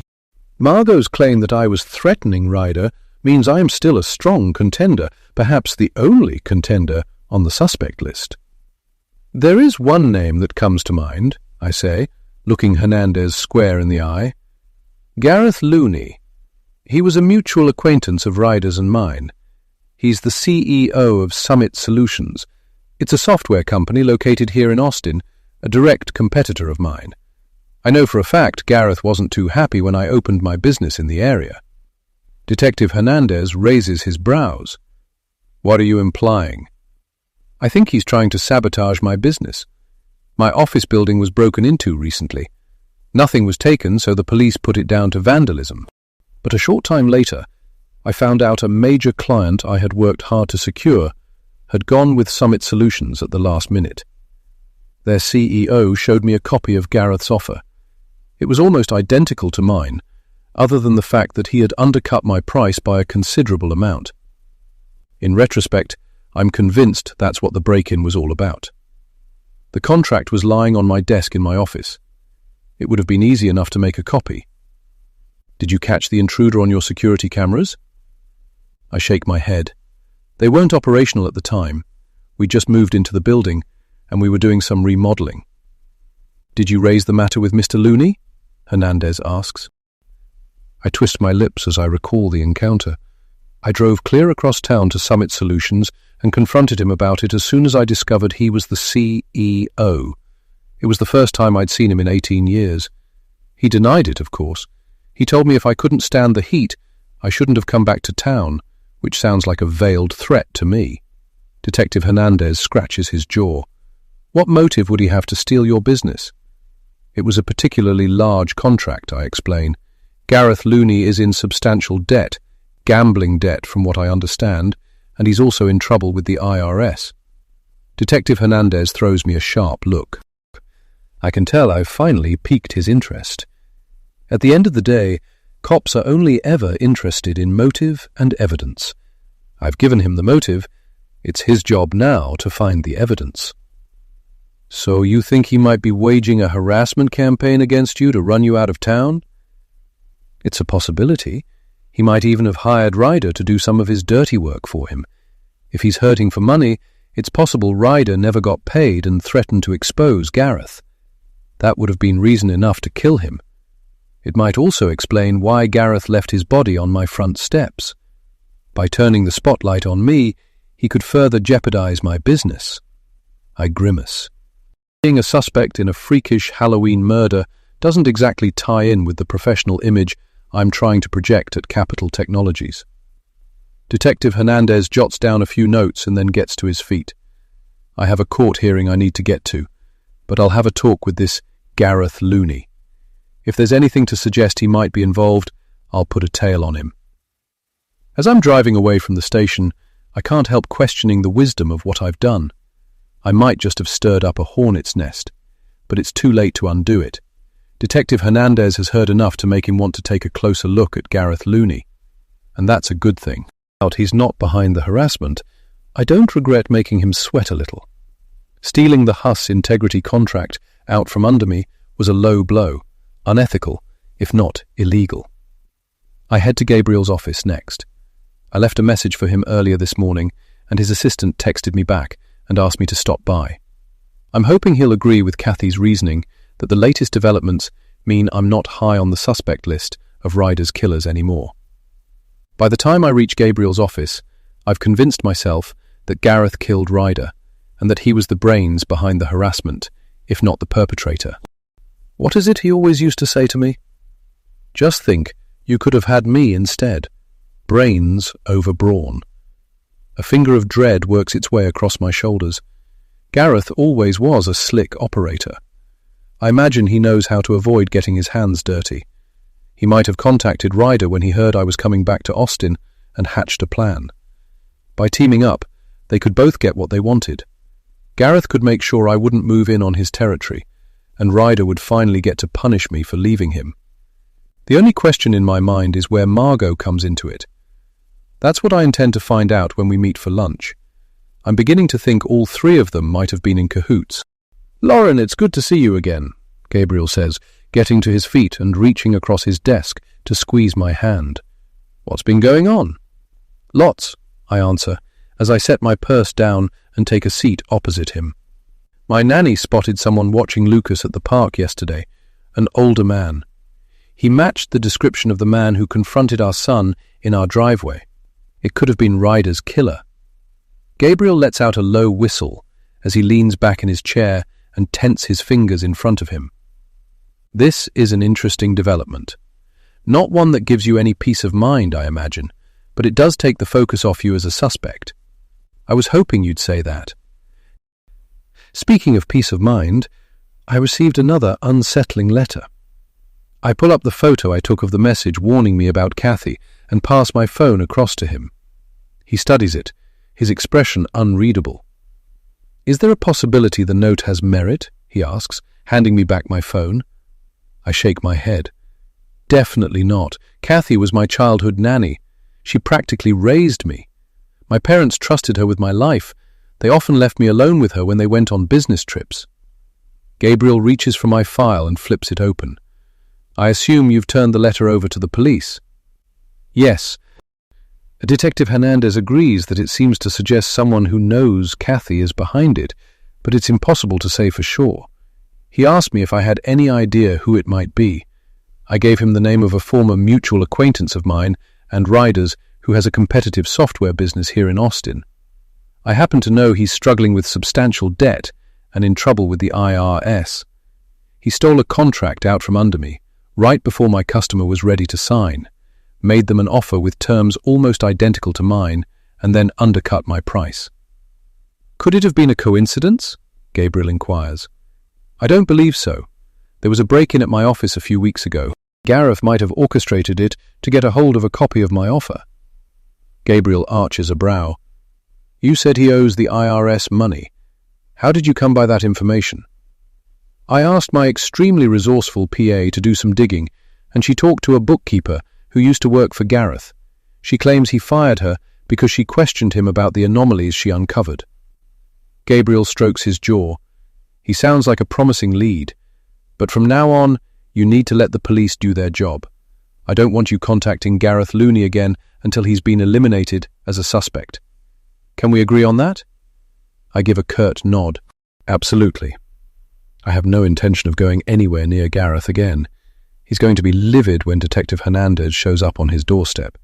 Gabriel might not be too happy with me either if he knew I was planning to meet up with another mutual acquaintance on Friday, the mother of Ryder's child, no less, who might very well have some involvement in the situation too. I'm hoping to leverage whatever influence I have left with her to find out how much she knows about what's going on. and whether all of this was her idea to begin with. Chapter 23. I've been anticipating my lunch date with Margot with a growing mixture of curiosity and foreboding. I'm desperate to know if she's involved, but I'm afraid things might take an even darker turn if she realizes I suspect her. Friday morning stretches out before me like a never-ending road coiling into an uncharted horizon. No matter how many times I check my phone, time seems to have come to a standstill. I keep going over in my mind the best way to handle the conversation. One option is to go in guns blazing and accuse her of aiding and abetting Ryder in his campaign of harassment. Or I could start out by offering my condolences, acknowledge her as the mother of Ryder's child, show some interest in her relationship with Ryder. Perhaps I should stick to the middle ground, make believe it's purely a lunch date for old time's sake, and wait to see what she divulges, if anything. I squirm in my chair at the thought of revisiting my high school memories with Margot, things I'm ashamed of now, not to mention the fact that I'm pretty sure she secretly hated me back then. She hung out with me, but only because she coveted my life and everything about it, including Ryder. Did she have any idea that he laughed about her behind her back, scoffed at her efforts to dress like me, mocked her embarrassing attempts to flirt with him when she thought I wasn't paying attention? At 11:45 a.m., I pull into the Sycamore Mall parking lot and look for a spot to park near the main entrance. My stomach flutters with nerves as I switch off the engine and gear myself up to meet with Margot. I wonder if I'll even recognize her after all the work she's had done. I pull down the visor and study my face in the mirror. Kathy always told me I had the bone structure of a model, my skin that I haven't seen before, and mottled half-moons below my eyes that attest to sleepless nights. Still, it will only serve to bolster my case if I look like the victim of harassment. After applying a swish of lip gloss, I lock my car and make my way to the Red Snapper restaurant, located just inside the mall. I'm a few minutes early, but I want to have the advantage of watching Margot arrive. Seated at a booth facing the entrance to the restaurant, I place my phone on the table in front of me. I'm not entirely sure she won't message me and back out at the last minute, or simply not show up at all. Minutes later, she breezes up to the hostess station. I raise my hand and wiggle my fingers to get her attention. She nods, unsmiling, and says something to the hostess before walking toward me. Dressed in jeans and a tight sweater, it's hard not to notice the exaggerated results of plastic surgery on her thin frame as she sachets her way between the tables. She slides into the seat opposite and smirks in greeting. "I wasn't sure you'd be here." "I wasn't sure you'd come either," I reply, schooling my tone to neutral. We're already playing a game of cat and mouse, neither one of us wanting to be the first to declare ourselves friend or foe. I force a smile, trying not to stare too hard at Margot's swollen lips. She's bought into the bee-stung lip mania, but it doesn't quite go with her fine features. I can't help wondering if Ryder's drug money funded her extensive sculpting campaign. A waitress swoops in with a pen and a pad, breaking up our uncomfortable standoff. "Can I get you ladies started with something to drink?" "An iced tea for me, please," I say. "I'll take a Diet Coke," Margot adds. "And we're ready to order. I'm short on time. I'll have the Asian chicken salad." A Greek salad for me," I add, reading off the first item I spot on the menu. The waitress walks off, and Margot and I stare in charged silence at one another. "You look different. You look—" "Well," I say, searching for the right word. "You didn't bring your son," she responds. I can tell by the questioning tilt of her brows that she's asking for an explanation. "He's in school," I offer her an apologetic shrug. "Perhaps we can get the boys together another time. This way we get a chance to reconnect first." "Who said I was interested in reconnecting?" Margot asks coldly. I give a self-conscious laugh. "You're the one who suggested meeting for lunch." She places her elbows on the table and interlaces her taloned fingers as she leans toward me, a menacing glint in her eyes. "Want to know why I told you to bring your son?" She flicks her tongue over her painful-looking lips and whispers, "I wanted to see if he looked like him." I blink, struggling to absorb the significance of her words. "You mean Ryder? She throws back her head and lets out a harsh laugh at my shocked expression. Yes, Ryder. Who else would I be talking about? He cheated on me when we were together. I just don't know for sure who it was with yet. I swallow, holding up my hands in protest. Margot, I haven't seen Ryder since our junior year. Married to Jack, the father of my son, Lucas. I hesitate and then add more softly, for what it's worth, I'm sorry for your loss, and for your son's loss. Margot gives a disgusted shake of her head, but before she can say anything, the waitress returns with our orders. Anything else I can get you, ladies? I flash her a quick smile. No, everything looks great, thanks. She lays some extra napkins down and flounces off to another table. You don't seriously expect me to believe you're anything but ecstatic now that Ryder's dead, Margot says, spearing a piece of chicken on the end of her fork with a little more force than necessary. Of course I'm not happy he's dead. I'm especially not happy that he was found murdered on my front steps. I want to know who did it just as much as you do. I set down my fork and gaze earnestly at her. Margot, I know you talked to Detective Hernandez. Was Ryder stalking me? I need you to tell me the truth. Margot chews her food for a moment and then dabs her lips on her napkin carefully before answering. Ryder and I weren't together anymore. We barely communicated, only what was essential relating to our son. I have no idea what he did in his free time to entertain himself. Ignoring the jab, I press on. Did you two ever talk about me when you were together? Margot gives an irritated toss of her head. Wanted to talk about you. He never forgave you for dumping him when he got locked up. But he didn't keep pictures of you in his wallet or anything like that. Believe me, I checked. So he wasn't pining for you, if that's what you're getting at. I gulp down a mouthful of iced tea. Someone's been harassing me, Margot. Someone who knows about my Scarecrow phobia. Someone who knew me back in high school. They know who Kathy is, too. They've been sending me sinister messages and leaving scarecrows on my property. If it wasn't Ryder, who was it? Margot glowers across the table at me. You insinuating? Believe me, I've got better things to do with my life than harass you. What about Gareth Looney? Do you think it could have been him? I take a bite of my salad, my eyes never leaving her face. She arches a heavily powdered brow at me. What makes you think Gareth's behind it? He stole a major contract from me recently. Somehow he got his hands on a copy of my proposal and undercut my pricing. Word is that he has a serious gambling addiction and he's in trouble with the IRS, which means he has a vested interest in making sure my company fails at the outset, now that we're competitors in the same territory. Margot shrugs, avoiding my gaze. I haven't spoken to him in years. I can't imagine him wasting his time on you either.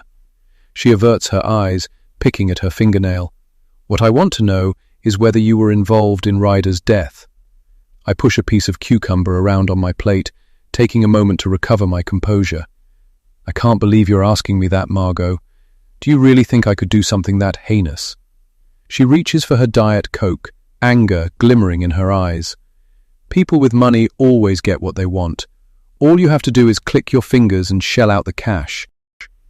It's not as if you'd have to get your hands dirty if you wanted to get rid of him. I push my plate to one side, my appetite gone. I had nothing to do with Ryder's death, and I have no idea who did. That's why I need you to tell me the truth about Gareth. Think about it for a minute. What if he hired Ryder to harass me? Maybe Gareth didn't pay up, and he and Ryder got into an argument about it, and Gareth killed him. It would make sense that Gareth would leave Ryder's body on my front steps to try and pin the murder on me. Kill two birds with one stone, so to speak. The bad publicity could destroy my business. Please, Margot, I need you to be honest with me. What's going on? Are you in on it? Margot narrows her eyes. Whatever you think Gareth did, I'm not involved. She shoves her plate to one side and digs in her purse for her wallet. I reach across the table and lay a hand on her arm.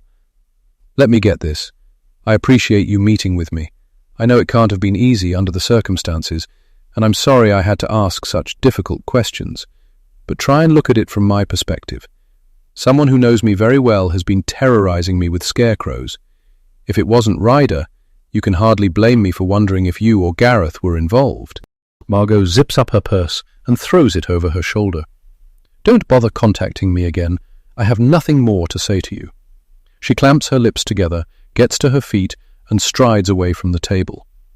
I take a moment to compose myself before leaving some cash on the table and darting out of the restaurant after her. I keep my distance in the mall parking lot, making sure she doesn't spot me. I'm not sure what I'm hoping to accomplish, but I get the feeling she was lying to me about her involvement in all of this. Maybe I can follow her and find out where she lives. My heart pounds as I watch her get into a tired-looking blue Volkswagen Jetta a couple of aisles over. She's talking on her phone, oblivious to her surroundings, so I take the opportunity to jog across to my car and climb in. While I wait for her to drive away, I retrieve a baseball cap from the passenger side pocket and don my sunglasses. The minute I see her pull out, I put my car in drive and follow at a discreet distance. If I can find out where she lives, maybe I can reach out to her again and appeal to her to retract her statement to Detective Hernandez. After simmering down, she might come to realize I'm right to suspect Gareth. Surely she must want to locate Ryder's killer as much as I do. Traffic is growing heavier, and it takes all of my concentration not to lose Margot as she weaves and bobs her way toward the city centre. She doesn't appear to be heading home just yet. At the next light, she turns left and drives into an underground parking lot. I let another car go in front of me and then tail her inside. She swerves into a parking spot, and I drive past her and pull into another space nearby. The minute she disappears into the stairwell, I jump out and go after her. Wherever she's headed, she's in an awful hurry to get there. I dash down the stairs 2 at a time and out onto the street, looking in both directions to see where she's disappeared to. To my relief, I spot her jogging across the street, her oversized purse slapping at her side. I follow at a distance, dread gnawing in the pit of my stomach when I recognize where we are. Moments later, my worst fears are realized when she pushes open the door to the building that houses Summit Solutions. Chapter 24. I pivot away from the shocking sight and stare blankly at the mannequins in the storefront window in front of me. My mind is rocketing 1,000,000 miles a minute as I try to piece it all together. I can't believe how smoothly Margot was able to lie to me all through lunch. My suspicion that she was conspiring with Gareth was spot on. They've both been feeding me a pack of lies. Gareth likely hired Ryder to help run me out of town, and Margot was in on the scheme from the outset. No doubt Ryder was only too eager to avail of the opportunity to satisfy his own personal vendetta against me, while being paid for the privilege. And of course Margot, ever the salivating groupie, played whatever role she was told to play, anything to please Ryder. Maybe it was even a pitiable attempt to win him back. No doubt she also got a certain level of personal satisfaction from helping to take me down. She probably felt it was justified. Her jealousy was on full display at lunch, with her dig about my inheritance, something about only having to click my fingers and shell out the cash. Just like Gareth's snide comment about not having a trust fund to launch him. She and Gareth don't seem to understand is that I've invested every penny of my money into outfitting my business, and I still have a mortgage on the office building. I need this venture to succeed, or I risk losing everything. I glance at the time on my phone and suck in a sharp breath. I need to get back to the office and start making some follow-up calls on the proposals I sent out earlier in the week. It's imperative I get some more contracts signed before word begins to leak out that my ex was found murdered on my front steps. I've no doubt Margot and Gareth are already scheming on how to spread the juicy news. A call to the local papers is bound to stir up renewed interest in another titillating chapter in my story. I can see the headlines now. Capital Technologies CEO questioned in Scarecrow slaying. Death follows software heiress wherever she goes.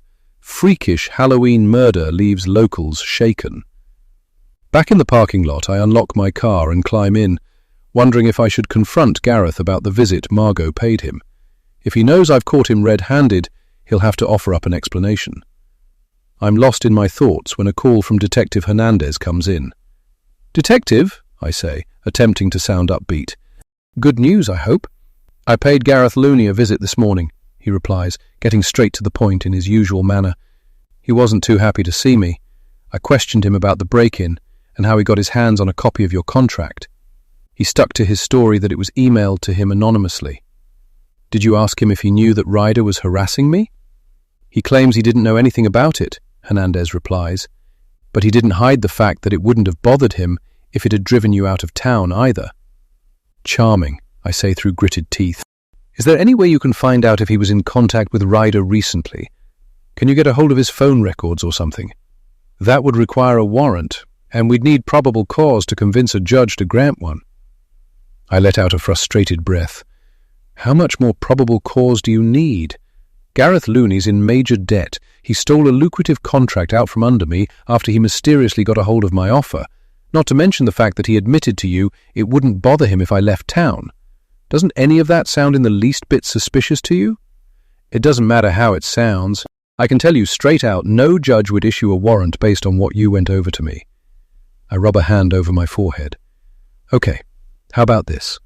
I just had lunch with Margot. She insisted she hasn't talked to Gareth in years and that she had nothing to do with the harassment. I knew by her evasive manner she was lying about something, so I followed her after she left the restaurant. Want to know where she went? Directly to Summit Solutions. Detective Hernandez is silent for a moment, then asks, Did you follow her inside? No, I had to get back to work. In any case, I didn't want to let her know I'd seen her. She must have been going to warn Gareth about my suspicions. It's obvious she's in on the whole thing with him. Are you saying you think she might have helped Gareth murder Ryder? No, not the murder.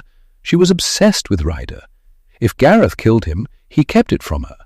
She accused me of being behind it, made a petty stab about me having plenty of money to hire a hitman. All right, Hernandez concedes with a sigh. Leave it with me and I'll see what I can find out. If nothing else, you've given me enough to warrant looking into the nature of their relationship a little further. Please let me know as soon as you find out anything, I urge him. I'm pulling up at my office right now, so if you can't reach me on my cell, you can leave a message with my PA, Maria. I managed to get back inside my office without being accosted by employees needing to talk to me about pressing software-related issues.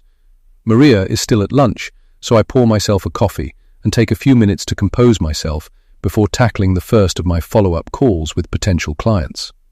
The receptionist at AGA Precision Tooling takes my name, and I wait on hold for several minutes before she comes back on the line.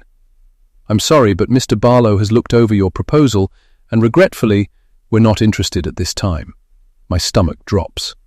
But I just received an email from him yesterday stating that he was very interested in my proposal and would like to set up a time to meet with me to discuss the details. There's an awkward pause before the receptionist clears her throat. I apologize for the mix-up. I'm simply relaying the message I was given. You're welcome to email Mr. Barlow if you have any further questions. Have a wonderful day, Mrs. McElroy. I open my mouth to protest, but she's hung up. I drop my head into my hands, a sick feeling creeping over me. Did Gareth have something to do with this too? No, it's not possible. Hacking into a computer for financial gain is a felony. He wouldn't risk it. I'm being paranoid. It's just an unhappy coincidence. This kind of thing happens all the time in business. I need to pull myself together and move on to the next call. Minutes later, I set my phone down on the desk in front of me and squeeze my shaking hands together in my lap. All three of the companies which were extremely enthusiastic about my proposal only a day or two ago have declined to sign a contract. I even managed to speak to one of the owners directly. He was apologetic but vague about his decision to go with another company better suited to their needs. It's exactly the kind of generic letdown that tells me there's something nefarious going on behind the scenes. I know Gareth had a hand in this. I just can't figure out how he pulled it off. It's not like he could have sent out a mass email to every business in Austin disparaging me. And he doesn't know which companies I've sent proposals to. No one does, other than myself and the people who received them, and Maria, of course. I let that thought sit for a moment, hating myself for even considering the remote possibility that Maria would betray me. But, as unlikely as I deem it to be, it's an angle I need to consider. Despite how much I've come to depend on her in the span of a few short weeks, the reality is I don't know Maria particularly well. My luck when she accepted the position with my company.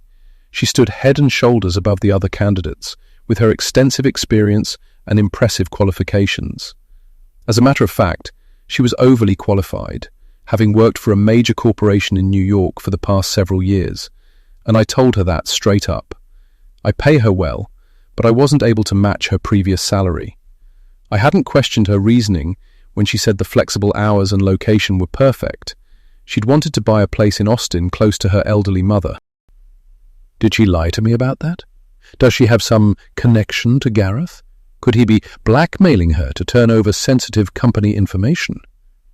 A knock on the door makes me jump almost out of my skin.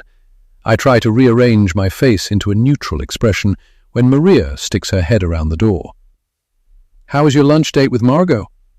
"It was civil," I respond with a tight smile. I shuffle a few papers on my desk to indicate that I'm in the middle of something important. "I'm working on some new proposals this afternoon," I tell her. "If anyone calls, please take a message for me." "Absolutely," she arches a brow. "Sent out earlier this week." "Not yet," I answer, suppressing a shiver as I reach for my phone. Maria nods. "I'll leave you to it, boss. Let me know if you need anything." The minute the door closes behind her, I suck in a jagged breath. My heart feels like it's on fire. Why did she ask about the proposals?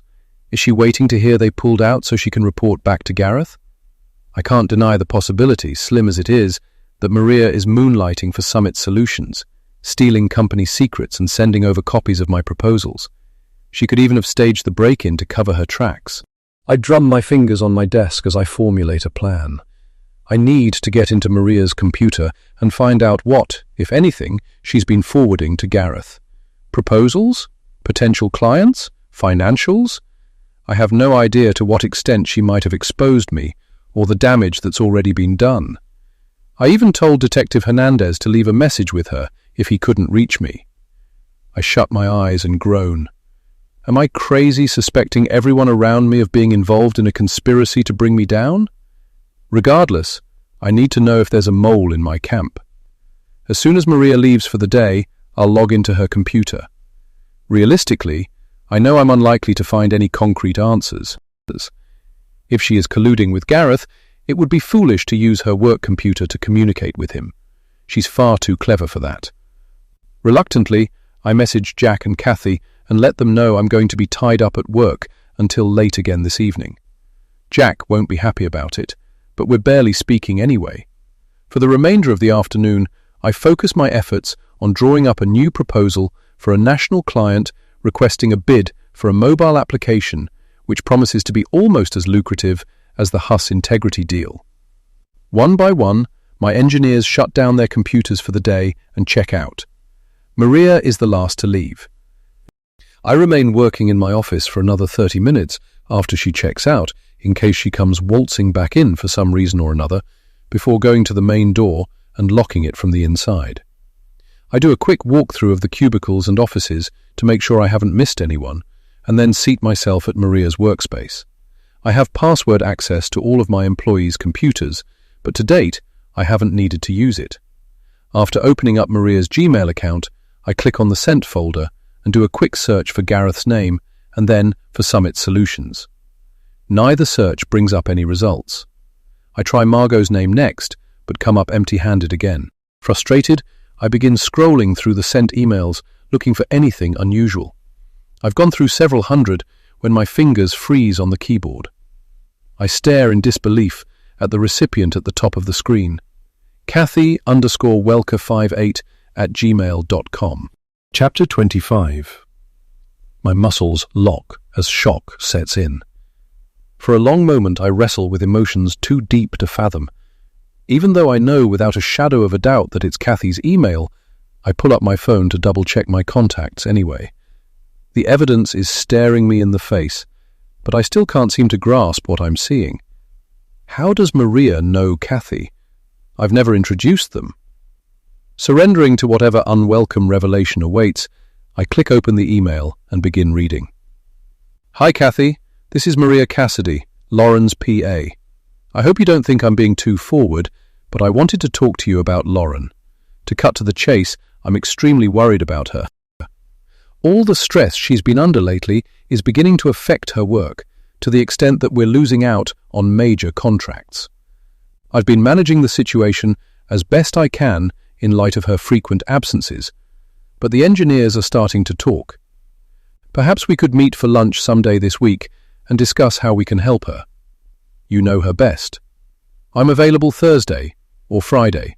My number is 737-212-5564. Please don't mention to her that I reached out to you. Kind regards, Maria. I force myself to inhale and exhale a couple of times before evaluating the contents. On the face of it, the email seems harmless enough, compassionate even. End that Maria went behind my back and contacted Kathy. I've always considered Maria's initiative to be an asset, but this time she's gone too far, crossed a line into my personal life. She makes it sound as though I'm losing control of my business and she needs to step in and save it. My engineers know nothing about the status of potential contracts in the pipeline. I haven't told them at any rate. So far, I've been feeding them enough work to keep them busy. Bristling, I reread the email, and this time a more ominous thought occurs to me. Maria sent this 2 days ago. How did she know we were losing out on contracts before I did? Other than Huss Integrity, I hadn't heard back from the other companies I presented proposals to until today. A cold sweat breaks out along the back of my neck. Where is Maria getting her information? And what underlying motive does she have for wanting to meet up with Kathy? The other thing that's bothering me is that Kathy never mentioned anything to me about Maria emailing her. It feels disloyal. She should have asked me how I felt about my PA wanting to take her out for lunch to discuss my inadequacies as a CEO. I would have told her straight out that it's inappropriate. I cringe at the thought of my Manny and my PA discussing my mental and emotional state behind my back, planning an intervention of sorts. Biting back my frustration, I power down Maria's computer and make my way back to my office to gather up my things. I have to confront Kathy about this tonight. I've known her long enough to believe she has only my best interests at heart, but she has no idea what Maria's true motives are. Nor do I, for that matter. If she's passing on information to Gareth, then it's dangerous to let her anywhere near my family or friends, not to mention my business. Come to think of it, she might have sent me the fake courier letter about Kathy. That would explain why no one saw it being delivered. I grit my teeth as I peel out of the parking lot and head for home. I have to make it a priority to find out exactly who Maria is and what she's really doing at Capital Technologies. Jack looks miffed when I finally arrive home shortly after 8 o'clock. Lucas is asleep, he reports in a clipped tone. He kept asking for you. I give a shamefaced sigh. I'm sorry. I was working on some important proposals. Jack leans back against the kitchen counter and crosses his arms. It feels like a gesture of superiority, indicating that he's taking the high ground by being there for our son, and that you couldn't even call Lucas to say goodnight. I said I'm sorry. I've had a very stressful day. Tell me about it, Jack grumbles. I throw him a worried look. What does that mean? You tell me. I didn't want any more secrets, remember? I frown, wondering where he's going with this. My heartbeat picks up pace. Slipping my purse strap off my shoulder, I place it on the counter, trying to figure out how best to respond without letting this devolve into another silent deadlock. None of the secrets I've kept from Jack were good ones. What has he found out now? He starts to say something but breaks off when Kathy shuffles into the kitchen in her slippers, clutching an oversized mug. Lauren, you're home! I left a plate of lasagna in the warming drawer for you, and there's some Caesar salad in the fridge. My favourite, I say, forcing some enthusiasm into my voice. She walks over to the sink and rinses the remnants of hot chocolate from her mug before placing it upside down in the dishwasher. By the way, your not-so-neighbourly neighbour, Stanley Hogg, called me over today to complain about Lucas riding his bike too close to his driveway.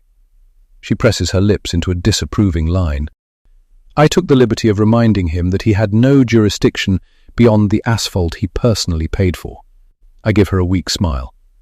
I'm sure you did a fine job putting him in his place. I think I'll watch a little television before I go to bed, she says, darting an uncertain glance between me and Jack. The tension emanating from us is hard to miss, and she beats a hasty retreat to the family room, leaving us alone once more. Where were we? I ask with a brittle laugh. Jack reaches into his back pocket and tosses a brochure on the counter. This? I arch a questioning brow, resisting the urge to reach for it, as if that will somehow make whatever it is that's got Jack all worked up go away. It's a prospectus for a school, he replies, in an overly calm tone. I throw him a confused look. Is he looking into private schools for Lucas? Does he think our son will be safer there? I pick the leaflet up and read the name on the front. Mountain View Girls Academy. Look familiar? Jack asks, anger seething between his lips. My throat tightens as I begin reading the blurb on the cover. An experiential learning encounter teaching respect and responsibility. Your child struggling with self-destructive or dangerous behaviors? Our vocational training and mentoring program will help transition your daughter to a successful life through unconditional support and guidance. I grimace inwardly at the irony of it. The brochure is new, but they haven't bothered to update the verbiage all these years later. Where did you get this? I ask, failing miserably to eliminate the tremor in my voice.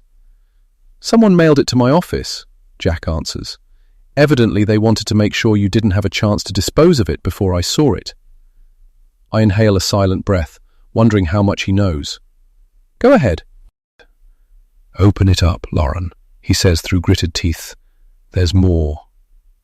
I'm tempted to toss the brochure in the trash and tell him to forget about it, deny knowing anything about it, but he has a strange look on his face that unsettles me. Reluctantly, I open it and immediately spot the message scrawled across the double page in black magic marker. Did Lauren tell you she was valedictorian of her class? Closing my eyes briefly, I try to collect my flailing thoughts. I didn't want Jack to find out, and certainly not like this, but someone has overruled me. Why don't we sit down and talk about this, I suggest, folding into a chair at the table. I feel sick inside, but there's no way out of this conversation now. Jack remains standing, arms still firmly folded across his chest. Go ahead, I'm listening. His face is a sealed mask of emotion.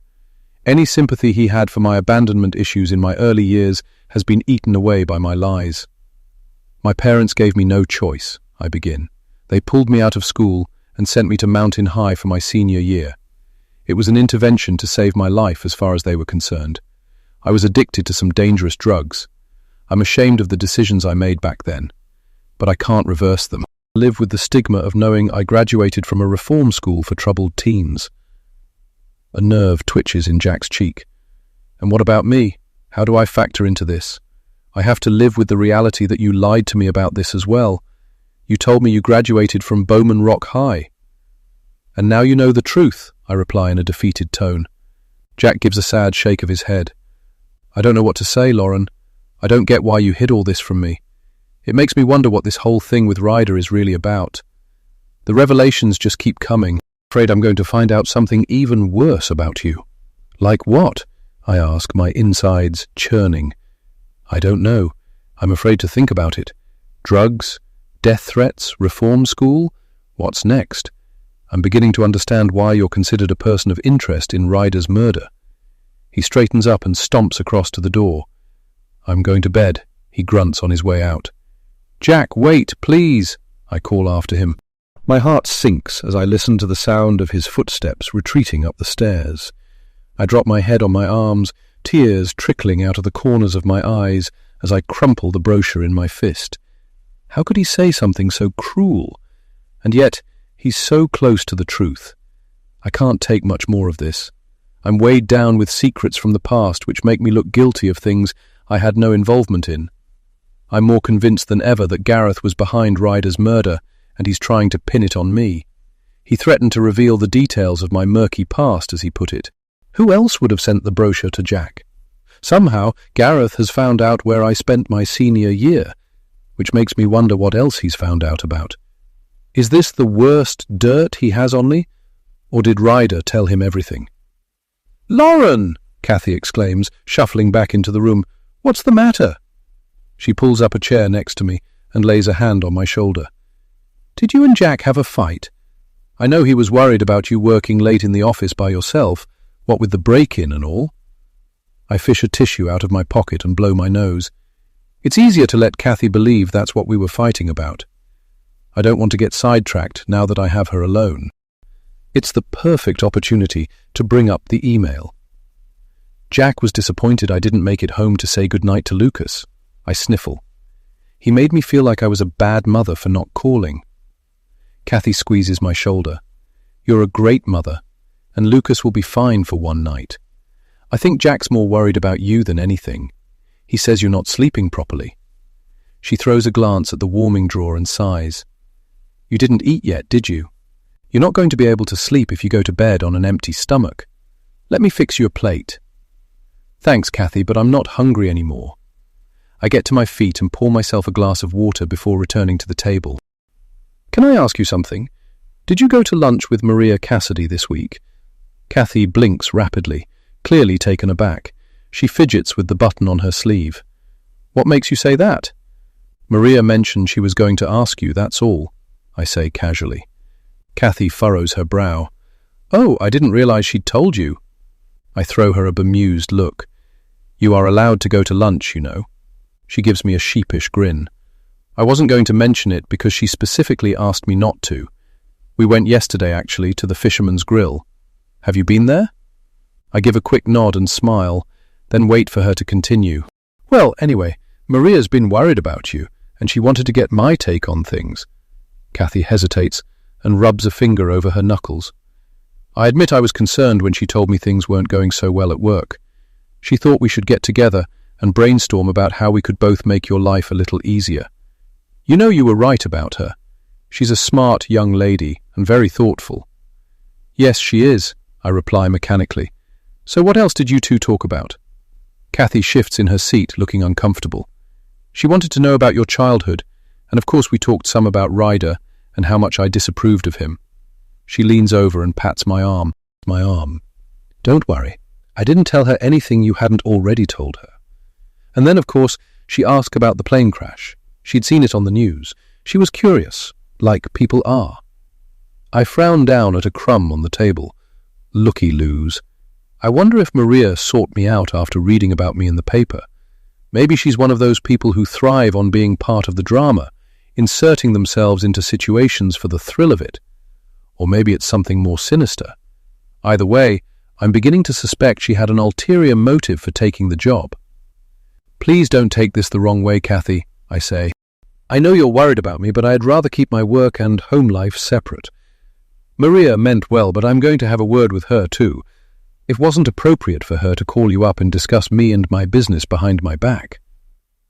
A pained expression comes over Kathy's face. "I'm sorry if I upset you. Believe me, Pumpkin, I was only trying to help." I force myself to smile at her. "I know, and I appreciate it." She gets to her feet and hugs me with her usual warmth, but I don't reciprocate in kind. We smile awkwardly at each other, and I watch her exit the kitchen on her way to bed. Do I believe her? I'm not sure who I believe anymore, or who I trust. Someone send me that note about Kathy. Were they trying to warn me, or simply mess with me? I frown, thinking back to the brochure Jack received in the mail. Other than my parents, Kathy was the only one who knew I was shipped off to Mountain High my senior year, unexpectedly leaving her out of a job. An uneasy feeling creeps up my spine. It's odd that she called Jack up, unprompted, and offered to help with Lucas. My mind flips back to the day I picked Kathy up at the airport. I was early, but she was already standing out at the curb with her bag. What if she didn't fly in from Lubbock that morning? What if she's been in Austin all along? Chapter 26. I remain seated at the kitchen table, staring out the window into the dark, long after everyone else has gone to bed. Weariness is seeping through my bones, and my mind is beginning to play tricks on me. For a fleeting moment, I think I can make out the lumpy shape of a scarecrow at the bottom of the garden. I tense, breath on pause, but then the wind picks up, and I realize it's only a bush swaying back and forth. Frustrated with myself, I get to my feet and yank the plantation shutters on the kitchen window closed. I feel like I'm going crazy, which is why I've resisted calling Detective Hernandez to tell him about the brochure and the email exchange between my PA and my nanny. At this point, I've suspected everyone around me, except for Jack. But he has his own suspicions about me, so it's not as though I have him in my camp either. The only person I can count on unconditionally is my 6-year-old son. Not that he can help with the mess I'm in. Tears stab my eyes like salted toothpicks. I don't know who to trust or who to turn to. It wouldn't shock me to discover that Gareth, Margot, and Ryder had teamed up to run me out of town, but it would be disturbing to find out that Maria was in on it with them from the beginning. And then there's the letter warning me about Kathy. By far the biggest stab in the back would be to find out that she's somehow embroiled in everything that's been going on. Of course, that makes no sense. I've known her my entire life. I know everything there is to know about her. She went to school in Westlake Hills. She dropped out of Texas State University when she got pregnant. She gave her baby up for adoption and started nannying because she loves kids. I know my parents trusted her with my life.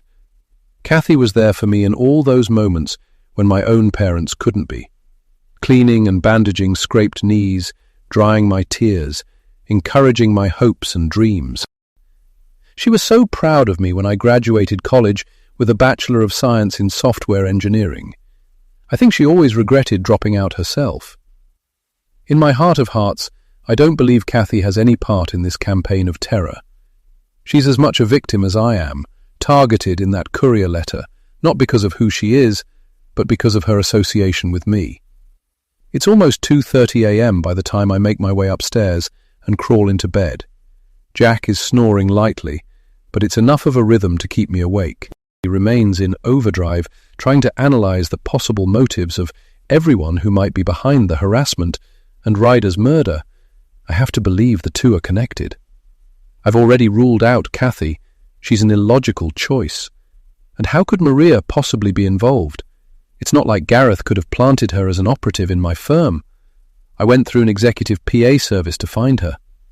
Still, there is the question of why someone with her qualifications would be willing to take a reduction in salary working for a startup. Maybe I should call her previous employer back and ask a few more questions. Something about it's not right. Flutter open and closed, my thoughts degenerating into scrambled code as sleep claims me. Jack's alarm wakes me the following morning. I turn over and immediately fall back asleep until my own alarm goes off 30 minutes later. I groan as I crawl out of bed, my limbs heavy as lead. After a quick shower, I make my way downstairs to the kitchen. Jack has left for work early, no doubt to avoid me. Kathy gives me an uncertain smile as she pours a glass of orange juice for Lucas, who's spooning Cheerios into his mouth with the speed of a package handler on an assembly line. He glances up at me. "Are you taking me to school today?"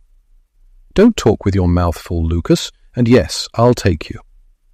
He reaches for his glass and takes a gulp of juice. "Are you sick, Mummy? Daddy said you weren't feeling well." Kathy ducks away from the table with her hands full of dishes and busies herself at the sink. "I'm fine, sweetie," I lie, catching Kathy's look of concern. "Just a little tired." 15 minutes later, I'm walking Lucas out to the car when I spot Stanley Hogg hovering by his front door. I nod a greeting in his direction and then do a second take. Did he just beckon me over? I quickly dismiss the thought and turn my attention to buckling Lucas into the car. As I slam the back door closed, I chance another glance across the street. I wasn't imagining it. He's waving me over, angrily this time. Irritated, I open the passenger door and toss my purse on the seat. I'd better go over and listen to him gripe some more about Lucas riding his bike. Maybe I can smooth things over before things escalate. It's not like we're obnoxious neighbours who leave our trash can out after collection day. Our only crime, unless you count the dead body on our steps, is having a child, apparently a pet peeve of his. "Wait here," I say to Lucas. "I need to talk to Mr." I stride across the street and hurry up the pathway to his front door, grimacing at the irony of it. It's the first time I've actually been invited onto his property. "Good morning, Stanley," I say briskly, bracing myself for a lecture on residential biking etiquette. "We're about to leave for school. Did you need help with something?" He throws a furtive glance up and down the street and then nudges his door open a few more inches. Wetting his lips, he whispers, "He came back." His voice is so low, I'm not sure I catch what he says at first. "I'm sorry, can you repeat that?" He scratches his scalp in an agitated fashion. "He came back," he rasps. He's referring to, but it's clear he's upset about it. Does he mean Detective Hernandez returned to ask him a few more questions? That would definitely rattle his cage. "I'm sorry, Stanley, I don't follow. Who are you talking about?" His eyes zigzag around me. I can't help but notice that he's sweating profusely, and a flicker of sympathy goes through me. It's obviously difficult for him to make the effort to speak with me. Whatever is bothering him, it must be important. He stammers for a moment or two before getting the words out. "Him, the man who left the body on your steps." My heart slugs against my chest. "Sure, it was him?" He nods, pulls a handkerchief from his pocket and mops his forehead. I recognized his limp. I press my hands to my sides, trying to quell the panic rising up inside me. "When? Where did you see him?" "Yesterday, at noon," Stanley wheezes. "He walked past your house a couple of times, stared at it for the longest time like he was memorizing everything about it." I rack my brains trying to assemble my thoughts. Jack and I were at work. Lucas was in school, and Kathy was having lunch with Maria. Did he know we were all out of the house at the time? I bite my lip, studying Stanley's face. I believe him? What motive would he have for making it up? He doesn't seem like the type to enjoy the attention. "Thanks for letting me know," I say in a scratchy voice. "I need to call Detective Hernandez right away and fill him in. Do you think you could give him a description of the man?" Stanley's eyes widen, and he shakes his head. I couldn't see his face from here. He moves to push the door closed, but I wedge my foot against it. "Please, can you tell me anything else at all? What was he wearing?" "A long coat." He casts a nervous glance behind him, as if expecting his wife to call out for him at any minute. My eyes drift past his shoulder to the shadowy outline of the dead tree in the corner of the foyer. A lone umbrella dangles from the end of a branch. I swallow hard. I remember seeing a long coat hanging on it a few days ago. The door shuts before I can ask Stanley what color of coat the man was wearing. But I think I know the answer. The drive to Dawson Elementary seems to last an eternity, with Lucas chattering non-stop and me making intermittent sounds to appear interested. I can't stop thinking about the coat that was hanging in Stanley Hogg's foyer, and how he's always the one who opportunely spots my stalker. I shake my head to clear my increasingly erratic thoughts. It's ridiculous to imagine that my eccentric neighbor, who never leaves his house and doesn't know me from Adam, could be my stalker. Besides, he doesn't have a limp. The minute I drop Lucas off at school, I dial Detective Hernandez's number. He barks a greeting and asks how he can help in a tone that doesn't sound particularly helpful. "My neighbor, Stanley Hogg, observed a man walking by my house yesterday," I begin. "Hardly an uncommon sight," Hernandez comments, "except that he stopped at my house and stared at it for a long time. I'm sure it was the same man Kathy spotted at the park. He was wearing an overcoat and walked with a limp." Hernandez sighs heavily on the other end of the line. "We talked to Mr. Hogg already. To put it kindly, he lives in his own world. It's possible he saw the man, but it's equally possible he imagined him, or he's making the whole incident up." "But you can't dismiss it without following up on it," I protest. "It's a potential lead." "I'll talk to the patrol officer assigned to your area, see if he noticed anything," Detective Hernandez says. "Did you get those cameras installed at your house yet?" "My husband has someone lined up to come out on Tuesday." "Good," Hernandez replies. "I'll have another chat with Stanley Hogg when I get a chance." I drive the rest of the way to Capital Technologies, mulling over the stranger in the overcoat. He's getting more brazen, showing up at my house in broad daylight. So much for hanging out on the sidelines. Surely he couldn't have known Kathy wouldn't be home, unless Maria told him. I suck in a hard breath. It's time I had a conversation with her. "Morning," I call to Faye as I breeze past the reception desk. "Lauren, wait," she calls after me, one hand over the receiver of the phone she's holding. I turn and frown, tapping my toe impatiently while she wraps up her conversation. She hangs up and reaches for an envelope on her desk. "This was taped to the front door when I opened up this morning," she says, passing it to me. "It's addressed to you from Maria." "Maria? Where is she? Is she sick or something?" I ask, tamping down my frustration as I reach for the envelope.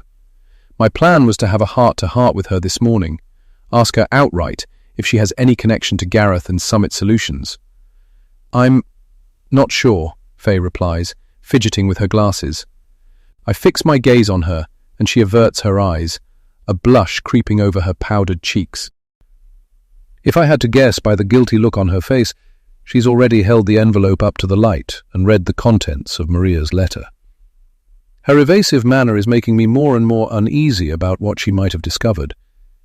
I make my way to my office, nodding in passing to a couple of the engineers, trying to look put together and not like I'm crumbling into pieces. Safely inside my office, I perch on the edge of my desk and rip open the envelope. "Dear Lauren, I regretfully inform you that I am resigning from my position as executive assistant, effective immediately for personal reasons. I realize this is unexpected, and I apologize for leaving you in the lurch during this time of transition. Thank you for the opportunity to work at Capital Technologies, and for your understanding in this matter. Sincerely, Maria Cassidy." I flop down in my chair and take several heaving breaths, my emotions seesawing between despair and rage. I can't believe this is happening. What am I going to do now? What is this about? How can she just walk out without giving me any notice, without even offering to train her replacement? What does she mean by personal reasons?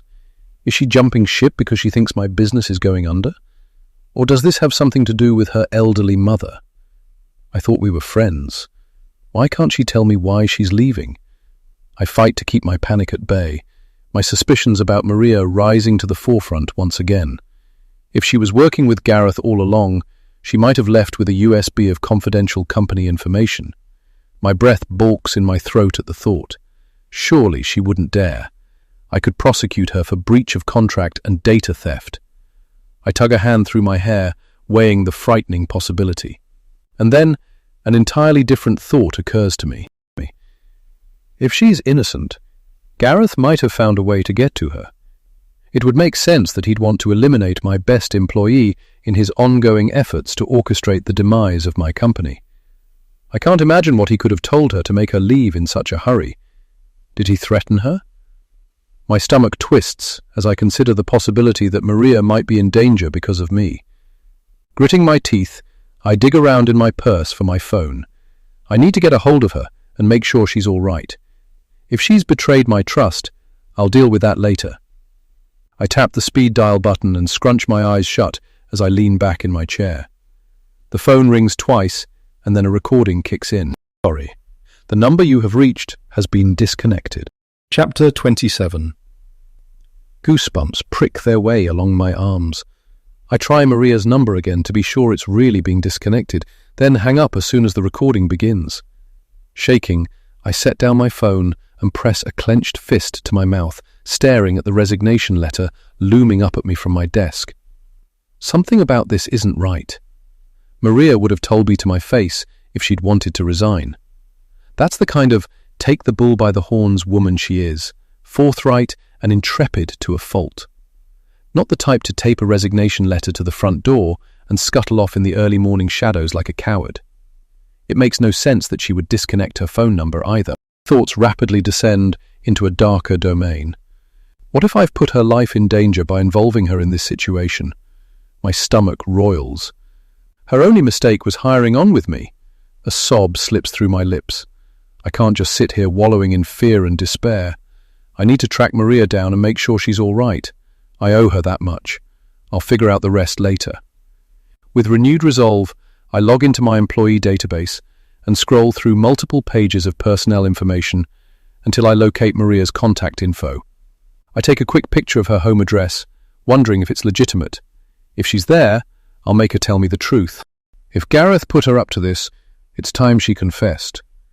And if she's being coerced, if Gareth found some dirt on her and forced her to resign, I'll get to the bottom of it. As I reach for my purse, it occurs to me that the security camera footage might show who taped the resignation letter to the door. Trying to exude an air of calm, I make my way through the open-plan office, where the software engineers are hard at work, to the mechanical room that houses the network video recorder. I'm still hoping the rest of my staff are unaware of the chaos I'm dealing with. This is as much a probationary period for Capital Technologies as it is for them. Once word gets out that Maria has resigned, it's sure to fuel all kinds of rumors unless I can nip this in the bud. My fingers shake as I retrieve the footage and play it back. I watch as each of my employees arrive in reverse order. I continue rewinding the clip until I see a lone, unfamiliar figure standing in front of the door. The timestamp is 5:34 a.m., too early to be anyone arriving for work. I freeze the clip and focus with mounting frustration on the grainy image of someone dressed in a trench coat and holding an umbrella up to the camera to obscure their face. Impossible to tell if it's Maria or not, although, if I had to guess, I'd say this person is several inches taller than her. I'm not even sure if it's a man or a woman. After watching the footage through again, I copy it onto a USB and slip it into my purse. I'll take it to Detective Hernandez. The police have ways of enhancing images. Maybe they can even determine a person's height from an image like this. My gut tells me it's not Maria. Why would she hide her face from the camera after signing her name to the letter? I let out a surprised yelp when one of my software engineers bounds into the room. He comes to a sudden halt when he sees me, a bemused look on his face. "Hey, Lauren! Didn't realize you were working in here. I just need to do an update on the servers, but I can come back another time if you like." "No, go right ahead," I answer with a tight smile. "I'm all done in here." I swiftly exit the room before he can ask me any questions about what I was doing or offer me assistance. I'm not ready to announce Maria's resignation yet, not until I've figured out what's behind her sudden departure. On my way out, I stop at the reception desk to relay a few instructions to Faye. "I need you to manage my calls for the next hour or two. Redirect anything technical to the engineers and put the rest through to my voicemail if you can't be of any immediate assistance." "No problem," she replies, tilting her head in a concerned manner. "Is everything all right with Maria?" I let my shoulders sag, knowing I'm only delaying the inevitable. For all I know, Maria might have texted some of the staff already. "She's resigned. I'll need you to handle her mail and inbox for now. Don't mention anything to the rest of the staff yet. I'll know more later, and then I'll make an official announcement." I push open the door and exit the lobby before she can press me for more details. On the drive to the police station, I go over in my mind the pieces I'm going to have to pick up from the fallout of Maria's sudden departure. Before I tackle anything else, I need to get the ball rolling on finding a replacement PA. However this plays out, I don't hold out much hope of Maria coming back to work for Capital Technologies. I send Faye a quick message asking her to start the recruitment process immediately. Detective Hernandez's reception is growing cooler every time he sees me. I'm not sure if he still considers me a suspect in Ryder's murder, or if he thinks I'm falling apart at the seams from stress and losing the plot. Either way, the cordial air he greeted me with the first time we met has long since evaporated. "Lauren," he says, working his jaw, "what can I do for you?" I place the USB drive on the table between us. My PA, Maria, resigned this morning. At least I think she did. My receptionist found a resignation letter taped to the front door of my company when she arrived to open up this morning. According to the security footage, which I made you a copy of, it was placed there at 5:34 a.m. I reach into my purse and retrieve the letter. "It's pretty generic," I say, pushing it across the desk to him. No explanation given. Calling Maria to discuss it, but her number's been disconnected. Detective Hernandez unfolds the letter and scans it, then gives a disinterested grunt. "It's not illegal in the state of Texas to give notice or disconnect your phone number." I lean forward and skewer him with my gaze.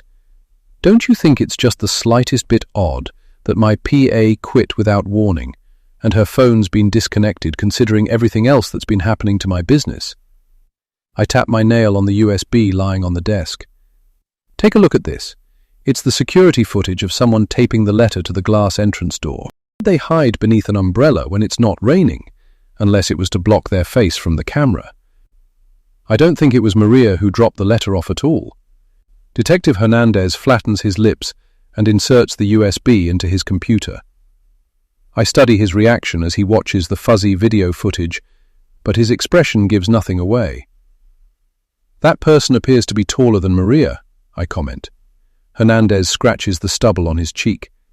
"How tall is she?" "She's 5'7". "Can you determine a person's height from an image like that?" He sighs and removes the USB drive before passing it back to me. "It wouldn't help. She might have got someone else to drop the letter off if she didn't want to run into her colleagues. Or maybe something has happened to her," I counter, raising my voice. "This vendetta against me is already affecting everyone around me, at home and at work. My son's in danger, my husband, even my nanny. Doesn't it stand to reason that my PA might be in danger too?" Detective Hernandez cracks his knuckles. "If you're concerned, I can do a welfare check on her. Do you have an address?" I dive into my purse again and pull out my phone. "It's 5716 Acorn Grove Lane," I say, reading it off. "Can you send someone now, please?" Hernandez stands and adjusts his holster. "This is a busy precinct. We have a lot more pressing crime to deal with in Austin than following up on disgruntled employees." "Her name's Maria, and she's not a disgruntled employee," I retort. "If anything, she loved her job. This is completely out of character for her." I get to my feet and lock eyes with him. "You and I both know there's still a murderer out there. If her body turns up on my front steps tomorrow morning, it will be on your head." I turn and stomp out of the office, hoping the look of shock on Detective Hernandez's face will be enough to spur him into action sooner rather than later. Back in my car, I plug in my seatbelt and make a split-second decision to act. I'll drive out to Maria's house right now. The least I can do is make sure she's unharmed, even if it turns out that she's left me in the lurch for personal reasons, or worse, that she's sold me out to Gareth Looney. I plug her address into my GPS and settle in for the 40-minute drive, my mind churning over every possible scenario. I keep oscillating between perfectly reasonable explanations for Maria's sudden resignation. Her elderly mother fell and needs full-time care, to the worst outcome imaginable, that Maria's been murdered and the evidence points to me, again. The more I get to her house, the more I begin to second-guess the wisdom of driving out here to look for her. What if the police arrive just as I'm creeping around peering in through the windows? If they find evidence of foul play, my presence is going to look suspicious, a criminal returning to the scene of the crime. I should probably call Gabriel and let him talk me out of this before I incriminate myself and end up handcuffed in the back of a squad car. Even the fact that I went to the police station and asked Detective Hernandez to do a welfare check might look suspicious, as if I'm inserting myself into the investigation, like Jack keeps warning me not to do. I dread to think what he would say if he knew what I was up to. Sweat beads along my hairline. The alternative is to turn around and drive back to my office while I still have time. But I won't be able to live with myself if I do. I can't forget all the late nights Maria put in at my side, unpacking boxes and setting up computers, living off pizza and caffeine right alongside me.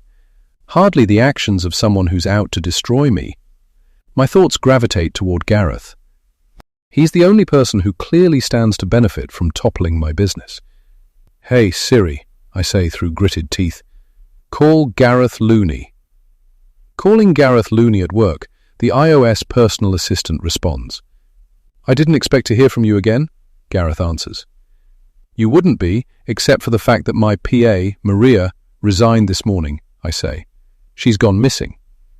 "And I can help you how, exactly?" he asks haughtily. "I'm done playing games, Gareth. I know you're doing everything in your power to crush my business. Did you put Maria up to this? Have you offered her some outrageous signing bonus to go to work for you, or what?" "You're really out of your mind, you know that," Gareth growls.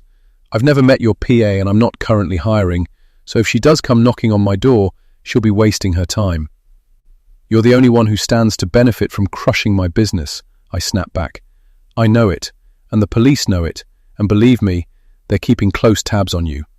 I have footage of someone other than Maria taping her resignation letter to the foyer door of my firm. So if you're involved in any way, you're not going to get away with it, Gareth."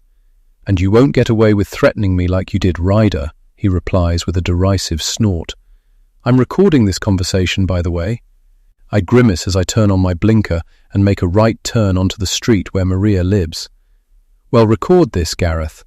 We're not just competitors anymore, we're gladiators in a fight to the death," I fire at him before hanging up. I clench the steering wheel tightly, instantly regretting my foolish outburst. What was I thinking? Would that count as a threat in a court of law? Shaking, I slow to a crawl, checking each consecutive house number until I come to Maria's place. It's not hard to spot. The front door is smashed in, and there's a cop car parked outside. Chapter 28. The thundering of fear in my chest crescendos as I put the car in park and turn off the ignition. For several agonizing minutes, I sit frozen behind the wheel, watching Maria's front door, waiting for a cop to appear. I desperately want to know what they've found inside, but at the same time, I want nothing more than to drive away before I hear something that's going to make my world come crashing down again. I wrap my arms around the steering wheel and rest my chin on it, wondering how I'm going to break it to the rest of the staff if something's happened to Maria. Minutes later, I'm startled out of my reverie by the arrival of 2 more cop cars. The knot in my stomach tightens. It's a clear indication they've discovered something untoward in the house. Panic rises up inside me as they draw closer. Do I look suspicious sitting here outside Maria's house? I quickly dismiss the thought. I wasn't trespassing, and I haven't contaminated a potential crime scene. Besides, I'm the one who called Detective Hernandez and asked him to do a welfare check in the first place. I have every right to be here. More important, I should be here as Maria's employer and friend. The squad cars pull up behind me, and I watch in my rearview mirror as Detective Hernandez climbs out of the first vehicle. He confers briefly with the officer who parked behind him, then makes his way over to me. "Didn't expect to see you here," he says dryly. "I told you I would request a welfare check." "And apparently they found something suspicious," I respond, more sharply than I intend. The fact is, I'm trying not to burst into tears. "Did they find her?" Detective Hernandez purses his lips. "Wait in your car and I'll be back out to brief you in a few minutes." Without further explanation, he strides up to the front door and disappears inside the house. I rub my cold hands together, unable to shake the queasy feeling creeping from the pit of my stomach all the way up my throat. Imagination is landing on one horrible scenario after another. They must have found something inside. Blood, perhaps? Or a weapon? Why else would the cop conducting the welfare check have called Detective Hernandez to the scene? I wonder if he found the door smashed in, or if he had to kick it in to gain entry. Something sinister has happened to Maria. That much I'm sure of. Out of the blue, a late-model Honda Accord comes screeching around the corner. It's not Maria's car, but I hold my breath anyway, hoping she'll jump out and demand to know what's happening at her house. A moment later, the vehicle wheels into Maria's driveway. A balding man with a grey moustache and an angry scowl steps out. He makes a beeline for the front door, leaning over to inspect the damage before stomping into the house. Curious, I roll down my window, hoping to overhear something, but I can't make out his muffled exchange with the officers. Moments later, he comes walking back out, gesticulating wildly, accompanied by a somber-looking Detective Hernandez. "When's the last time you saw your tenant?" Hernandez asks. "A few days ago. I asked her if she'd received a letter from my lawyer. She's been nothing but trouble since the day she moved in," the bald man grumbles. "She hasn't paid rent in months. I told her I was starting eviction proceedings, so of course she ups and disappears in the middle of the night. I'll never see my money at this rate." I slowly let out the breath I was holding. By the sound of things, they didn't find a body or a blood-splattered murder scene. I'm surprised to learn Maria was only renting the house. I thought she said she'd bought a place of her own when she moved back to Austin to be near her elderly mother. Even more shocking is the news that she hadn't been paying her rent.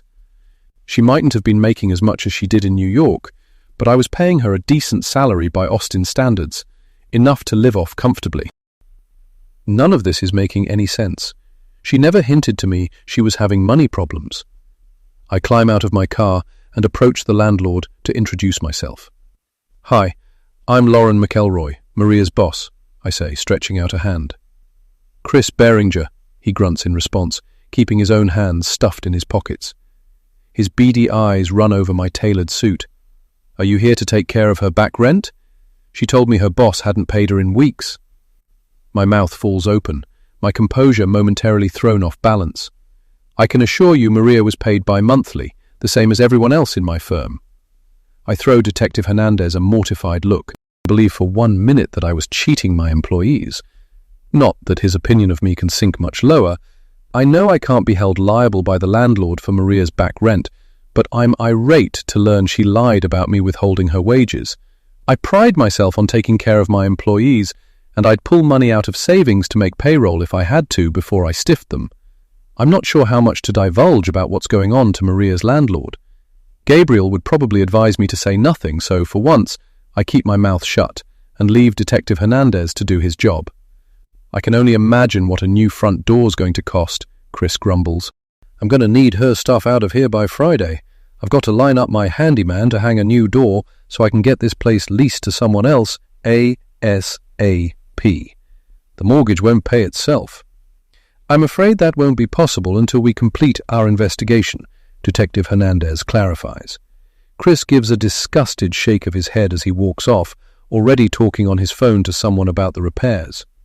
I turn to Detective Hernandez. Was the front door smashed in when the first officer got here? He gives a curt nod. Apparently so. It looks like there could have been a struggle of some kind in the family room. A few items were knocked over. Hard to say if anything was taken. Nothing obvious, at any rate. Nothing obvious? How about Maria? I exclaim. If there are signs of a struggle, she might have been taken somewhere against her will. By the sound of things, she was in some kind of trouble. Maybe she's running from people she owed money to. Based on what her landlord had to say, she might have skipped town, knowing eviction was imminent. She could have staged the break-in to cover her tracks, Detective Hernandez says. But we're dusting the place for fingerprints just in case. In the meantime, if you hear from her, please get in touch with us right away. He tilts his chin toward the landlord, standing off to one side. For you, too. Chris Beringer throws his hands up in the air and walks back to his Honda, still muttering angrily into the phone. I return to my car and drive back to my office in a daze, still trying to assimilate what I've learned. The fact that Maria lied about not being paid in weeks stings, but at the same time, if she was in some kind of financial trouble, I'm not going to take it personally. Not until I know for sure she's safe, at least. She might have been stretched thin financially, trying to help her elderly mother for all I know. She was aware I was struggling to secure contracts, so maybe she didn't feel comfortable asking me for an advance. Of course, there's also the very real possibility that Maria's not who I thought she was at all. The third possibility is the most disturbing, that the man who killed Ryder has struck again. Chapter 29. Faye looks up at me expectantly the minute I walk back into the office. "How did it go?" she asks in an urgent whisper. "Did you find Maria?" I shake my head, trying to decide how much to reveal to her. Probably best to say as little as possible, now that Maria's disappearance is under investigation. Not yet. She wasn't at home. I asked the police to do a welfare check. They said they'll look into it and keep me updated. Really? Faye's eyes widen. I can't say I blame you for notifying the police. Maria's always so straight to the point and blunt about everything. I would have expected her to have walked right into your office and told you to your face if she was quitting, and then to up and disappear like that. Very odd. I give a distracted nod. Keep it to yourself for now, I remind her, before hurrying off down the hall in the direction of my office. I don't want to air my suspicions, not until I know exactly what I'm dealing with. It's hard to believe Maria would bail on me like she did, but I have yet to answer the questions swirling around inside my head, whether or not I knew the real Maria. Safely ensconced in my office, I brew some coffee and sit down at my desk, resigned to another long night tackling my mounting workload. Or at least, there's nothing more I can do to locate Maria. I need to trust Detective Hernandez to get to the bottom of her disappearance, sooner rather than later, for everyone's sake. I pull my keyboard toward me and begin working my way through my emails. Without Maria to screen them beforehand, I'm left to wade through everything from unwanted spam to legitimate queries from prospective clients. I'm about 2/3 of the way through deleting, filing, and processing everything in my inbox when I come across an email from an unidentified sender. The subject line reads, "Urgent employee information." I click on it, expecting a tedious update to workers' comp, benefits, or something along those lines. My throat constricts as I begin to read. "You're pathetic, Lauren. Turns out you don't know your employees very well at all. Maria was a surprise, wasn't she? And there's more coming. Don't say I didn't warn you. Watch out for Kathy. She's a dark horse, that one. Took me a while to figure it out. Talk soon. Your favorite Scarecrow." My stomach begins to churn its contents in a roiling sea of acid. I scan through the email again, searching for clues, familiar phrases, misspellings, anything that might point to who wrote it. I'm guessing it's the same person who sent the letter warning me about Kathy. It's frightening to think they know so much about the people in my life. I pick at the skin around my nails as I consider this latest message. Watch out for Kathy. Should I be scared of my childhood nanny, or is she in danger from the person who sent this? Fear ricochets up and down my spine. What if Kathy's gone missing too? Without a second's hesitation, I whip out my phone and shoot her a quick text. "I'll be working late again tonight. Jack will be home to take care of Lucas." I tap my foot impatiently on the floor as I wait for a reply. To my relief, she responds almost immediately. "I'll leave you a plate of food in the warming drawer before I pick Lucas up from school." I sink my head back against the chair and exhale in relief. I was imagining rushing home to discover Kathy had disappeared too. I realize I'm being irrational, but I can't help it. My brain feels like it's on fire. The last few days have been unbearably stressful, exhausting, and terrifying, and I'm teetering dangerously close to the edge of a trifecta collapse. Gritting my teeth, I force my attention back to my work. My phone pings with an incoming text, and I glance at it to see Jack's name on the screen. DigiView Security had a cancellation. They want to install the cameras today at 1:30 p.m. instead of Tuesday. Can you be there? I have a client meeting. I groan and rub my hands over my face. I really need to be here this afternoon to keep everything running smoothly in Maria's absence. But I'm also desperate to get those cameras installed at the house. I check the time on my iPhone. Almost 12:30. I can make it if I leave in the next 30 minutes. "Sure, email me the paperwork," I message Jack back. I finish cleaning out my inbox and then head out to the foyer to let Faye know I'll be gone for a couple of hours. She throws me a worried look. "Is this about Maria?" "No, I just have a few errands to take care of," I say with a vague wave of my hand. It's not exactly a crime to put in security cameras at my house, but I'd rather not have my employees speculating on why I'm having them installed. The story about a body being found on my steps hasn't broken yet, and I'm hoping to keep it that way. Detective Hernandez has assured us they won't release an address to the press, especially in an ongoing investigation, but it wouldn't be hard for some bloodhound reporter interested in the story to do a little digging. Stanley Hogg may not be too keen on talking to the press, but some of my other neighbours might prove more than willing if it earned them a spot on the evening news. I reach my house 5 minutes before the security firm shows up. 2 men dressed in matching navy blue golf shirts with the DigiView logo embroidered on their left breast pockets step out of the van. For the briefest of moments, I question if this is a setup by my stalker. Maybe they aren't really employees of the security firm at all. My throat goes dry as panic moves in like a biting wind. Why did they suddenly reschedule our appointment? Did Jack even ask? I take a few quick, calming breaths to clear my head, and then muster my courage and introduce myself as the homeowner. Relief, the 2 men get to work at once installing the cameras, apparently with no hidden agenda to kill me and drive off with my body in their van. After supplying them with water bottles, I leave the front door ajar and go back inside the house to wait until they finish up. I'm too distracted to concentrate on work, so I don't bother setting up my laptop as I'd intended. Instead, I empty the dryer and fold the load of clothes Kathy put in earlier. I carry a pile of clean clothing upstairs to my bedroom, throwing a curious look at the door to the guest room in passing. It occurs to me that I could use this time to take a quick look around in Kathy's room, and see if I spot anything suspicious, although I've no idea what that might be. I hate myself for even contemplating the idea of violating Kathy's space, but it would give me some peace of mind if I knew for sure she wasn't hiding anything from me. She's a dark horse, that one. This latest email has unnerved me, left me wondering. I waste no time putting away the clean clothes in my bedroom before heading back to Kathy's room.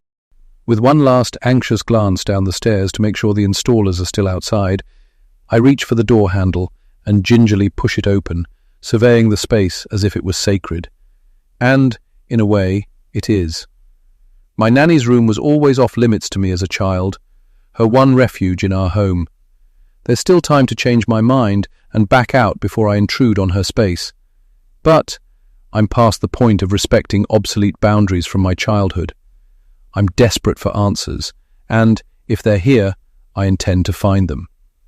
Stepping inside, it comes as no surprise to see that the room is neat as a pin, the bed made, and the corners expertly tucked in, just like she taught me. A pair of reading glasses sits atop a romance novel on the nightstand, next to an empty tumbler.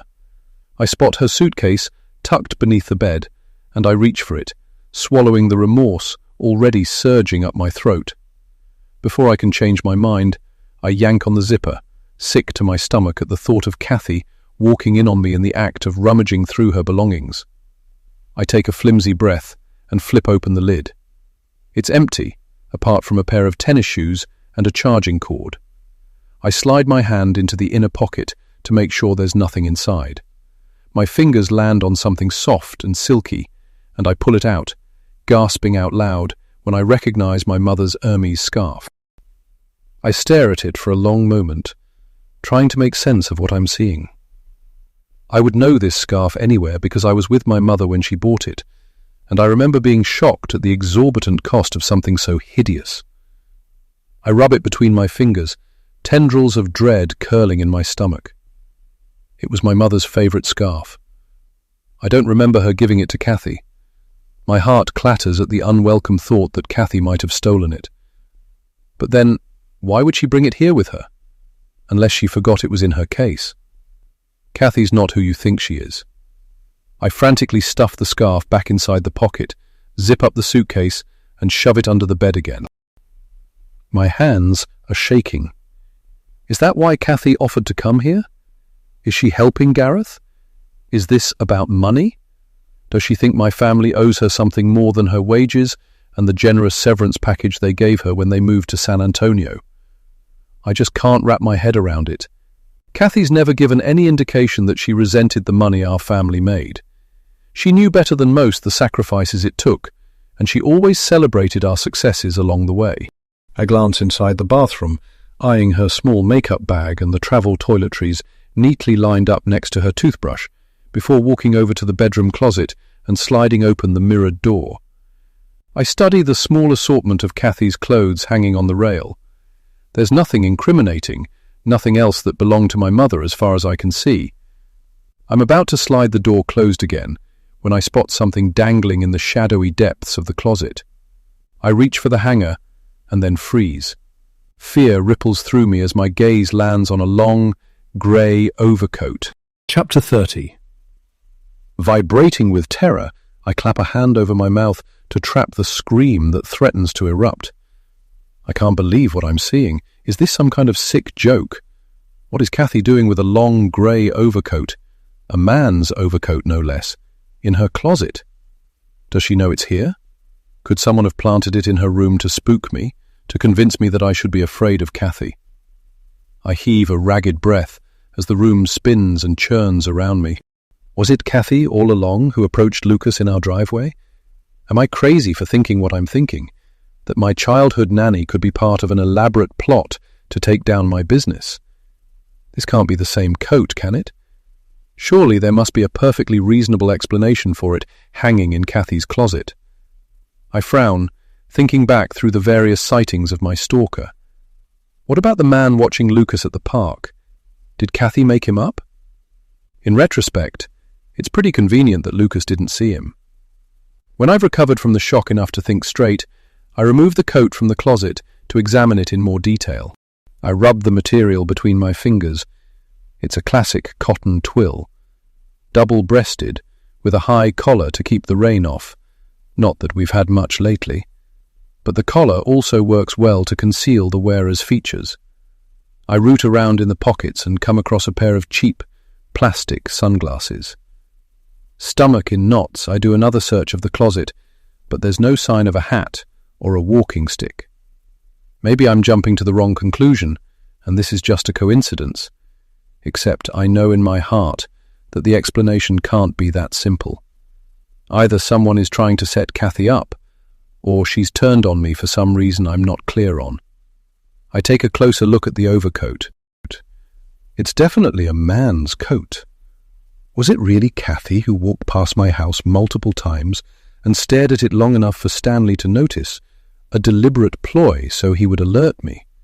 Kathy's tall enough to pass as a man, tall enough to be the person in the security footage taping Maria's resignation letter to the foyer door. My brain fogs with fear at the thought. Did she hurt Maria, or is she working with her? Lucas said it was an older man who gave him the straw, but it could just as easily have been an older woman behind the sunglasses, with her collar turned up and hat pulled down. I lean the palm of my hand against the frame of the closet, my breathing shallow and hard. That means Kathy must have written the notes warning me about herself, knowing it would make it look like she was being targeted too.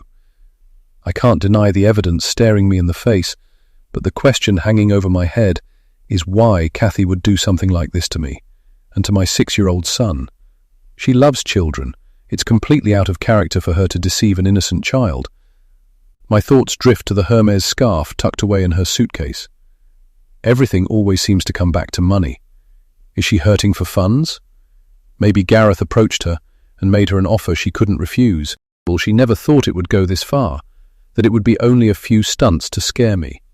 I shake my head in disbelief. That's not the Kathy I know. She would never have stooped to something this low.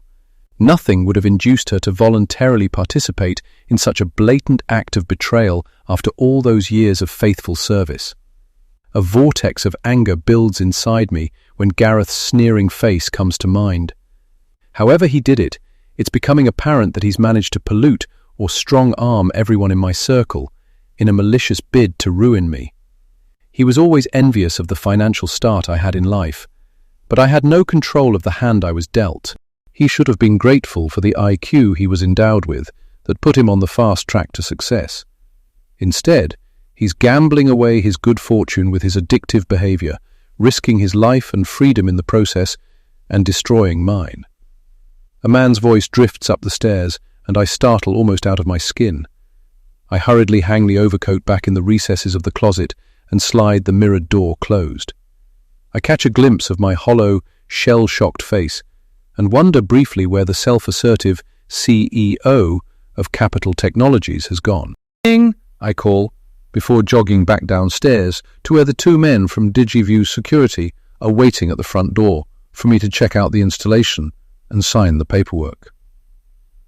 I scarcely pay attention as one of them launches into a lengthy explanation of how to operate the cameras, troubleshoot problems, and set and deactivate the alarm system. They leave me with a brochure, a hefty receipt, and an 800 number to call if I have any questions. The minute they drive off, I reach for my phone and call Jack. "I need you to pick up Lucas from school today. Kathy's visiting an old friend, and I am tied up at the office." "That's inconvenient," Jack replies tersely. "Tied up too?" "Define tied up," I snark back. "Maria's gone missing. The police did a welfare check at her house. The front door was smashed in and they suspect foul play. I've got my hands full trying to hold things together at the company right now. Cancel your clients if you have to." After a significant pause, Jack asks, "What kind of foul play are we talking about?" "I don't know any specifics. Detective Hernandez is going to keep me posted. I've got to go. Can you pick Lucas up or not?" "Yeah, I'll get him," Jack replies, his tone subdued. I hang up and breathe a sigh of relief as I shoot Kathy a quick text, letting her know that she doesn't have to pick up Lucas today. I don't want her alone with him after what I discovered in her room. In fact, I don't want anyone going anywhere near my son, other than myself or Jack, not until I've ruled out any connection between them and this campaign of terror, mayhem, and murder being waged against me. I consider calling Hernandez to let him know about the overcoat I found in my house, but something holds me back. He might suspect I planted it. Stupidly, I handled it, and now my fingerprints are all over it. Whatever Kathy has or hasn't done, I owe it to her to give her a chance to explain herself first. It's possible she was hurting for money and was too proud to ask me for help. Maybe she turns to Gareth, and now she's being forced to pay on her debts in ways she never contemplated. Whatever the case, I don't want to rat on her to Detective Hernandez if it turns out she was merely a pawn in Gareth's cunning game. It will be enough justice for me if she agrees to testify against him. Like a master puppeteer, he's orchestrated everything and everyone around to crush me. I have to find a way to prove he killed Ryder before I'm charged with first-degree murder. Chapter 31. It turns out I needn't have agonized about calling Detective Hernandez after all, because he calls me a few minutes after I arrive back at Capital Technologies. "I'd like you to come down to the station for an interview at 3 p.m., he announces, dispensing with even the most minimal of greetings. "I'm up to my ears in work," I say, biting back my frustration. "Can't you come by my office if you have more questions?" "I'd like to conduct a taped interview," he responds. My heart begins to pound. To say he's not being forthcoming is an understatement, which tells me things are about to take an ugly turn, as Jack predicted. "Is this about Maria? Have you found her?" "No." "Ryder Montoya." I grip the phone a little tighter. "Do I need to bring my lawyer?" "Entirely up to you," Detective Hernandez replies flatly. "I'll expect you at 3 this afternoon." I clench my fists on my desk, the buzzing of my thoughts an almost unbearable sensation in my head. Entirely up to you. Definitely code for, if I were you, I'd lawyer up. Gabriel assured me the police have no case against me, but they might be trying to piece one together. Maybe they've found what they consider to be more substantial evidence. I can't imagine what that would be. Perhaps they found Maria alive and well, and she told them I killed Ryder. If she's colluding with Gareth, for whatever reason, she's most likely pushing that narrative. She lied to her landlord about me, why not to the police? Regardless, there's no point in sitting here speculating. I need a game plan. The first thing I have to make sure of is that Gabriel can accompany me to the station. I dial his office, jogging my leg up and down impatiently beneath the desk until his receptionist answers. Once I explain the situation, she puts me straight through to Gabriel. "It's happening," I say grimly. "Detective Hernandez wants to interview me at 3 o'clock this afternoon at the station. Be there?" "I can probably move some things around," he replies gravely. "You'd better bring me up to speed on what's been happening." I rub the tip of my finger across my eyelid as I try to think back to the last update I gave Gabriel. I thought about calling him multiple times over the course of the past 2 days, but neglected to do so. I hope it doesn't come back to haunt me now that I'm dumping everything on him at the last minute. "My PA, Maria Cassidy, has gone missing," I say. "The police did a welfare check at her house and found her door kicked in and possible evidence of a struggle. These found a resignation letter, signed by her, taped to the main entry door this morning. But I can't tell from looking at the security footage if it was actually Maria who left it there." I turned a copy over to Detective Hernandez to see if he can enhance it somehow. Gabriel sighs heavily. "I wish you'd discussed it with me beforehand. You shouldn't have volunteered any evidence to the police without my consent. I was just trying to help them find Maria. I'm worried about her.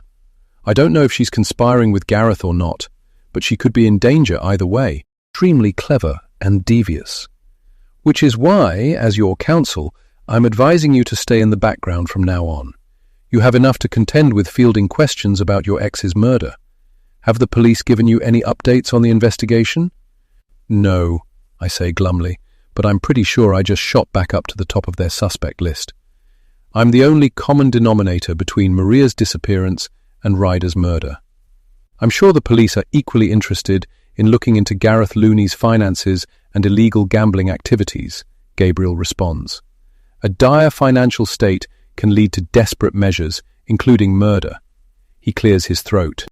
I need to wrap up a few things here. Any other developments I should know about before I meet you at the station?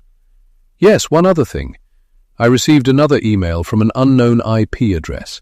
It was cautioning me about Kathy again, something about her being a dark horse. It also mentioned Maria, gloating about how she'd blindsided me. Forward it to me, Gabriel says briskly. I'll look at it before the interview. I'll see you at the station.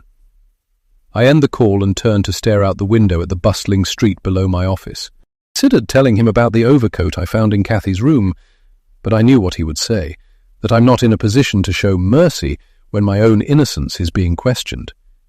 But I'm not ready to turn her in.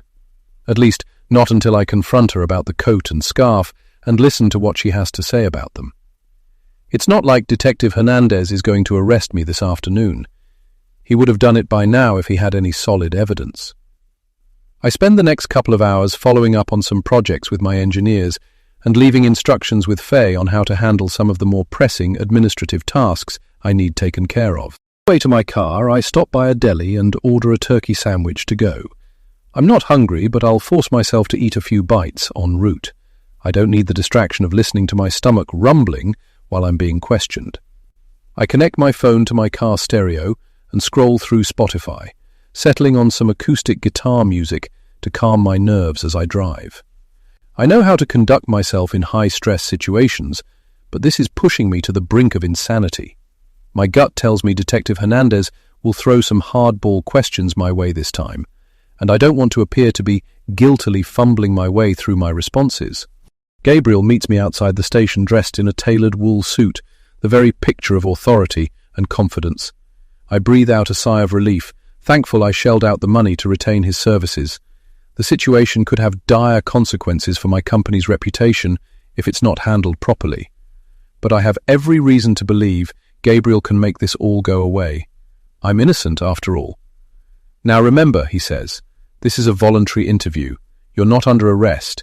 If I tell you not to answer something, just say no comment. It's not an indication of guilt. It's your legal right to avoid saying something adverse to your situation. I nod my understanding and lead the way inside. We're seated at a rectangular metal table in a chilly interview room, painted a dusky shade of blue. Detective Hernandez introduces the officer observing the interview and then, true to form, gets right down to business, asking me to say and spell my first and last name for the tape. He reads me my Miranda rights, then passes me a form to initial and sign. I throw a tentative glance at Gabriel, and he gives a nod of approval. I'd like to go back to the first time you allegedly threatened Ryder, as witnessed by your friend, Margot McGowan, Detective Hernandez begins. Can you tell me exactly what happened that night? Don't answer that, Gabriel cuts in. He twists his lips. It's hearsay. Detective Hernandez's steely gaze travels over Gabriel as if sizing up how worthy an opponent he's facing off with. Let's move on to the phone call you initiated the day before Ryder was murdered, Detective Hernandez continues. Walk me through what was said. I raise a shoulder in a half-hearted shrug. Like I told you already, I asked him to stop harassing me. Did you bring up any specific incidents you believe Ryder was responsible for? Yes. He pretended he didn't know what I was talking about. Detective Hernandez leans an elbow on the table, tapping a finger to his chin as he scrutinizes me. Is that when you threatened him with a restraining order? I glance at Gabriel, and he gives a firm shake of his head. No comment, I mumble, twisting the toe of my shoe into the vinyl flooring. Just so we're clear here, Detective, Gabriel cuts in, throwing him a reproving look. My client is the one who was threatened by Mr. Montoya. Unfazed, Hernandez moves on. You mentioned when we last spoke that you felt you had made things worse by calling Ryder and confronting him. Can you elaborate? He got extremely angry during the course of the call, and later that day the Scarecrows appeared in my backyard. Detective Hernandez nods thoughtfully. He was a very volatile man by all accounts. Is that a question? Gabriel asks. Detective Hernandez ignores him, cocking an eyebrow at me as though inviting me to say something. Gabriel turns to me, adjusting the sleeve of his jacket. You don't have to respond to that. No comment, I say. Detective Hernandez glances down at his notes again. You mentioned Ryder being very possessive, that he said he would never let you leave him. Why did he have such a strong hold on you? I shrug. I was a teenager at the time, addicted to the drugs he supplied me with. It was more than that, though, wasn't it? Detective Hernandez presses. You told your husband that Ryder said you owed him your loyalty. Why would he say such a thing? My eyes widen. I press my knees tightly together beneath the table, shaking with rage. Why did Jack discuss a private conversation with the police? Does my own husband think I had something to do with bumping Ryder off? Detective Hernandez tenses his fingers and places both elbows on the table. I did a little digging into Ryder's checkered past. You told me he'd been in and out of prison over the years, but you neglected to tell me about his first stint behind bars when he was only 17. He fixes a frozen smile on his face. Correct me if I'm wrong, but I believe you were dating him at the time? A cold sweat breaks out on the back of my neck. This is irrelevant, Gabriel breaks in. Unless you're charging my client, this interview's over. Detective Hernandez narrows his eyes at him. How does obstruction of justice sound? Gabriel frowns and leans back in his seat, folding his arms across his chest. Detective Hernandez pivots back to me. You told your husband Ryder went to juvenile hall. I shrug. Juvenile hall, prison, what's the difference? The difference is that he wasn't incarcerated for selling meth on the Bowman High School campus at all, was he? He went to prison for arson. I breathe slowly in and out, taking Gabriel's advice to exercise my right to remain silent. Is that why you owed Ryder your loyalty? Because you were with him that night and he didn't turn you in? Detective Hernandez bows his head briefly and then looks back up at me, pinning me with a stare that turns my blood to ice. Was it you who set fire to the barn where 2 people died? Chapter 32. I freeze, waiting to hear Gabriel's dismayed gasp, or the sudden thump as he leaps to his feet. But the only discernible reaction is an overpowering silence, emanating through the room like noxious fumes. I can't even hear the sound of my own breathing. Am I still breathing? I stare fixedly at the recording device as the room blurs around me, vaguely aware that Gabriel is saying something to Detective Hernandez. And now he's pulling me to my feet by my elbow and ushering me out of the room with a firm grip. Detective Hernandez's gaze follows me the entire way. He can't know for sure. It was a shot in the dark. But I can tell by the expression on his face that he thinks he hit the mark. Has he shared his suspicions with Jack? My knees give way at the thought, and I reach a hand out to the wall to support myself, but Gabriel swoops in and saves me the effort. I got you, just keep walking, he mutters fiercely in my ear as we exit the police station. One hand on my back, he escorts me over to a black Mercedes sedan, grille blades shimmering in the sun, and opens the passenger door. Get in, he says brusquely. I obey without question. He doesn't even need to say the words. We need to talk. They hang in the air between us like an undetonated bomb. I can't help wondering if Detective Hernandez figured it out on his own, or if Ryder told Margot or Gareth, and one of them passed the information along. Gabriel climbs in on the driver's side and slams the door shut. Ready to tell me what that was all about? His voice is deliberately low and even, as polished and professional as the sumptuous interior of his luxury car. At the end of the day, this is just another job for him, even if it feels like the end of my life as I know it. I turn and look out the passenger window, my insides twisting at the thought of revisiting that night. I've never breathed a word about it to anyone, other than Ryder, and only to swear a pact that we'd never talk about it again. Lauren, I can't represent you properly if you keep critical information from me, Gabriel says in a long-suffering tone. All right, yes, I was there, I let loose, tears springing to my eyes. Am I going to be arrested? Gabriel rubs a hand across his forehead. The statute of limitations renders that impossible, but it makes it look like you had a motive to kill Ryder. Hernandez is speculating you did it to keep him from talking. Let's face it, a front-page headline about the CEO of Capital Technologies committing arson resulting in 2 deaths would annihilate your business. I let out a despairing sigh and curl my hands into fists in my lap. I tried to break up with Ryder that night at the pumpkin patch. I'd had enough. But it ended up the same way it always did. He said he was sorry and begged me not to leave him, plied me with drugs. Next thing you know, we were driving around high as kites, which wasn't uncommon for us. I pause, the overpowering smell of the expensive leather interior of Gabriel's Mercedes making my stomach churn. We wound up getting lost and driving down some country lane. We sat in the car drinking vodka for a while. Then Ryder spotted this raggedy old scarecrow in a field next to a barn. He had the bright idea we should set it on fire. I didn't want to, but he pulled me out of the car anyway. A tiny sob escapes my lips. I was so drunk he was half carrying me down the lane. When we reached the scarecrow, Ryder pressed a lighter into my hands. He told me to do it, that it would be symbolic, a way of burning all my fears. My hands were shaking too hard, so he flicked the lighter and then held my fingers over his and set fire to the scarecrow. "Did you set the barn on fire too?" Gabriel asks, frowning. "No, it was an accident." I search his eyes in vain for any indication he believes me. It was windy that night, branches blowing every which way, but we were too high to give any thought to the danger. Gabriel fingers his jaw thoughtfully, staring straight ahead. "And the two people who died, were they in the barn?" I give a chagrined shake of my head. "No, there was only a horse inside. It went berserk when it smelled the smoke, neighing and kicking at its stall. Ryder and we panicked and took off."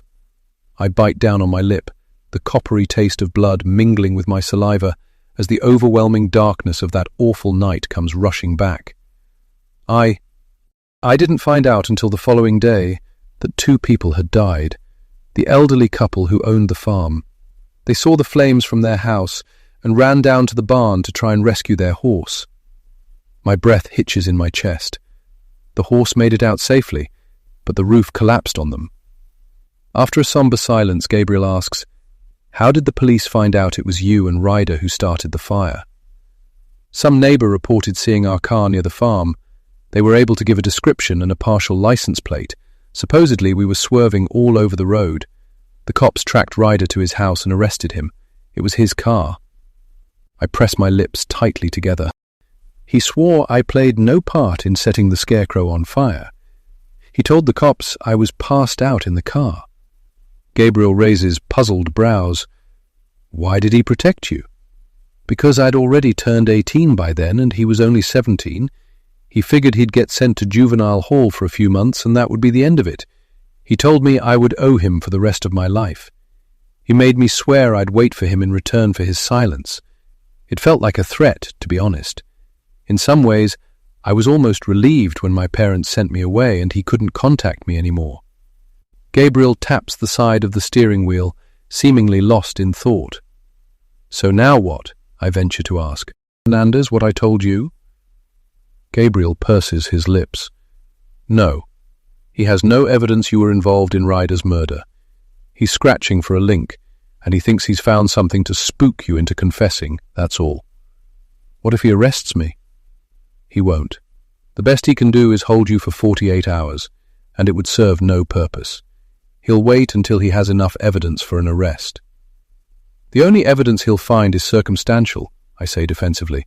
"I didn't kill Ryder." Gabriel gives a curt nod, his face impassive. "In the meantime, keep your nose clean and your head down. They're going to be watching you. Don't call Detective Hernandez for any reason unless you clear it with me first." He glances at his watch. "I need to get going. I have an appointment back at the office." I open the door and climb out, taking a minute to steady my shaking legs. To his credit, Gabriel watches to make sure I get back to my own car safely before pulling out of the parking lot. I sit with my troubled thoughts for several minutes before starting the engine. I can't help feeling mortified that Gabriel knows my shameful secret. The successful CEO persona I presented to him is eroding faster than sand as the dark waves of my past lap ever closer. Gabriel doesn't sound so convinced anymore that I won't end up being arrested. If it's only a matter of time, I have to move quickly. Somehow, I need to prove I didn't kill Ryder. My phone pings, and I glance distractedly at a text from Jack. "I'm taking Lucas to a matinee. We'll grab dinner after and have some guy time. Figured you'd be working late anyway." I realize guy time is just a euphemism for time away from me, but I'm glad he's offering to spend it with Lucas. I know I've neglected our son of late, only half listening when he's prattling on about what happened in school that day or the intricate workings of his latest craft project. The last thing I want is for him to feel like I did as a kid, that his nanny is his surrogate parent. I hit the like emoji for Jack's text. It gives me a few hours alone to work out what I'm going to do. I'm tempted to tell him about my interview at the station, but I'm still too angry with him for blabbing to Detective Hernandez about things I told him in confidence. And I'm worried about what the detective might have told him in return. We'll talk about it tonight after I've rehearsed in my mind exactly what I want to say. An emotional tirade will accomplish nothing other than alienating him further. After thinking it over, I decide against returning to the office. Faye's bound to be working late after everything I added to her plate, and I can't face the thought of trying to fend off any more of her probing questions. Half an hour later, I pull into my driveway. Thankfully, there's no sign of Kathy's rental car. She's probably still at Jan's. I can't help feeling relieved that I'll have some time to myself to organize my thoughts before I'm forced to confront her. I toss my purse and keys on the console table in the foyer and throw a hesitant glance around. The house is eerily silent, the only sound the quiet tread of my own feet. I'm about to head to the kitchen to make some tea when I hesitate, one hand on the post at the bottom of the stairs. Bottom of the stairs. I should take another look at the coat in Kathy's room before she gets back.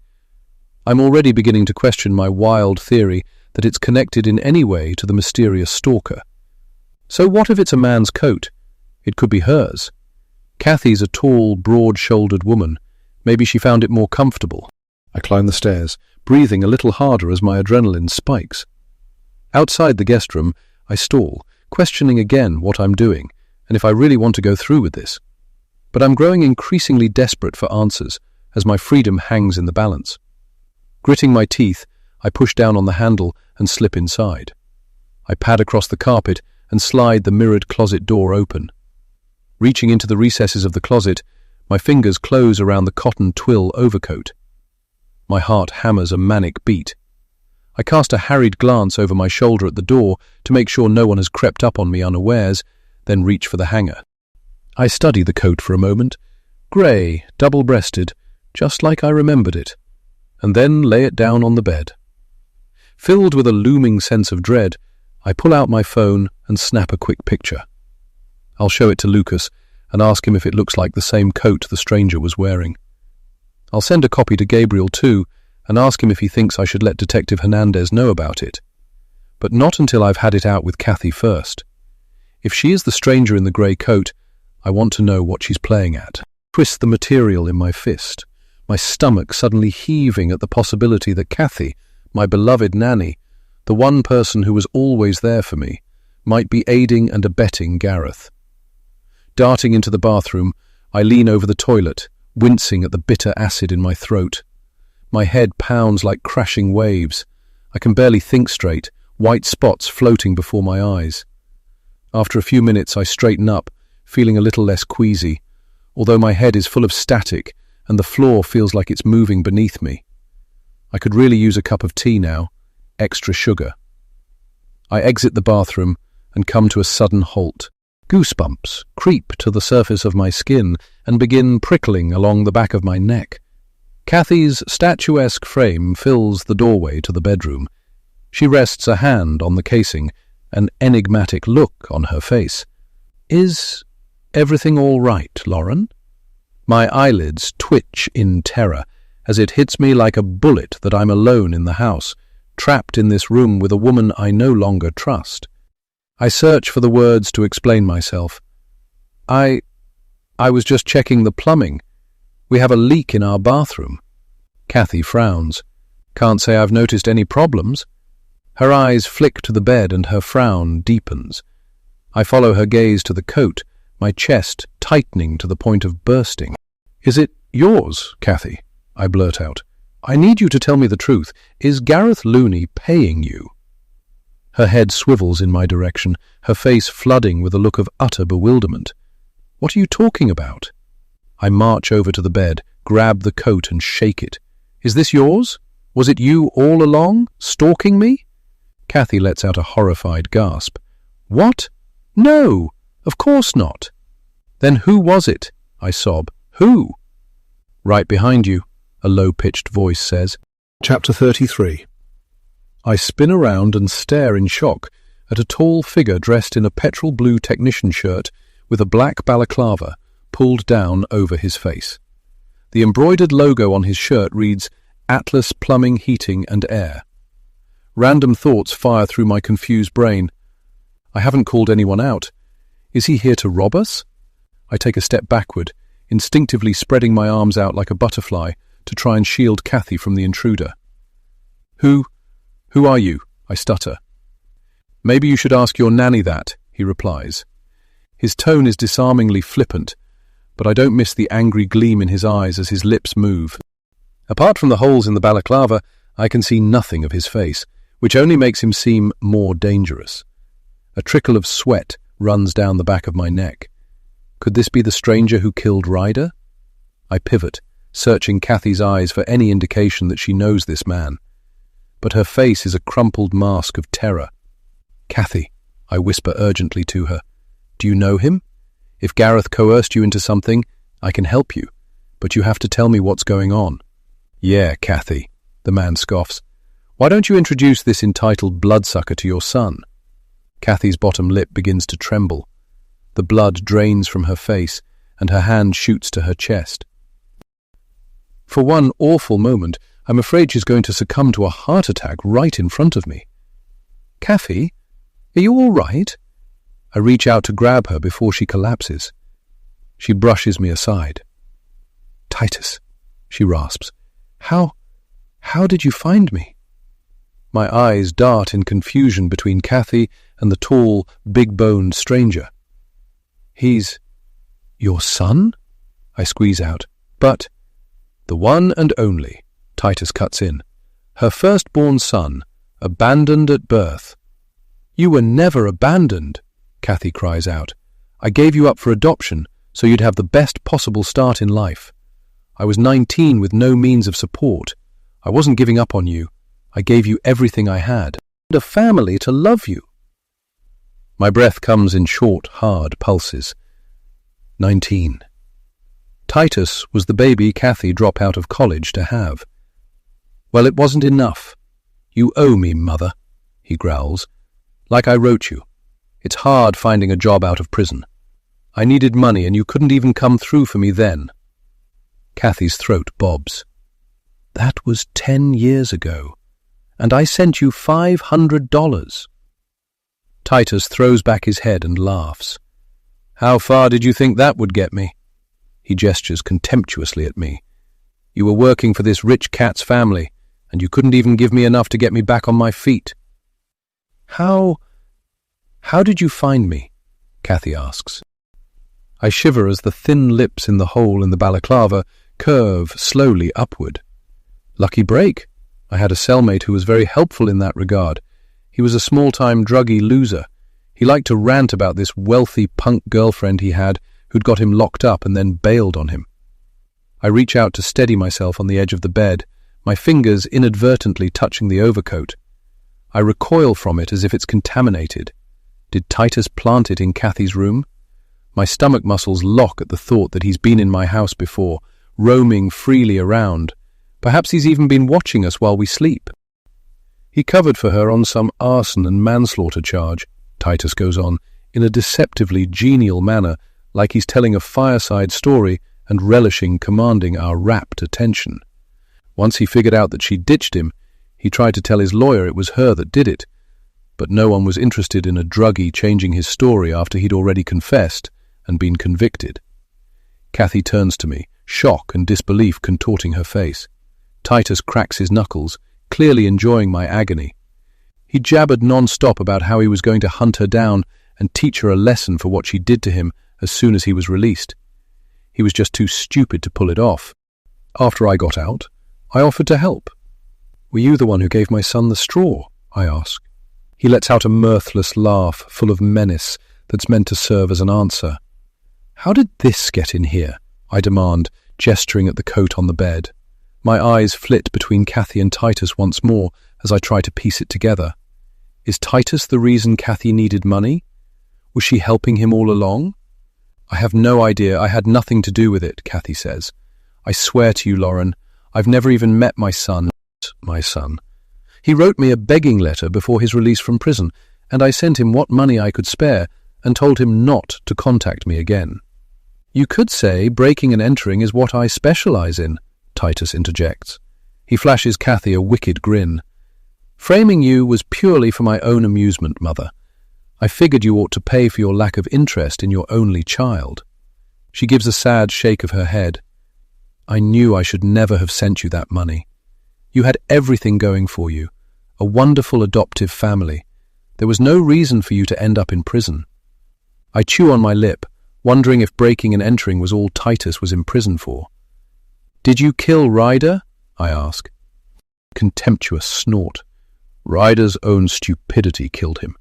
He was all in on the plan to teach you a lesson until he found out you had a kid around the same age as his son. Then, all of a sudden, he got cold feet. Typical small-time druggy loser. They're all big talkers." Titus limps toward me, confirming my suspicion that he was the man Stanley Hogg saw dumping Ryder's body on my front steps. When people get cold feet, they become loose ends, if you get my drift. "What do you want?" I ask, taking a hasty step backward and bumping up against Kathy. Instinctively, we reach for each other's hands. Reach for each other's hands. 500 grand will make me and the Scarecrow horror show your raving ex dreamed up go away." He lets rip with a caustic laugh. "She's not going to give you a penny," Kathy huffs. "It's out of the question," I add, my voice surprisingly calm. "Even if I wanted to, I couldn't give you that kind of cash. My money's tied up in my firm's assets." Titus sets his teeth with a snap, a gleam of anger in his eyes. "Don't give me the software heiress sob story. I know Capital Technologies took in $1.5 million in deposits on several multi-million-dollar contracts last week."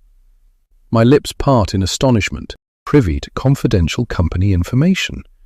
For that matter, how does he even know the name of my company? I grimace inwardly as gears begin clicking in my brain. "You're working for Gareth Looney, aren't you?" I fire accusingly at him. "I don't work for anyone," he says with an air of reproachful condescension. "They work for me." "Who's they?" I demand. Titus flattens his lips. "Gareth Looney owes some friends of mine big money. Ryder said he knew him, and he might be able to help us get our cash. So, I offered him a deal. I agreed to send some business his way if he squared up on his gambling debts, with a fat commission for me, of course." "How did you send—" My voice trails off when it dawns on me. "Maria was working for you too, wasn't she?" I can almost sense him grinning with satisfaction behind his mask. I don't know why he's bothering with it now that we know who he is. Maybe he thinks it makes him more intimidating. "Maria's brilliant, isn't she?" Titus says, a hint of pride in his voice. "You seriously underestimated my girlfriend." Kathy gasps out loud and grips my arm like a vice. I breathe steadily in and out, trying to absorb the impact of what feels like a dagger to my heart. Maria was the mole all along. I cringe at how generously I praised her to everyone around. She was capable, all right. Only her capabilities were all in the criminal department, as it turns out. I suppose her references from New York were fake too. Titus pulls a phone from his shirt pocket. "Speaking of Maria, she's waiting in your office for my call, and you're going to play nice and walk her through that $500,000 transfer." Chapter 34. "You'll never get away with this," I say, reaching surreptitiously for the phone in my back pocket. Seemingly out of nowhere, Titus produces a gun and aims it directly at my head. I freeze, my pulse thundering in my ears. A scream rips from Kathy's throat as she staggers toward the bathroom. Titus pounces on her, dragging his left leg. "Shut up," he hisses, before slugging her on the side of the head with the barrel of his gun. She slumps to the ground with a muted grunt. Titus holds out a gloved hand to me. "Give me your phone, now." Hesitantly, I reach behind and slide my phone from my pocket. I pass it to him, knowing it's my only lifeline to get out of here alive. I'm not stupid enough to think Titus won't shoot me as soon as the transfer goes through. Kathy, too.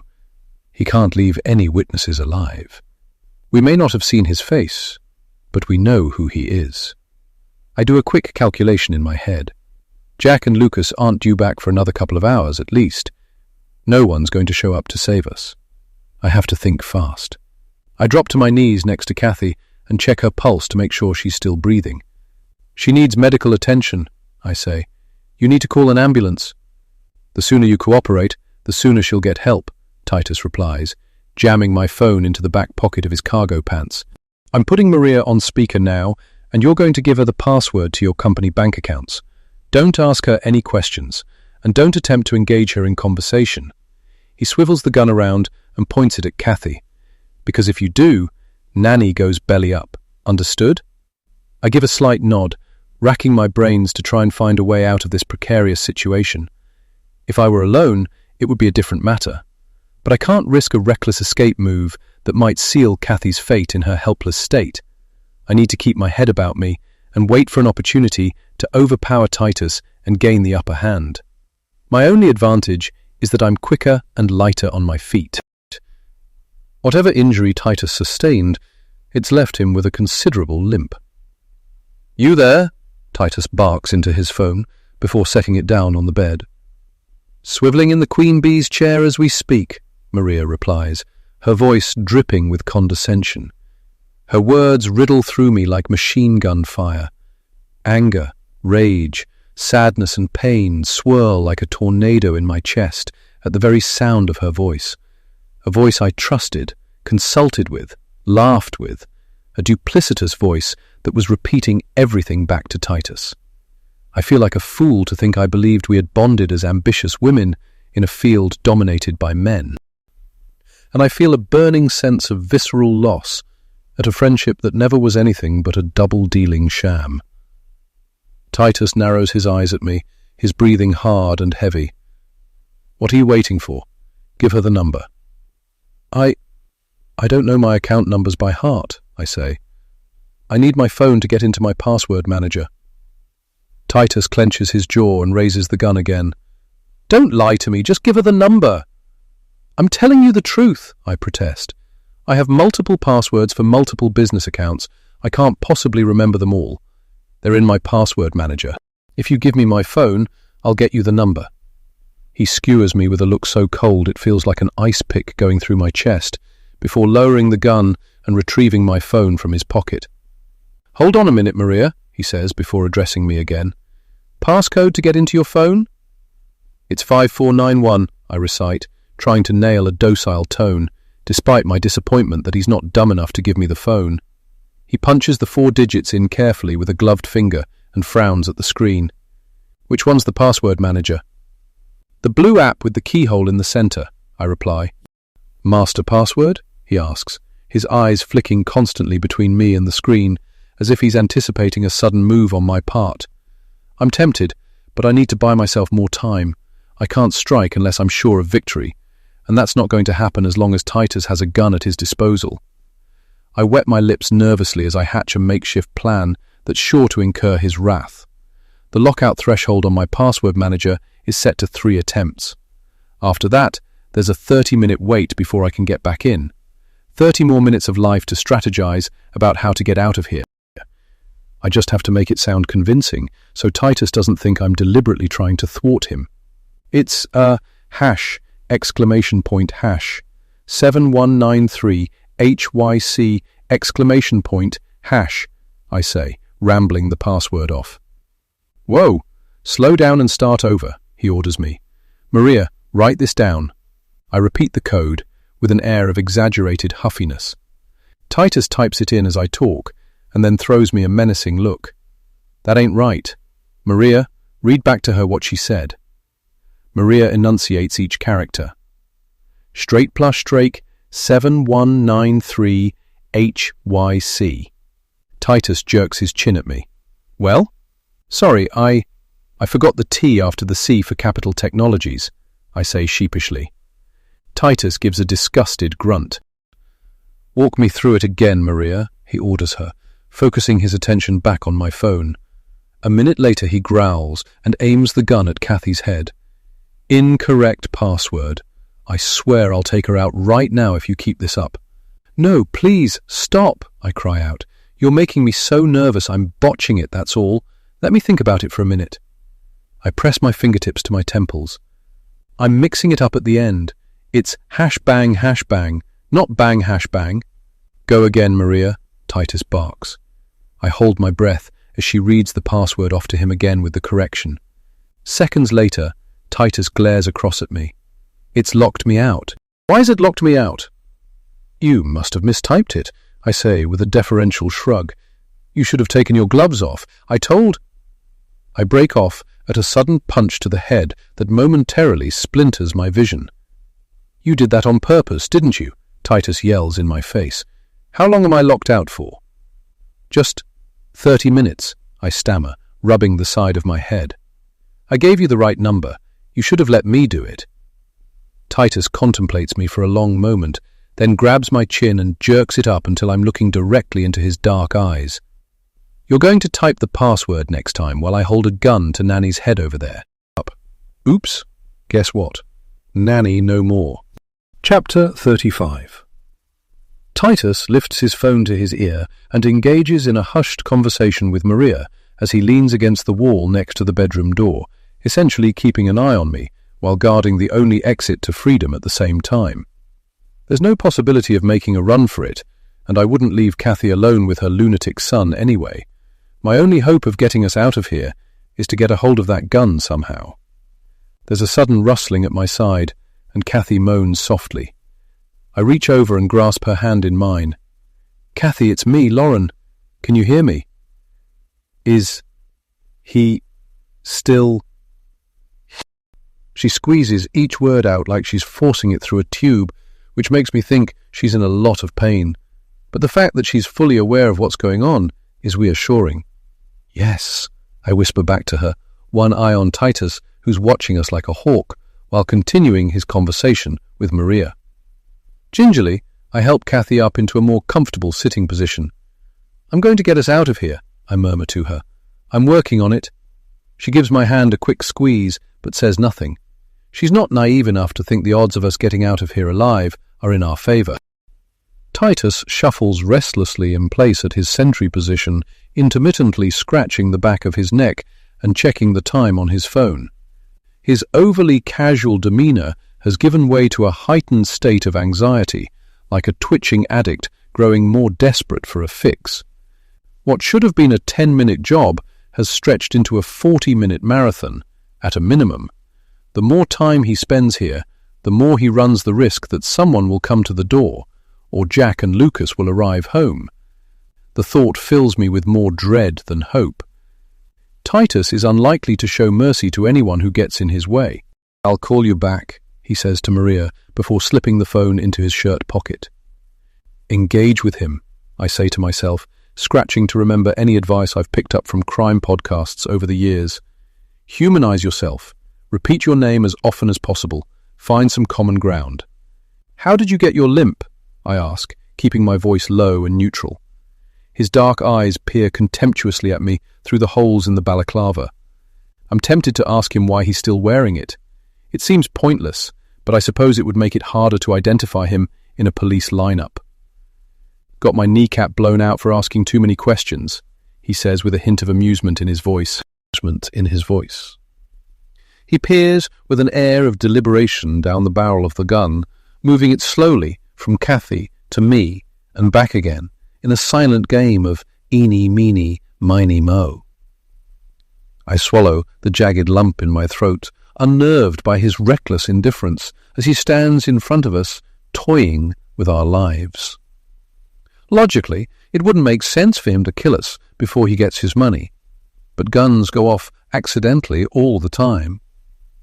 I try to calculate in my head how much time has passed since I locked him out of my password manager. It feels like an eternity, but it's probably only been about 10 minutes so far. Titus lets out a frustrated grunt and adjusts his stance for the umpteenth time. His injury still nags at him. A shiver passes over me at the thought of how he incurred it. If what he said is true, it says a lot about the circles he moves in and what he might be capable of doing himself. "Cat got your tongue or what?" he says with an amused snort. "Is that the only question you have for me? Don't you want to know what I was in the slammer through all those years?" He hesitates, his lips curling into another sinister smile. "Maybe you want to know what it's like on the inside. A rich chick like you would never make it. Lucky for you, your boyfriend took the hit for that one." He pushes himself away from the wall and gestures with the gun to Kathy. "Did you know your entitled ward was the one who lit that place up and burned it to the ground? She's nothing but a moneyed murderess." Kathy tightens her lips, rubbing her knuckles in her lap. "So me and her aren't all that different after all," Titus goes on. "But you elected to raise her instead of me. How'd that work out?" I grit my teeth and turn to Kathy. "It was Ryder who set the Scarecrow on fire, not me. But I take full responsibility for the choice I made to be there with him that night. I chose to get in the car even though I knew he was an abusive bully. I chose to get high and drink until I was so out of my face that I had no control over what I was doing or what he forced me to do." I pause and suck in a deep breath. In a sense, Titus is right. I'm partly responsible for the death of two people, morally if not legally.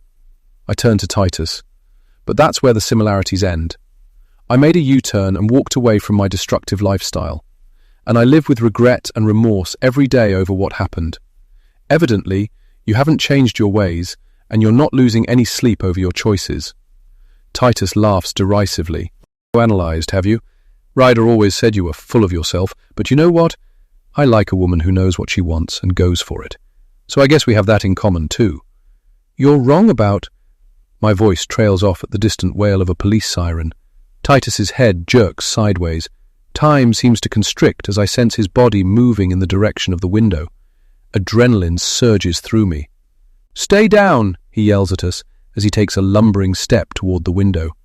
But I'm already catapulting through the air and barreling into the back of his good knee. He lurches forward under the unexpected force of my weight. His leg gives out beneath him and he crashes to the floor with a bellow of pain. I scramble to my knees, intent on wresting the gun from him, but he's dropped it in the fall. A fisted black glove grabs hold of my shirt and yanks me toward him. I gasp at the sudden force. He's so much stronger than I anticipated. My hair spills over my face as I struggle to free myself from his powerful grip. I throw a desperate glance around, but there's no sign of the gun anywhere.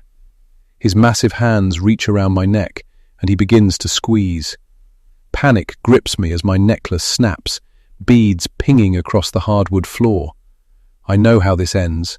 Unconsciousness within seconds, death within minutes. The terror that takes hold of me is matched only by the searing pain in my throat.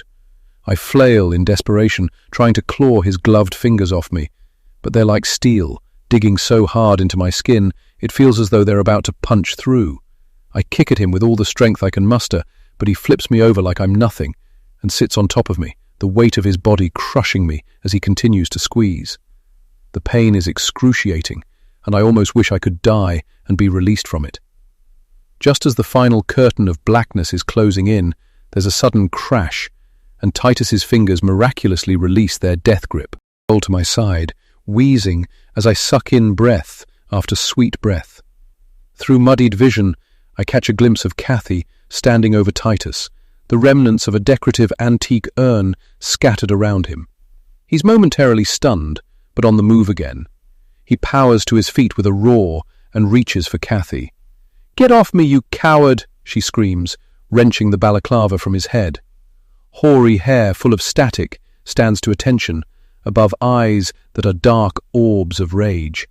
His thin lips writhe in serpent-like fury as his arms shoot out and lock around Kathy's neck. I stare in trance-like horror as she twists beneath his grip in desperation. Gasping for air myself, I can almost feel the pain exploding inside her head. Willing myself into action, I blink to clear my vision, catching a glimpse of the gun. As unobtrusively as possible, I reach my hand beneath the bed and fumble for it. Carefully, I pull it toward me, going over in my mind how to take control of the situation. Let her go or I'll shoot. Should I say it calmly or try screaming it? Will my voice amount to anything more than a croak right now? Maybe I shouldn't say anything. It might just give him the chance to disarm me. It might be better to shoot without warning. To my feet and raise the gun, vaguely aware that the wailing of sirens is noticeably louder now. I wonder briefly where they're going. I wish there was a way to flag them down and save me from this terrible decision. Suddenly aware of my concentrated gaze, Titus glances in my direction. His eyes glitter with rage when he sees the gun in my hand.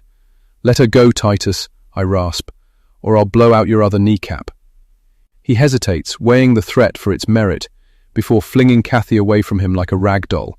She stumbles backward, clutching her throat and heaving oxygen into her lungs like she's been trapped underwater for minutes. Titus takes an unsteady step in my direction, a warped smile on his face. "You couldn't pull the trigger if your life depended on it." I open my mouth to respond, but flinch at a sudden loud banging on the front door, followed by a crash and a flurry of voices. Someone shouts, "Police!" and then I hear the thud of boots pounding up the stairs. The expression on Titus's face hardens, and I see the split-second decision he makes before he springs into action. He's not going back to prison. Time seems to stand still, and all I can think about is Ryder screaming at me to flick the wheel of the lighter, while I stand there shaking, wishing I was someplace else. But I'm not a teenager anymore, and despite my sweating palms, I'm focused and resolute in the decision I'm making this time. I take aim, exhale, and squeeze the trigger as Titus lunges. Everything happens in an explosion of slow-motion sensations, a bright flash, an instantaneous ear-splitting crack, an acrid smell. My body jolts, and I reel backward on my heels as the bullet discharges. Titus buckles, his face contorting in agony. It's all over before I've even consciously processed what's happened. I drop the gun on the bed, trembling uncontrollably, a grab bag of emotions hurtling through me. The adrenaline that spiked a moment earlier seeps from me like air from a burst balloon, leaving me weak and nauseous. Seconds later, the door to the guest room bursts open, and I find myself staring down the barrel of a gun for the second time, before everything goes black. Chapter 36. Bits and pieces of what's happening around me waft in and out of my consciousness, but it's like a dream I can't wake up from. When I finally blink awake, I find myself staring up at a stark white ceiling. I frown, wondering when I agreed to let Jack paint our bedroom, but as my groggy eyes travel around the room, I soon realize I'm lying prostrate in a hospital bed. I shut my eyes again, the blinding whiteness too much for my throbbing head to contend with. Gingerly, I press my taut, parched lips together. It's painful to swallow, and I feel as if I've been tied to the back of a car and dragged along a paved road for a mile or two. I shift sideways in the bed, wondering how long I've been asleep. A fuzzy memory of staring down the barrel of a gun filters into my brain. A loud crack flashes back to mind, followed by an intense, burning smell. A wave of panic engulfs me. Was I shot? Tentatively, I start patting my body, searching for evidence of a wound. "Lauren, can you hear me?" The voice registers in a hallucinatory sort of way, but it doesn't sound familiar. "Do you know where you are, Lauren?" My eyes shoot open again, and I find myself staring up at a smiling nurse in blue scrubs. I flick my tongue over my lips and grind out the word, "hospital." My voice is gritty, barely recognizable even to myself. "Very good, Lauren. My name is Janet, and I'll be looking after you." The nurse promptly raises the head of my bed, then reaches for a plastic water cup with a straw and holds it to my lips. I suck on it gratefully, the cool liquid instantly soothing the raw lining of my throat. Clips from the past few hours flash before me. "Kathy, my nanny," I croak. "Is she all right? Kathy Welker?" "She's fine," Janet reassures me with another smile. "She's in the waiting room with your husband and son." "Thank you," I manage, sinking back on the pillows, the tension in my limbs ratcheting down a notch. "I'll let your family know you're awake," Janet says, a cheerful spring to her step as she exits the room. Moments later, Lucas comes running in and flings his arms around me. "Mommy, is your head all better now?" I throw a confused look at Jack and Kathy, who follow him in. My head? I rasp, to no one in particular. You hit your head on the bed frame in the guest room when you passed out, right when the police burst through the door, Kathy explains with a chuckle. You always did have impeccable timing. She walks over to my bed and pats my hand reassuringly. You saved our lives, Pumpkin. Your neck, I murmur. Instinctively, Kathy's fingers shoot to the purplish bruising on her throat. Not any more painful than yours, I'd venture to say. I have an egg-sized lump on the side of my head too, but they checked me out and discharged me. Jack leans over and presses his lips to my forehead. We're all glad you're okay, he says.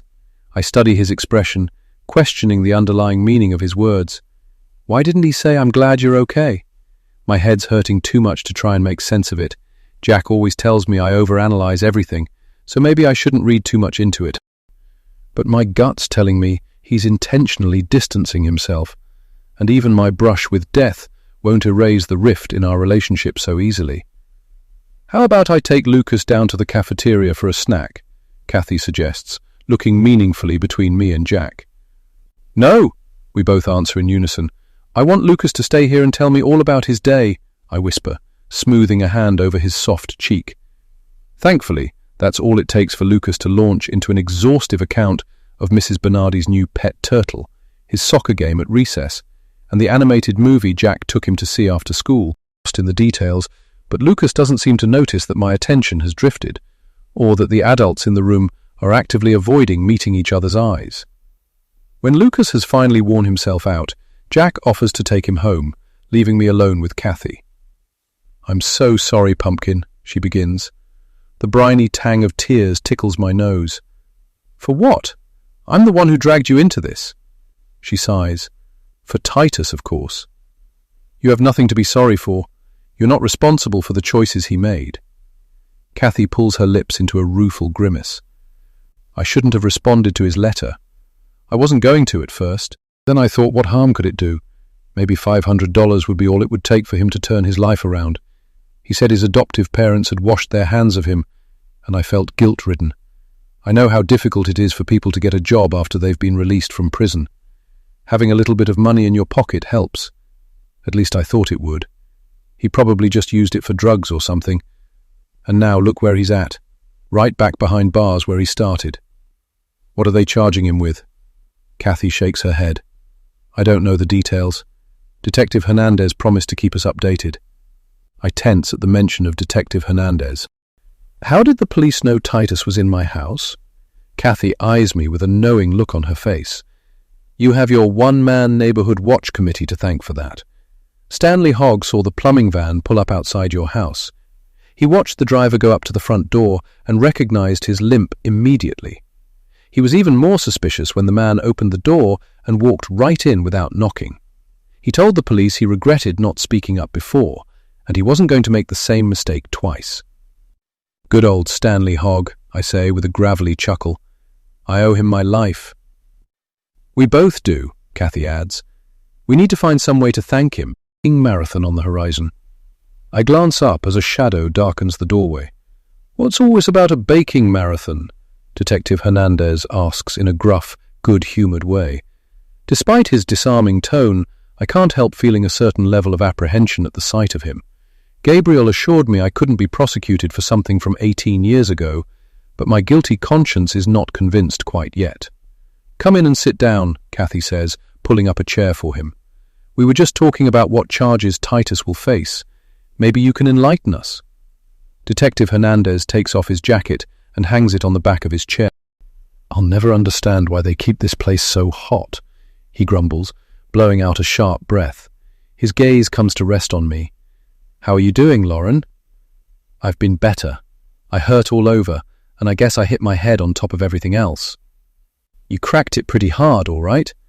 Detective Hernandez's eyes gleam with amusement. We thought you'd passed out from fright at the sight of all those uniforms. I give a mortified chortle.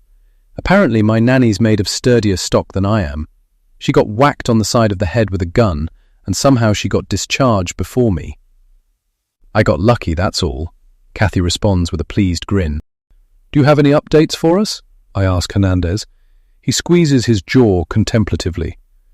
As of an hour ago, Titus has been formally charged with 2 counts of attempted murder and 1 count of murder.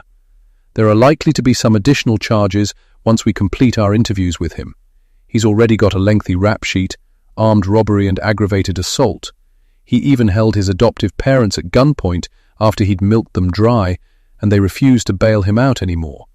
They didn't press charges, although they might be regretting that now. "Those poor people," Kathy says quietly.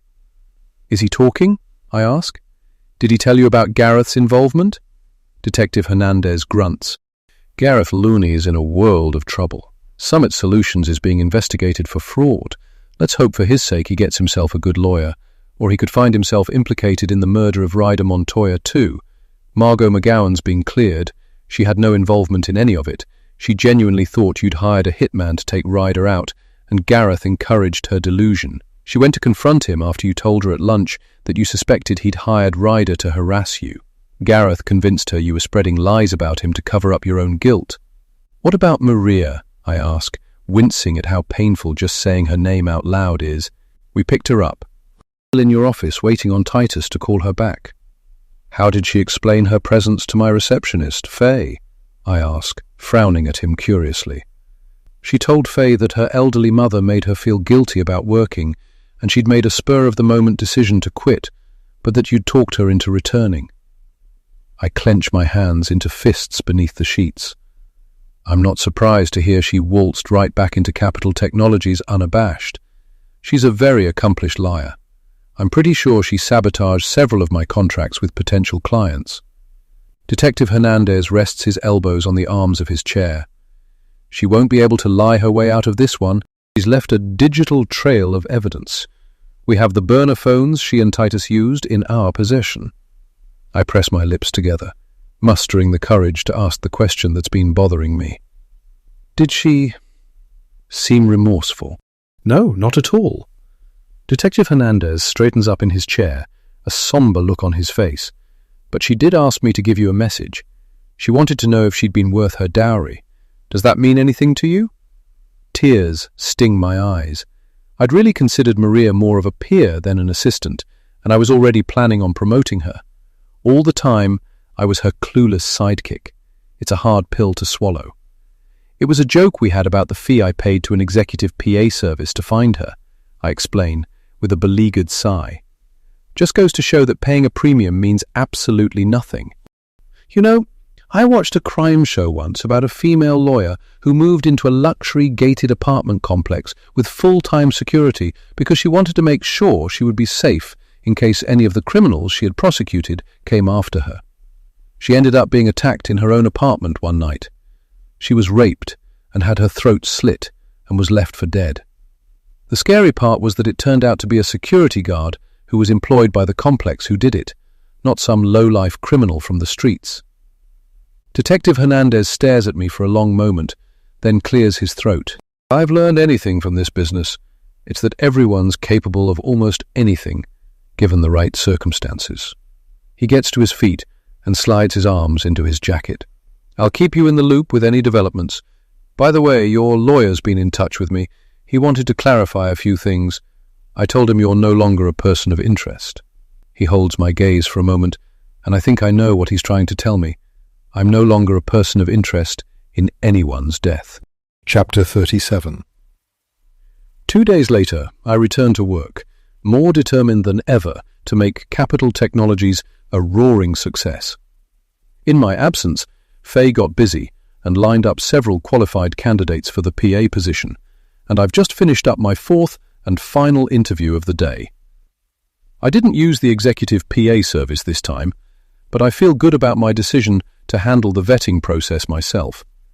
I've already decided which of the candidates I'm going to offer the job to, provided his references check out. But the best part of the day was a late afternoon phone call from Dan Huss. He informed me that under the circumstances, he had decided to go with Capital Technologies after all.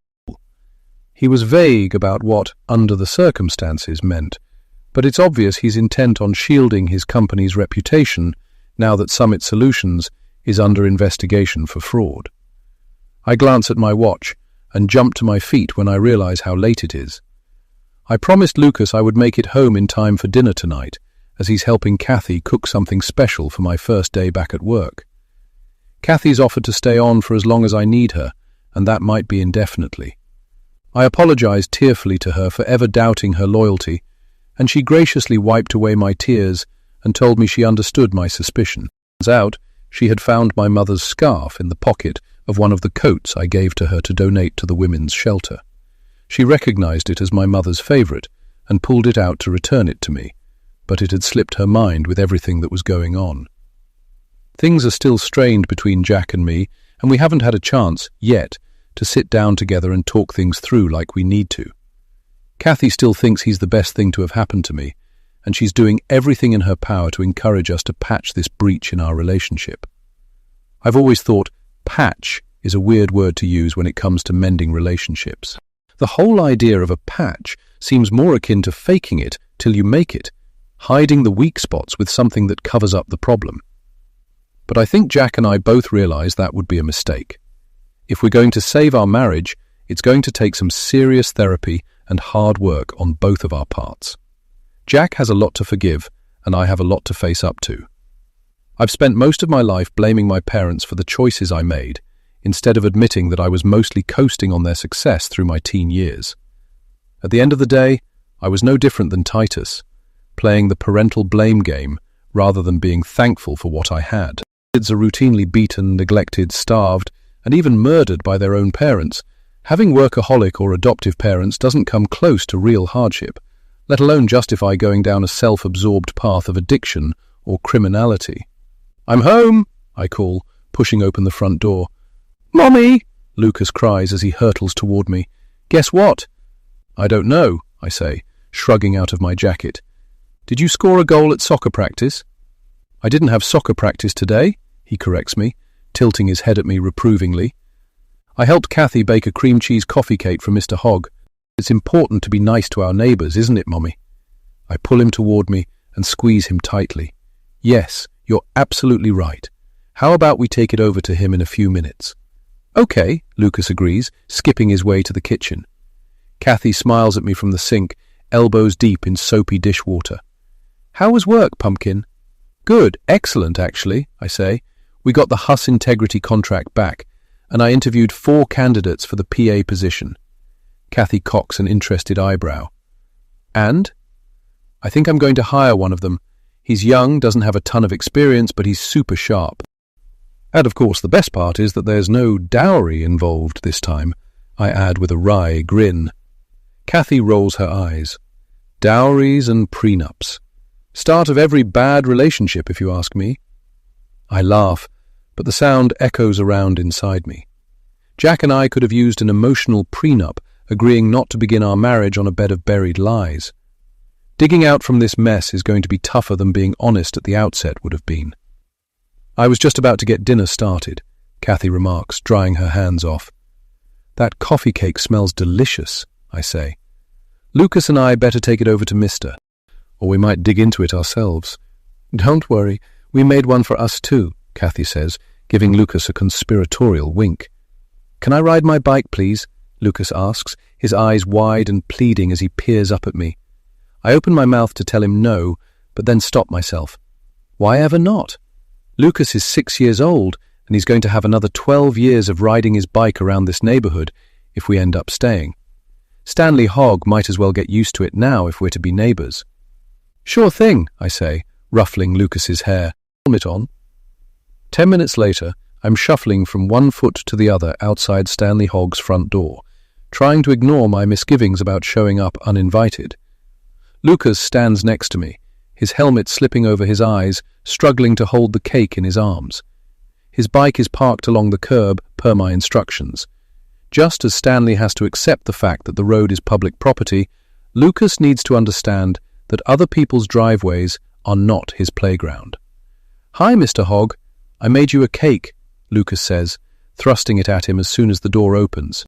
Stanley takes a startled step backward and casts a tense glance up and down the street, like this might be some kind of a trap, before reaching out a hairy hand to accept the plate. "We wanted to thank you for what you did, alerting the police," I add. "You saved my life, and Kathy's." He gives an embarrassed shrug, his gaze dropping to Lucas. "Thanks for the cake, son." "You're welcome," Lucas sing-songs back to him. My gaze meanders over Stanley's shoulder to the dead tree in the shadowy corner of his foyer. I realize now that what I initially thought was an overcoat is actually an old grey dressing gown. A wave of sadness washes over me. It's a pitiful reflection of how confined Stanley's life has become within these walls. He may be a cranky old man, but he has a lot on his plate, undertaking the never-ending and repetitive tasks of caregiving for a wife who can't think for herself anymore. No wonder he comes across as numb and hostile at times. He's probably depressed, and that's what makes him angry about every little infraction in the tiny sphere of life he still has some control over. I can't fault him for his hypervigilance. If it hadn't been for his fastidious attention to every movement on the block, I wouldn't be standing here on his steps today. I'd be at some funeral home awaiting burial. And Titus would have been facing 2 murder charges. 3, if he'd managed to kill Kathy, too. I recognized his limp. Stanley pipes up, almost as though he's been reading my thoughts. I knew it wasn't right, that plumbing and heating van. He leans a little closer and lowers his voice. That's how they do it, you know. Get inside your house. They pose as some service or another. It's easy to walk into any building you want if you put on a hard hat and act like you know where you're going. I give a sober nod, as if I'm agreeing with every word he says.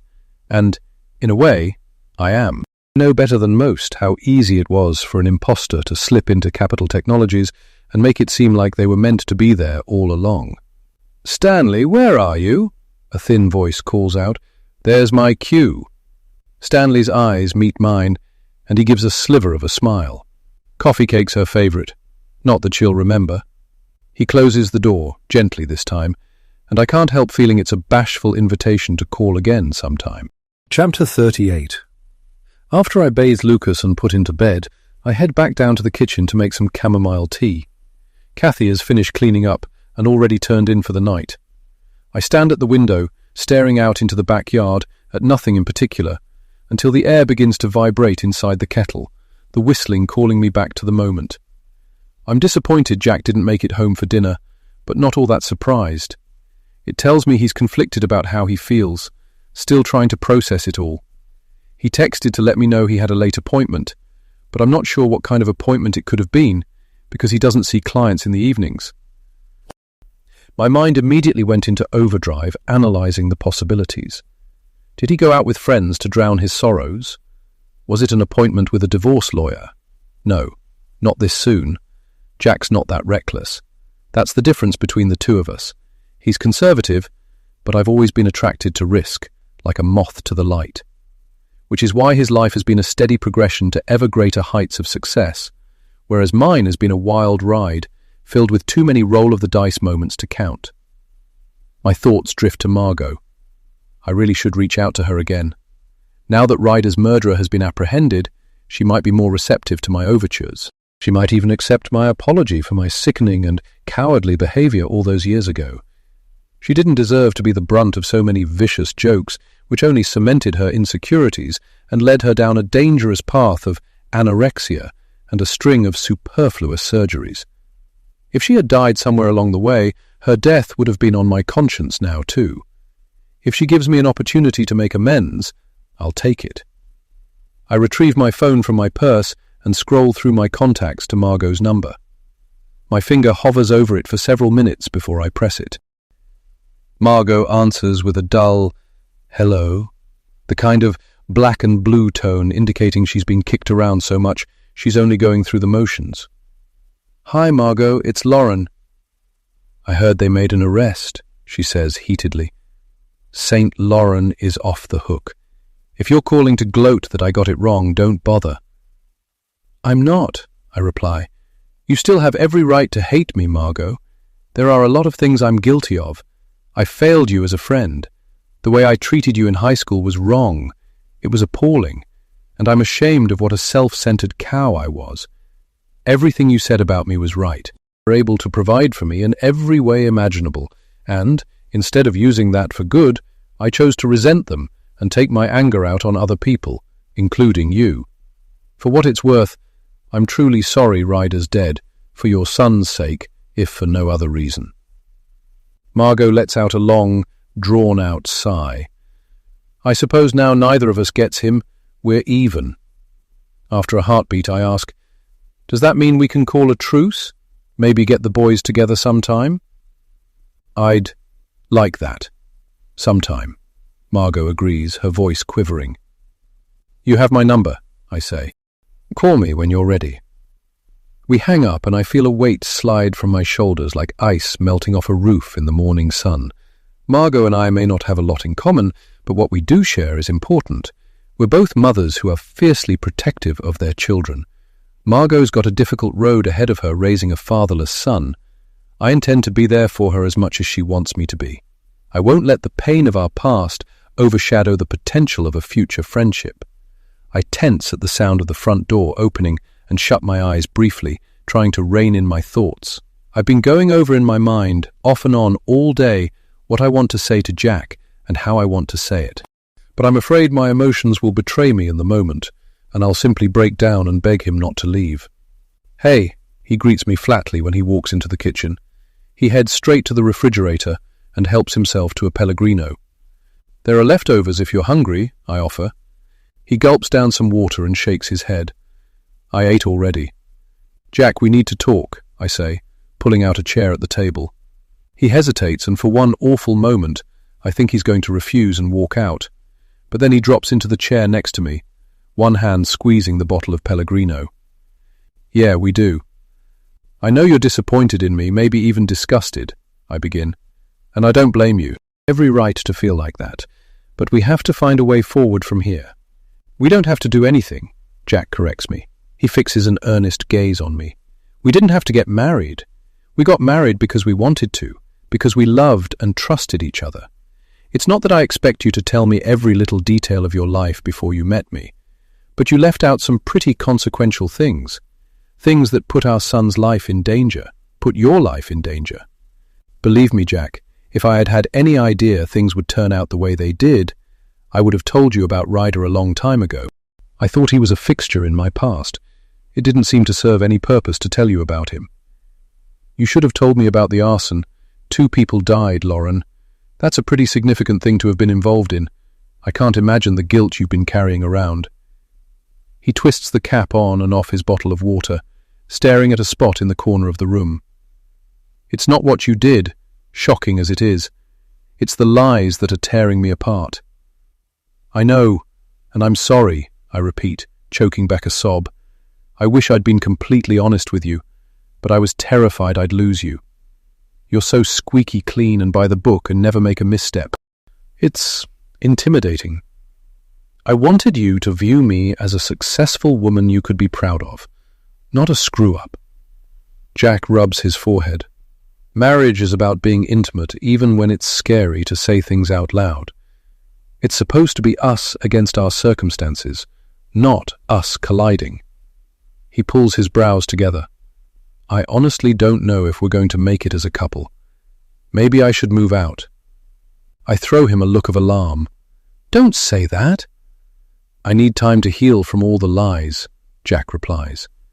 You don't get to erase them with a casual sorry. It's not as simple as replacing a battery and then everything powers back up, for better or for worse, but I feel like a freight train just went over my heart. I realize I did a first-class job of messing up, but we can still make it if we want to, I implore. Maybe this is our for worse moment, but it doesn't mean to say our for better moment isn't just around the corner. If you pack a martyr bag and leave, you'll never know, will you? Jack's lips twist in a ghost of a smile. Are you suggesting I might finally be making a misstep by indulging in petty behavior? I'm not suggesting. I'm telling you you're going to trip up on your own sanctimoniousness. He laughs and reaches for my hand, rubbing it gently between his thumb and forefinger. You're my ride-or-die friend, Lauren, all spunk and spirit. I don't want to lose you. We both startle at a sudden sound in the doorway. Did you lose Mummy? Lucas asks, stifling a yawn as he shuffles into the kitchen in his fuzzy dinosaur slippers. Jack chuckles. No, son. I was scared I might have, but... He trails off, his eyes searching mine. I don't think I did, after all. You can have my good luck straw if you want, Lucas offers, climbing up into Jack's lap and snuggling against his chest. Jack's eyes lock with mine again. Something tells me I won't be needing it, he says. Maybe I'll just keep a hold of my favourite wife's hand instead. And your favourite son's, Lucas adds in a tone of mock outrage. That's right, Jack agrees, leaning across him and cradling my face gently in his hands. Because I don't ever want to lose my favourite son or my favourite wife. The end.